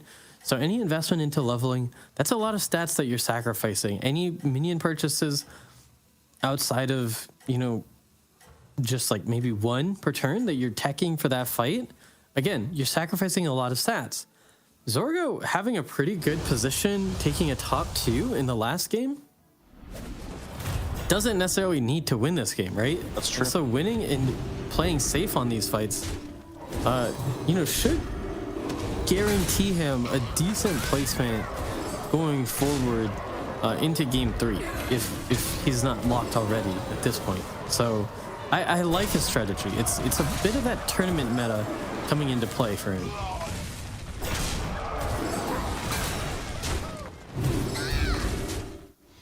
Oh, and those macros getting a lot of resets there. Oh, wow. Sarah. Millhouse. The ghost. Sarah losing to the ghost. Still not dying. As Zorgo is able to do just enough to Zanyang. So it's gonna be between Sarah's Millhouse and Zorgo's Eudora. Yeah, I was going to bring up that this maybe felt like it might be the game that goes past turn 18, but that would have to have been if neither player died between Zorgo and Zanyang. Now it feels like, yeah, this is going to end pretty quickly. Yeah, and Sarah just a bit short. Oh, gonna cycle to try and maximize the stats, but having seen the stats that Zorgo's rocking on board, Yeah. We didn't have back-to-back heroes winning. We didn't have back-to-back players winning, but we do have back-to-back comps winning with the Teal Tiger Sapphire Fellback. Yeah. So, you know, that's... I really can't stress enough. It's not common. You generally don't see players even taking Teal Tiger Sapphire. We've seen a lot of players just like instantly pass it already in this tournament. But yeah, I mean, if you can hit the Fellbat,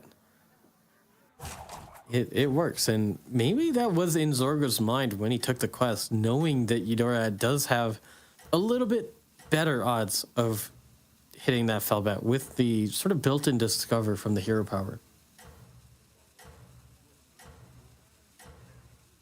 Zorgo again, just kind of giving us half his attention here for this final fight. As I mean, he knows here with a second place and most likely a first place, he's already locked his spot up in the top 4. His work is already done. And the final game of the day is just all money for him from here on out. Yeah. Well, you will definitely win the puzzle box challenge between XD and Zorgo's. Picked up a pile of points here. I think I won that after like the first game, right? I didn't even need to go to game 2. Yeah, it was pretty close. I think XD picked up 6.5 points, and Zorgo had 6 after game 1.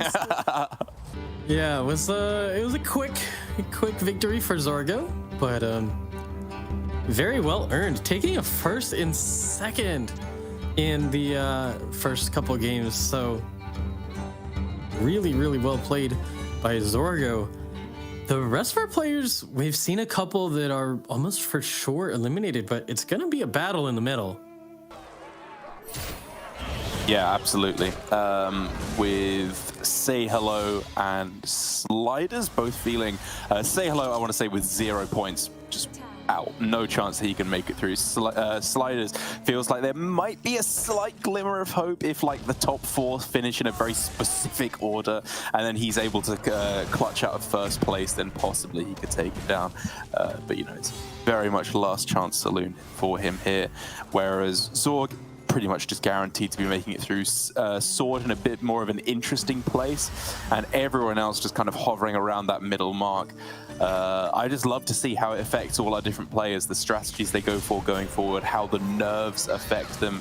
Because while a lot of our players are multiple-time performers, both in Lobby Legends and in other competitive Battlegrounds formats, a lot of our players are a bit more new, and it can really start to get to you, the pressure, when it's crunch time.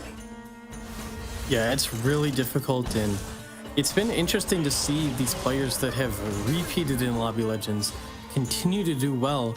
But, you know, we have Zorgo here feeling right at home. Doesn't look phased at all by the pressure. Laughing both games at his fortunes. And hopefully we'll see them continue.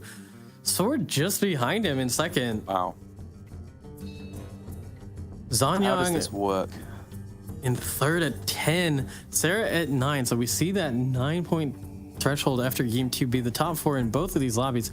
Just behind, we have Joggensay at 6.5 points. Jake Hurek at 4.5. And like you said, Sliders at 2.5. Gonna have nearly impossible, if not impossible, time getting through. And then Say Hello, unfortunately, is gonna be playing with house money because there's not going to be anything else left for him tomorrow. But yeah, Jakira Joggensay definitely still have chances. We saw, you know, Rogajin had that 9-point total and ended up with an 8th. Sarah, you know, will Sarah be able to withstand the pressure of being ahead? Will Joggensay and Jakira withstand the pressure of being a little bit behind, needing to go for a higher placement? Yeah, Sarah can definitely not rest on his laurels here. He needs to still get a good performance. I want to say Sliders still in with a chance. He has to win 100%, and Sarah has to either finish 8th or joint 8th to equal an equal amount of points or half a point behind.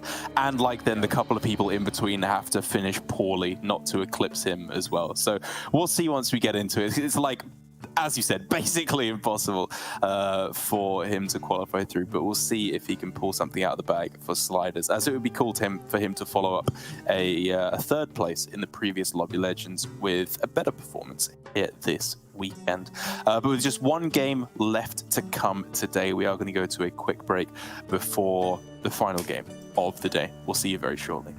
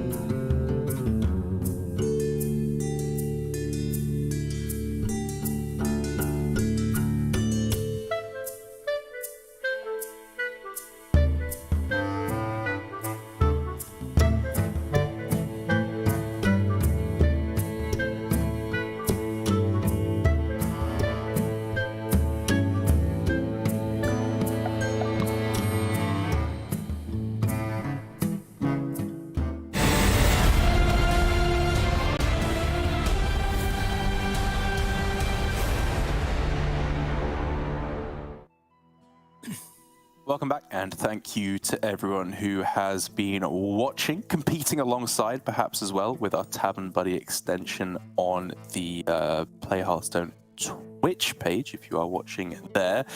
Be interesting to see how you're all doing, how the predictions have been working out for you. I think for Pocky, it's fair to say it's been working out a little bit better than it has for me, but it's the final game of the day. Everything can turn around for us and, of course, for the players as well. Exactly, and it'll be interesting to see if they do. Jake Keurig, did really well in the qualifiers. He got a 6th, and then the rest of his games were top 2s through the final 5 games, I think picking up like 3 firsts. And so, he's used to following up some, middling performances with some dominating performances, and he needs one to here if he wants to make the top 4. And it looks like that's the perspective we're going to start on, and he's going to take one of the biggest high roll heroes in the game, Lord Barov. Yeah, exactly. Anyone who thinks that they're going to kick him out of the top 4, Barov's got a finger for you. That ain't happening. As the heroes represented here, I mean, none of these particularly high pick priority, right? So do we just end up on Eudora for the high armor value? I was going to say Varden, and it looks like Varden will be the pick. So Varden does have a lot of potential, again, with sort of those built-in pairs and the ability to sort of force triples in the right situation. These players certainly going to know how to do that. It's not necessarily super intuitive for some players, but once you get used to Varden, a very high skill cap here on forcing premium triples, it's a quite strong hero. There can be misses, but it's very, very good. Jake Keurig will get the turn 1 bet here.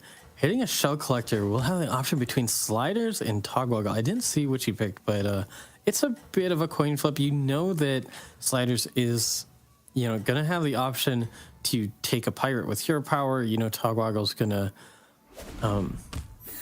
opt for a token more often. Right, exactly.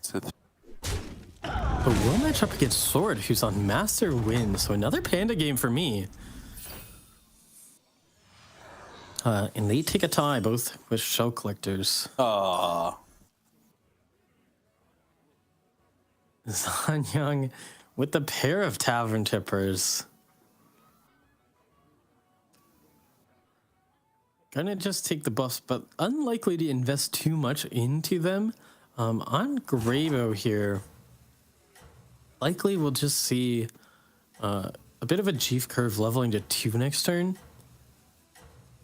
We don't see our minion types just yet. Right, yeah, I was thinking the same.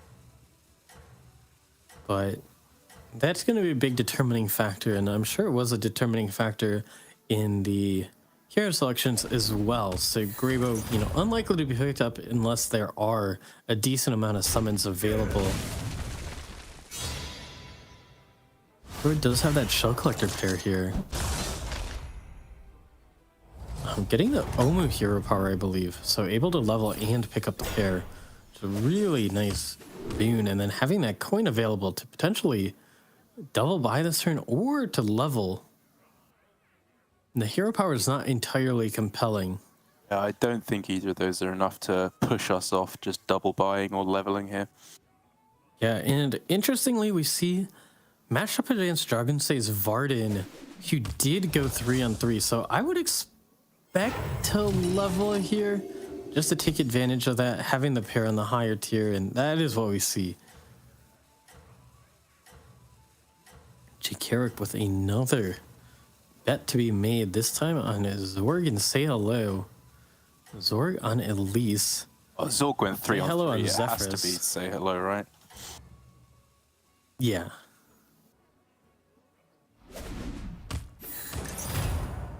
Orally. Ooh, okay, not a bad start.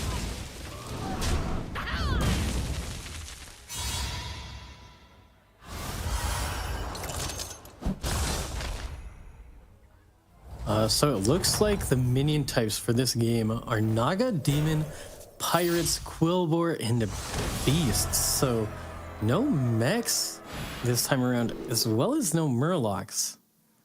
Oh, Jay Keurig having an absolute disaster, though, getting a tie there when one of the players had gone 3-on-3. You'd obviously expect to be winning that one, but And presumably. the problem is just the other players know, right? They're so attentive to scouting that, you know, Say Hello can see, oh, Zorg went 3-on-3, I can hold my minions, you know, for the quest. And Jay Keurig obviously kind of had an inkling. We saw him spending a little bit of time considering that possibility during the bet.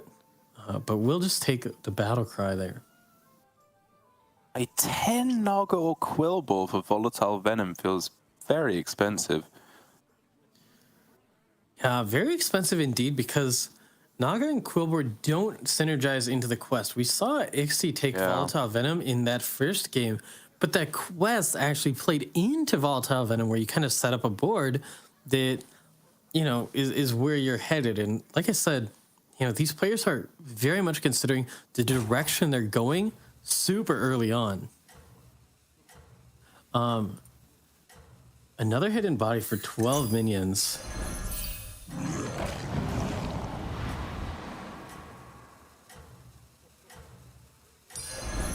Just one more purchase to make. We'll grab the Naga Siren. Sorry, not the Naga Siren, the Warden of Old, the Naga.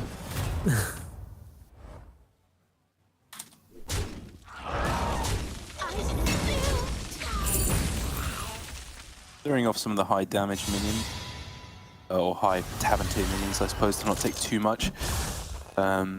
Jay Keurig with the very early kidnap second. That is That's huge. quest reward that gives you a ton of value. Up to a free minion a turn if you're using it in the shop. Of course, you can also use it on your own board if you do find like a premium battle cry that you want to sort of recycle. But nice setup. Dragon's presented the option of grabbing a double bird buddy, but with no beasts on board. Gonna add some cards to hand with the Gambler and the Sunbacon Relaxer. And going to take the bird buddy. The Scrapsmith was also an interesting option with that quest, but no taunts on board just yet. Yeah, I think the bird buddy as well is just going to open up more immediate board consolidation options. Like if you pick up 2 of those, as soon as you find a beast, you're able to just completely win back any tempo you may have lost. Absolutely. And not a lot developing. I mean, we know Sliders is going to be playing for Pirates on the patches, but elsewhere, not anything super notable. I don't think we've seen any triples lined up. Everyone just on tier 3, so no crazy leveling patterns either.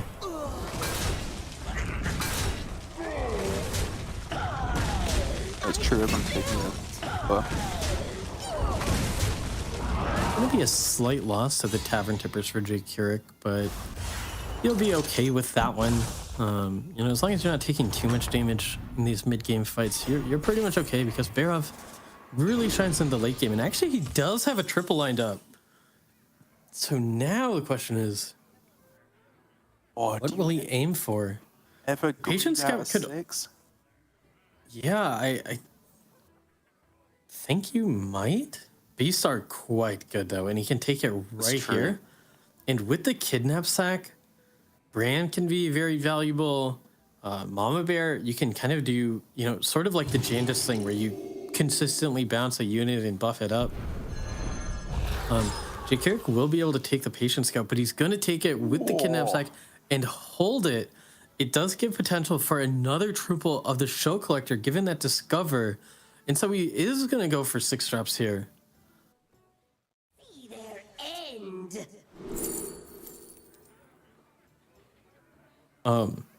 You know, certainly, because he has the golden hand if he did want to take it now. Dragon's goes for a 4 here with the Bird Buddy triple, I assume. Yeah, not looking great. It's a reanimating Rattler, Necrolite, and Tunnel Blaster. Probably gonna take... Buried. Oh, actually tripled the Warden of Old. Is going to try and triple the Bird Buddy now, though. Took the Necrolite with those gems being on the Warden of Old. Wanting to buff up that Bird Buddy a little. Playing into the hopefully upcoming triple. Oh man, again. Killed the Rendell and does not finish the quest? Oh. Well, it will finish on the purchase next turn, so... And it is... It's devils in the details, I believe. So, luckily, it's an end of turn effect. That is a big deal because some quests, when you get it a turn late, it's actually like getting it like 2 turns later. And some turns, some quests, if you get it during combat, it's like getting it a full turn earlier because it's at the start of your turn. So, very nice break for Joggensay, who needs it at 11 health now on the Varden. And didn't have the point total to be totally comfortable with a poor performance here. J-Carrick doesn't hit the Shell Collector triple. He is considering purchasing from the shop before playing the Picky Eater. The Hymen is a lot of stats, and it's slightly less stats if you do consume it. Or could have considered picking up something else. Felbat offered Eliza and Coiler as well. Has a demon on board in the Picket Eater. Murlocs are out, and so it will be the Felbat for J-Kirik here. Yeah, I think he's got the right idea in this game, right? He needs to get a strong finish. If he just takes Coiler here, I think he's looking at finishing more around the middle of the table, and there's a good chance he needs to finish towards the top to qualify.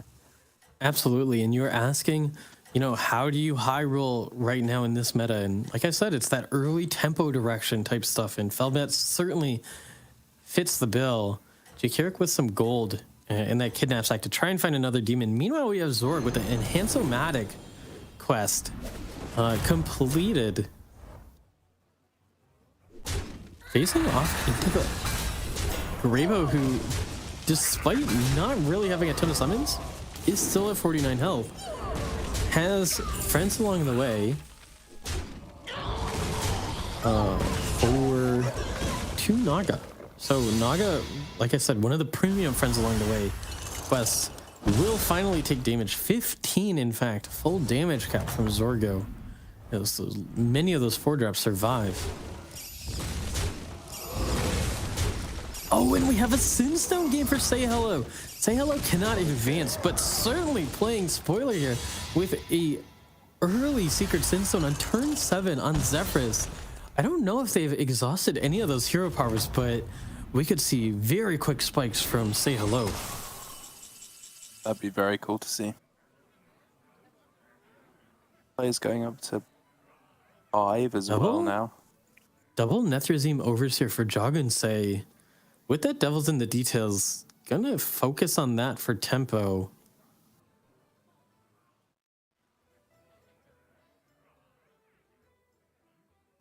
Anyang triples the Tavern Tipper, I believe, into a 6-drop here. Offered Manted Queen, Goldrin, and Eliza.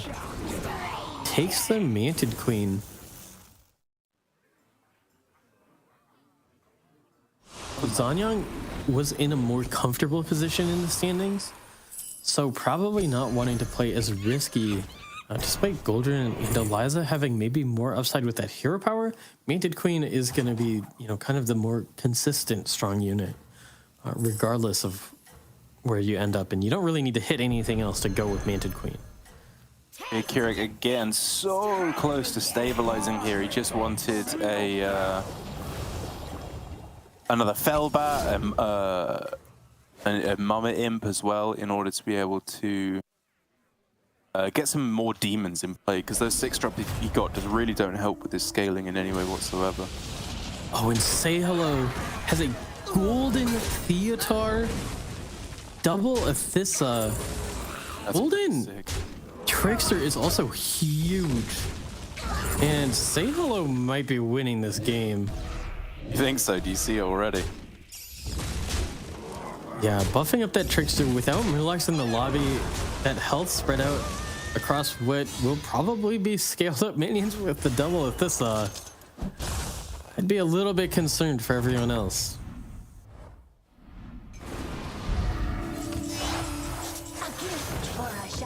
Hero powers immediately to Golden the Athissa. Finds Orgazoa! Has a pair of Orgazoas, and you couldn't ask for anything better than that here. Say hello. Quickly considering selling the mini Myrmidon before playing that second Orgazoa to consolidate the buffs on the Athissa, but decides to get out of the Rat Pack.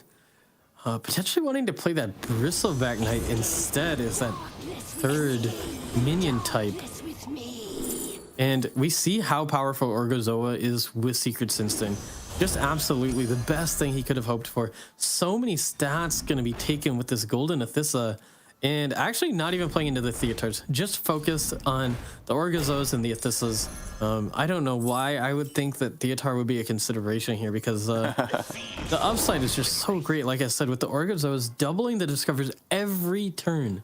Speaking of Theatar, Sword offered a Theatar of his own, along with that Goldrun and the Ghastcoiler on the Panda. The quest is Yogtastic Tasties. I can't really see. Really have an idea of his board, but we do see a Hogger available. As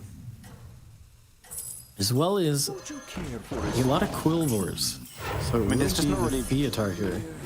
There's not the connective tissue between Pirates and Quilvors here, right? He needed. Yeah, and I think he was aiming to hit something like a Dark Gaze. Exactly, yeah. But wasn't able to connect. The Theatar, the next best option.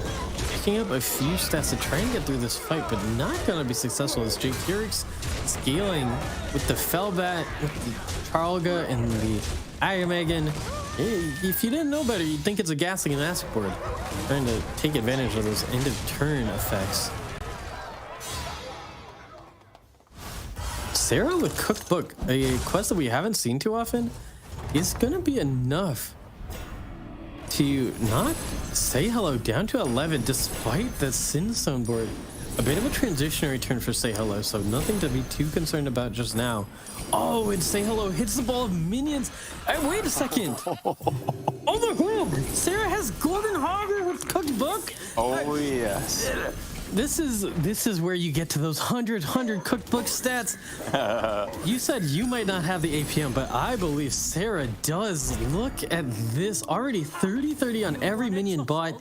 Still has damage cap as a protective, shield at 19 health. There's a Bristleback Knight as well, and it looks like he's going to pick that up just with that pair already on board. It's a little bit too much tempo right now to pass up, and again, Sarah was at 9 points, is at 9 points. Certainly going to pick up points here because he is not resting on his laurels, going for everything right now with the Cookbook Golden Hogger game. Absolutely, yeah. He's been looking very, very strong here. That turn 6 is actually only going to be costing him like 1 or 2 gold as well because of all the deck swappies that he's been playing as well along the way. Zanyang having gone, I guess, mainly for Nagas here, but not having found Athissa, not having found a Critter Wrangler, I think quite clearly shows us that he is on his last legs here. Yeah, and that is a tough one, especially when you're on a hero like Greybow that doesn't have scaling or much benefit built in if you don't have a very specific comp. And it's something you see these high-level players try to avoid, right? Because they need that flexibility, right? The game doesn't always just give things to you for free, and so unfortunately for Zanyang, this game is not looking free at all. Joggen say very close fight here is gonna have just enough. The Devils in the Details set will be enough to take Zorgo down to 10 on the Elise.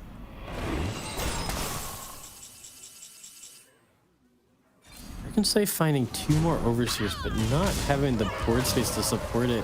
And Sarah, we talked about not resting the wars because this is a pretty close fight. Could have came down to just the Hogger surviving. Patches with the Golden Hammer, able to golden a minion on his board every turn. Yeah, absolutely. Last chance for Sleeper is here. As it feels like everyone else has hit the Hogger apart from him. Oh, and Sarah actually does hit the triple. Oh no, he has hit the Hogger. Sorry, my mistake. Gold and Hogger are available. Okay, this is the turn where things can start to turn around. Yeah, and I think it may have been a golden hammered Hogger, which means there's more in the pool for him to find. He does have a golden salty looter, golden Peggy as well. Oh my Gamblers, which is exactly what he needs. And might have a lucky turn against Zanyang, who we saw hadn't been able to hit scaling, continues to hit the Gamblers. Who needs a third Hogger if you just hit Gamblers? At 11 golden, we've rolled a few times. There's a triple? I don't even know if you want it, to be honest. It's just more pirates. Yeah, and I mean, the gold is endless. These shops are insane. A blue shell offered to sliders will level. It's nothing but time. Time here. He has infinite money. Yeah. That is, if he can find any pirates. Goes down close to the end. Does find Or selfless. Tony. Well, Yeah.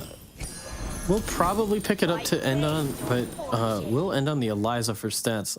Yeah, pick up to hold is what I meant. Ending on the Eliza for max tempo this turn, and honestly, should be completely fine. oh yeah, look at this. Even with the huge salty looter going straight into the Manted Queen, there's just so many stats. The Eliza buffs kicking in.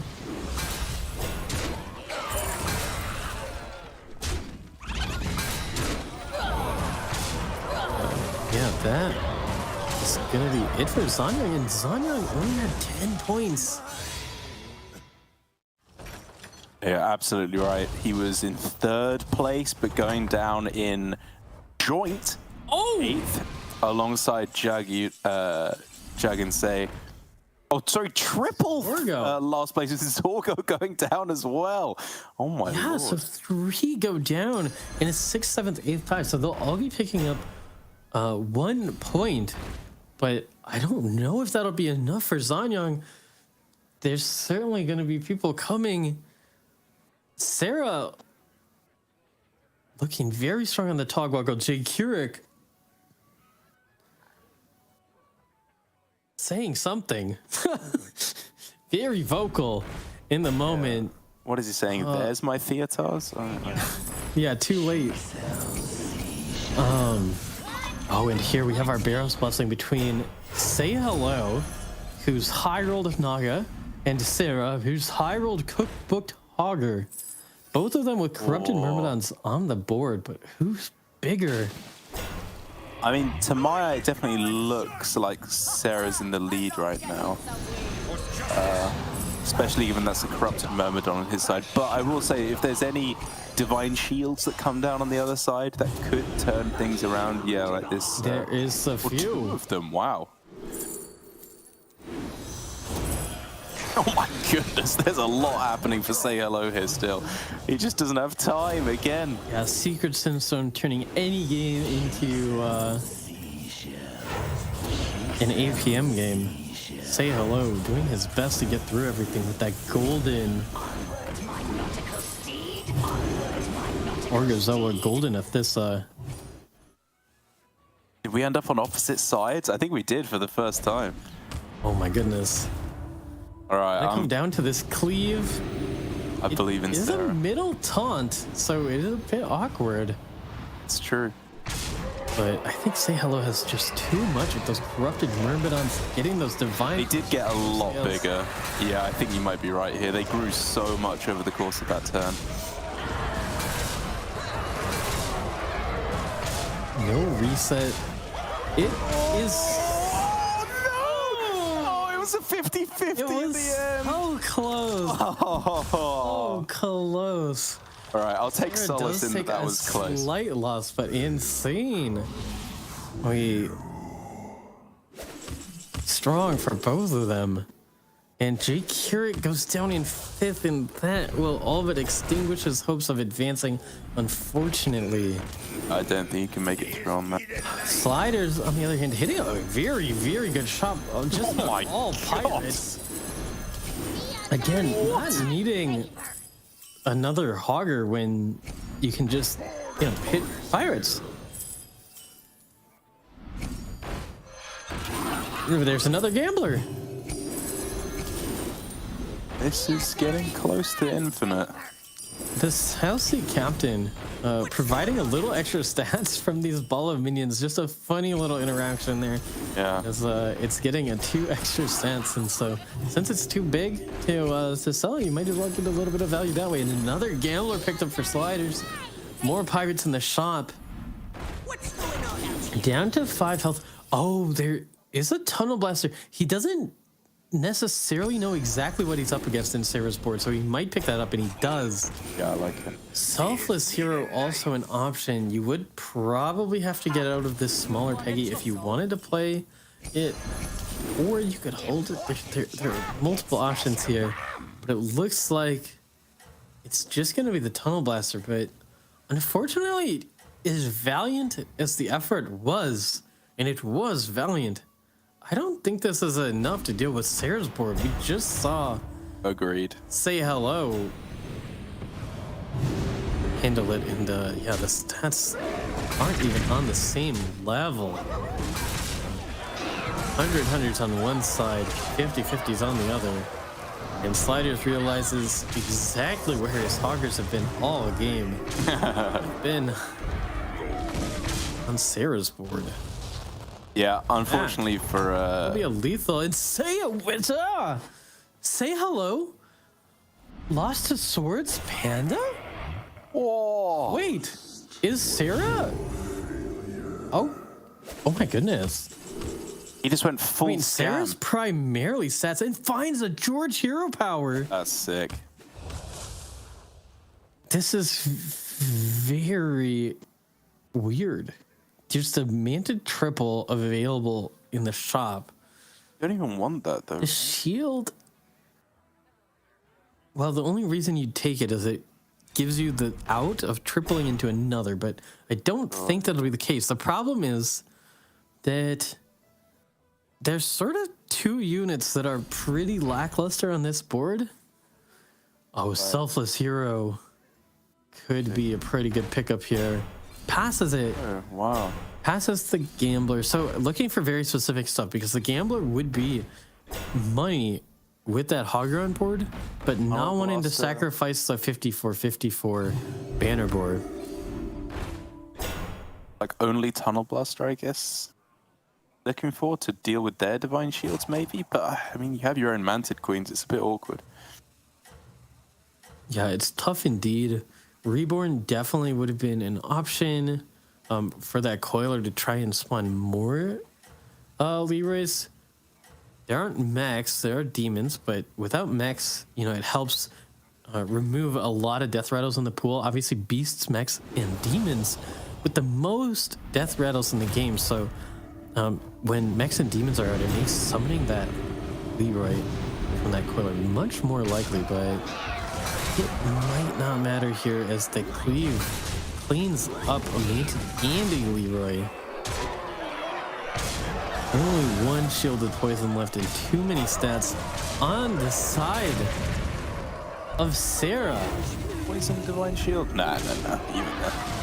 Yeah, and it is just not quite there. It was close though. A nice Very performance from Swords Panda. I think that does get the job done for Sarah quite handsomely, with a 2nd place into a 1st place in games 2 and 3. A huge turnaround after a joint 4th, 5th, whatever it was, at the end of game 1, and looking much stronger for it now, as I think that locks him into that 1st place, as it does Sword, as it does Zorgo as well, I believe. We'll take a proper look at our standings in just a minute, but I think we're pretty much all tied up here. Well, obviously we're all set, but we'll get a confirmation of the standings at the end of day one here in a minute, as this has just been non-stop crackers of games. I think these have been so much fun throughout. Yes, most of them have been super unpredictable. I mean, we saw a Sinstone on turn 7 not end up winning. We saw a 3-way tie out of nowhere. I wasn't expecting 3 people to get lethal this turn, and then all of a sudden they were all gone. And in the top 2, you know, it didn't look like Say Hello was gonna lose to anyone except for Sarah. And Sword, you know, made it close at the end, and Sarah with the cooked book. I said I wanted to see a cooked book win. There you go. And we did get to see a little bit of cooked book action at the end, and there's our final standings. Actually, Sarah just missing out on the first place to Sword, 16.5 points. Insane performance from Sword, getting a first and second. Actually, our top 3 players all got a first and second. Kind of impressive that none of them got that double victory as well. Good for me, of course, because I predicted that nobody would. But for our players down at the bottom, Jag and Say, Jay Keurig, Sliders and Say Hello, I feel their pain. We didn't get to see much of Say Hello, obviously, because he went out very quickly in most of those games. But for Jay Keurig in that final game as well, there was just a lot that didn't go his way, right? Unlucky rolls on Barov, where I feel like he made the right choice but wasn't rewarded for it necessarily, tripling into bad outcomes. Just one of those days where things don't quite work out for you. Yeah, and it was tough, but all of our players played very well. And we have our final lobby here. Penguin Sun, Shaxi, Max 7-Key, Vigo, Zorgo, Sword, Zanyang, and Sierra making it through to tomorrow. And we're going to watch all their action tomorrow. Vigo with the non-cross-armed pose once again for the second Lobby Legends in a row. Every player that hasn't crossed their arms has made it through to the finals. I'm just saying, it's something to consider. Yeah, Sarah as well. He's on his way. I feel like he's. Yeah, I guess that doesn't quite. I'll take it. I'll take it. You know, it's like a finger. We can't be too picky. Yeah, it's just like the hands. It's not arms. It's different. It's different. I'll count it. All right, we'll put that one in the hands, not cross book. But of course, well done to all of our players who qualified through to the final lobby. That is all going to be played out tomorrow, where things heat up yet further, because from this point on, the jumps in prize pool really start to rack up, especially, of course, given that our prize points are doubled this Lobby Legends. But whew, speaking of the real winners of today, look at this. I only got one wrong. You killed it. I'll have to amp it up for tomorrow. I was close on a few, you know. We got to 18 turns. We didn't get to 19 though. Vigo was too strong on the patchwork, but yeah, we flipped on the six different winners, 6 different heroes, and Zorgo with a fantastic performance. We'll move on to tomorrow. Ixie unfortunately will not. Some tough losses there, but really, really great performances from everyone today. Made the games amazing. Yeah, what was the hero that won twice? Oh, all 6 were different hero. Oh, yeah, sorry. Yeah. Right, sorry. It was a double negative. Yeah, okay. I just got confused. Okay. Yeah, I think that's what I actually meant to say. I thought I meant to say that it would all be. Oh well. Oh my goodness! Look at that! Oh, I'm actually winning. Oh, Pocky, you must be in shambles. I'll come back. Yeah, a little bit. But there's still time tomorrow, you know. I had the Barrow's blessing on my side. I missed a bandwagon, so that would have been a few points, you know. With that, but we'll get there. Lots of time left, including for these players too. That's correct. I don't know what's more embarrassing, losing to me or losing to being worse than just complete randomness, because that's effectively what I did. I was just going for the throwing darts at a board strategy here, and somehow it managed to work out. Sometimes it works. Hey, you know, everything sometimes just comes down to a little bit of RNG. We had a few players that had luck on their side. You know, skill obviously a big factor for all of them, but we'll see if they can bring it forward to tomorrow where it's the check format. I'm so excited. Oh yeah. I'm in love with the check format. I'll admit that when it was announced, I had my doubts, but as soon as I saw the first tournament, I was taken, and I can't imagine, you know, not having the finals in the check format now. I've been sold. Couldn't agree more, and we'll see how all of our players deal with that very different tournament meta once check is in tomorrow, because for today we are all done. So thank you so much for watching, for joining in with the fun with the Tavern Buddy at home, and we'll be back at the same time tomorrow with the final day of Lobby Legends Veil. We'll see you then.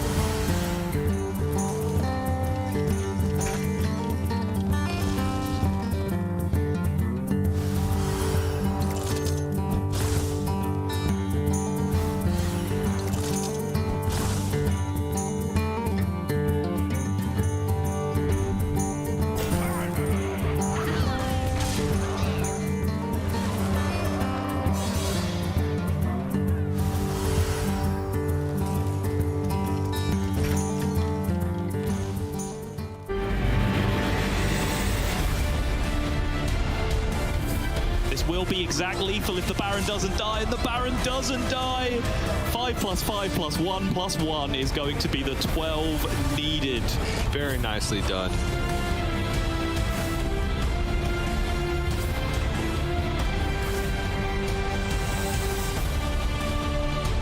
One Divine Shield coming back, but it goes straight into the Selfless, and now this is a monstrous number of attacks still to get through. Yeah, this is going to get there for sure. Jun Yu taking it down at the first attempt.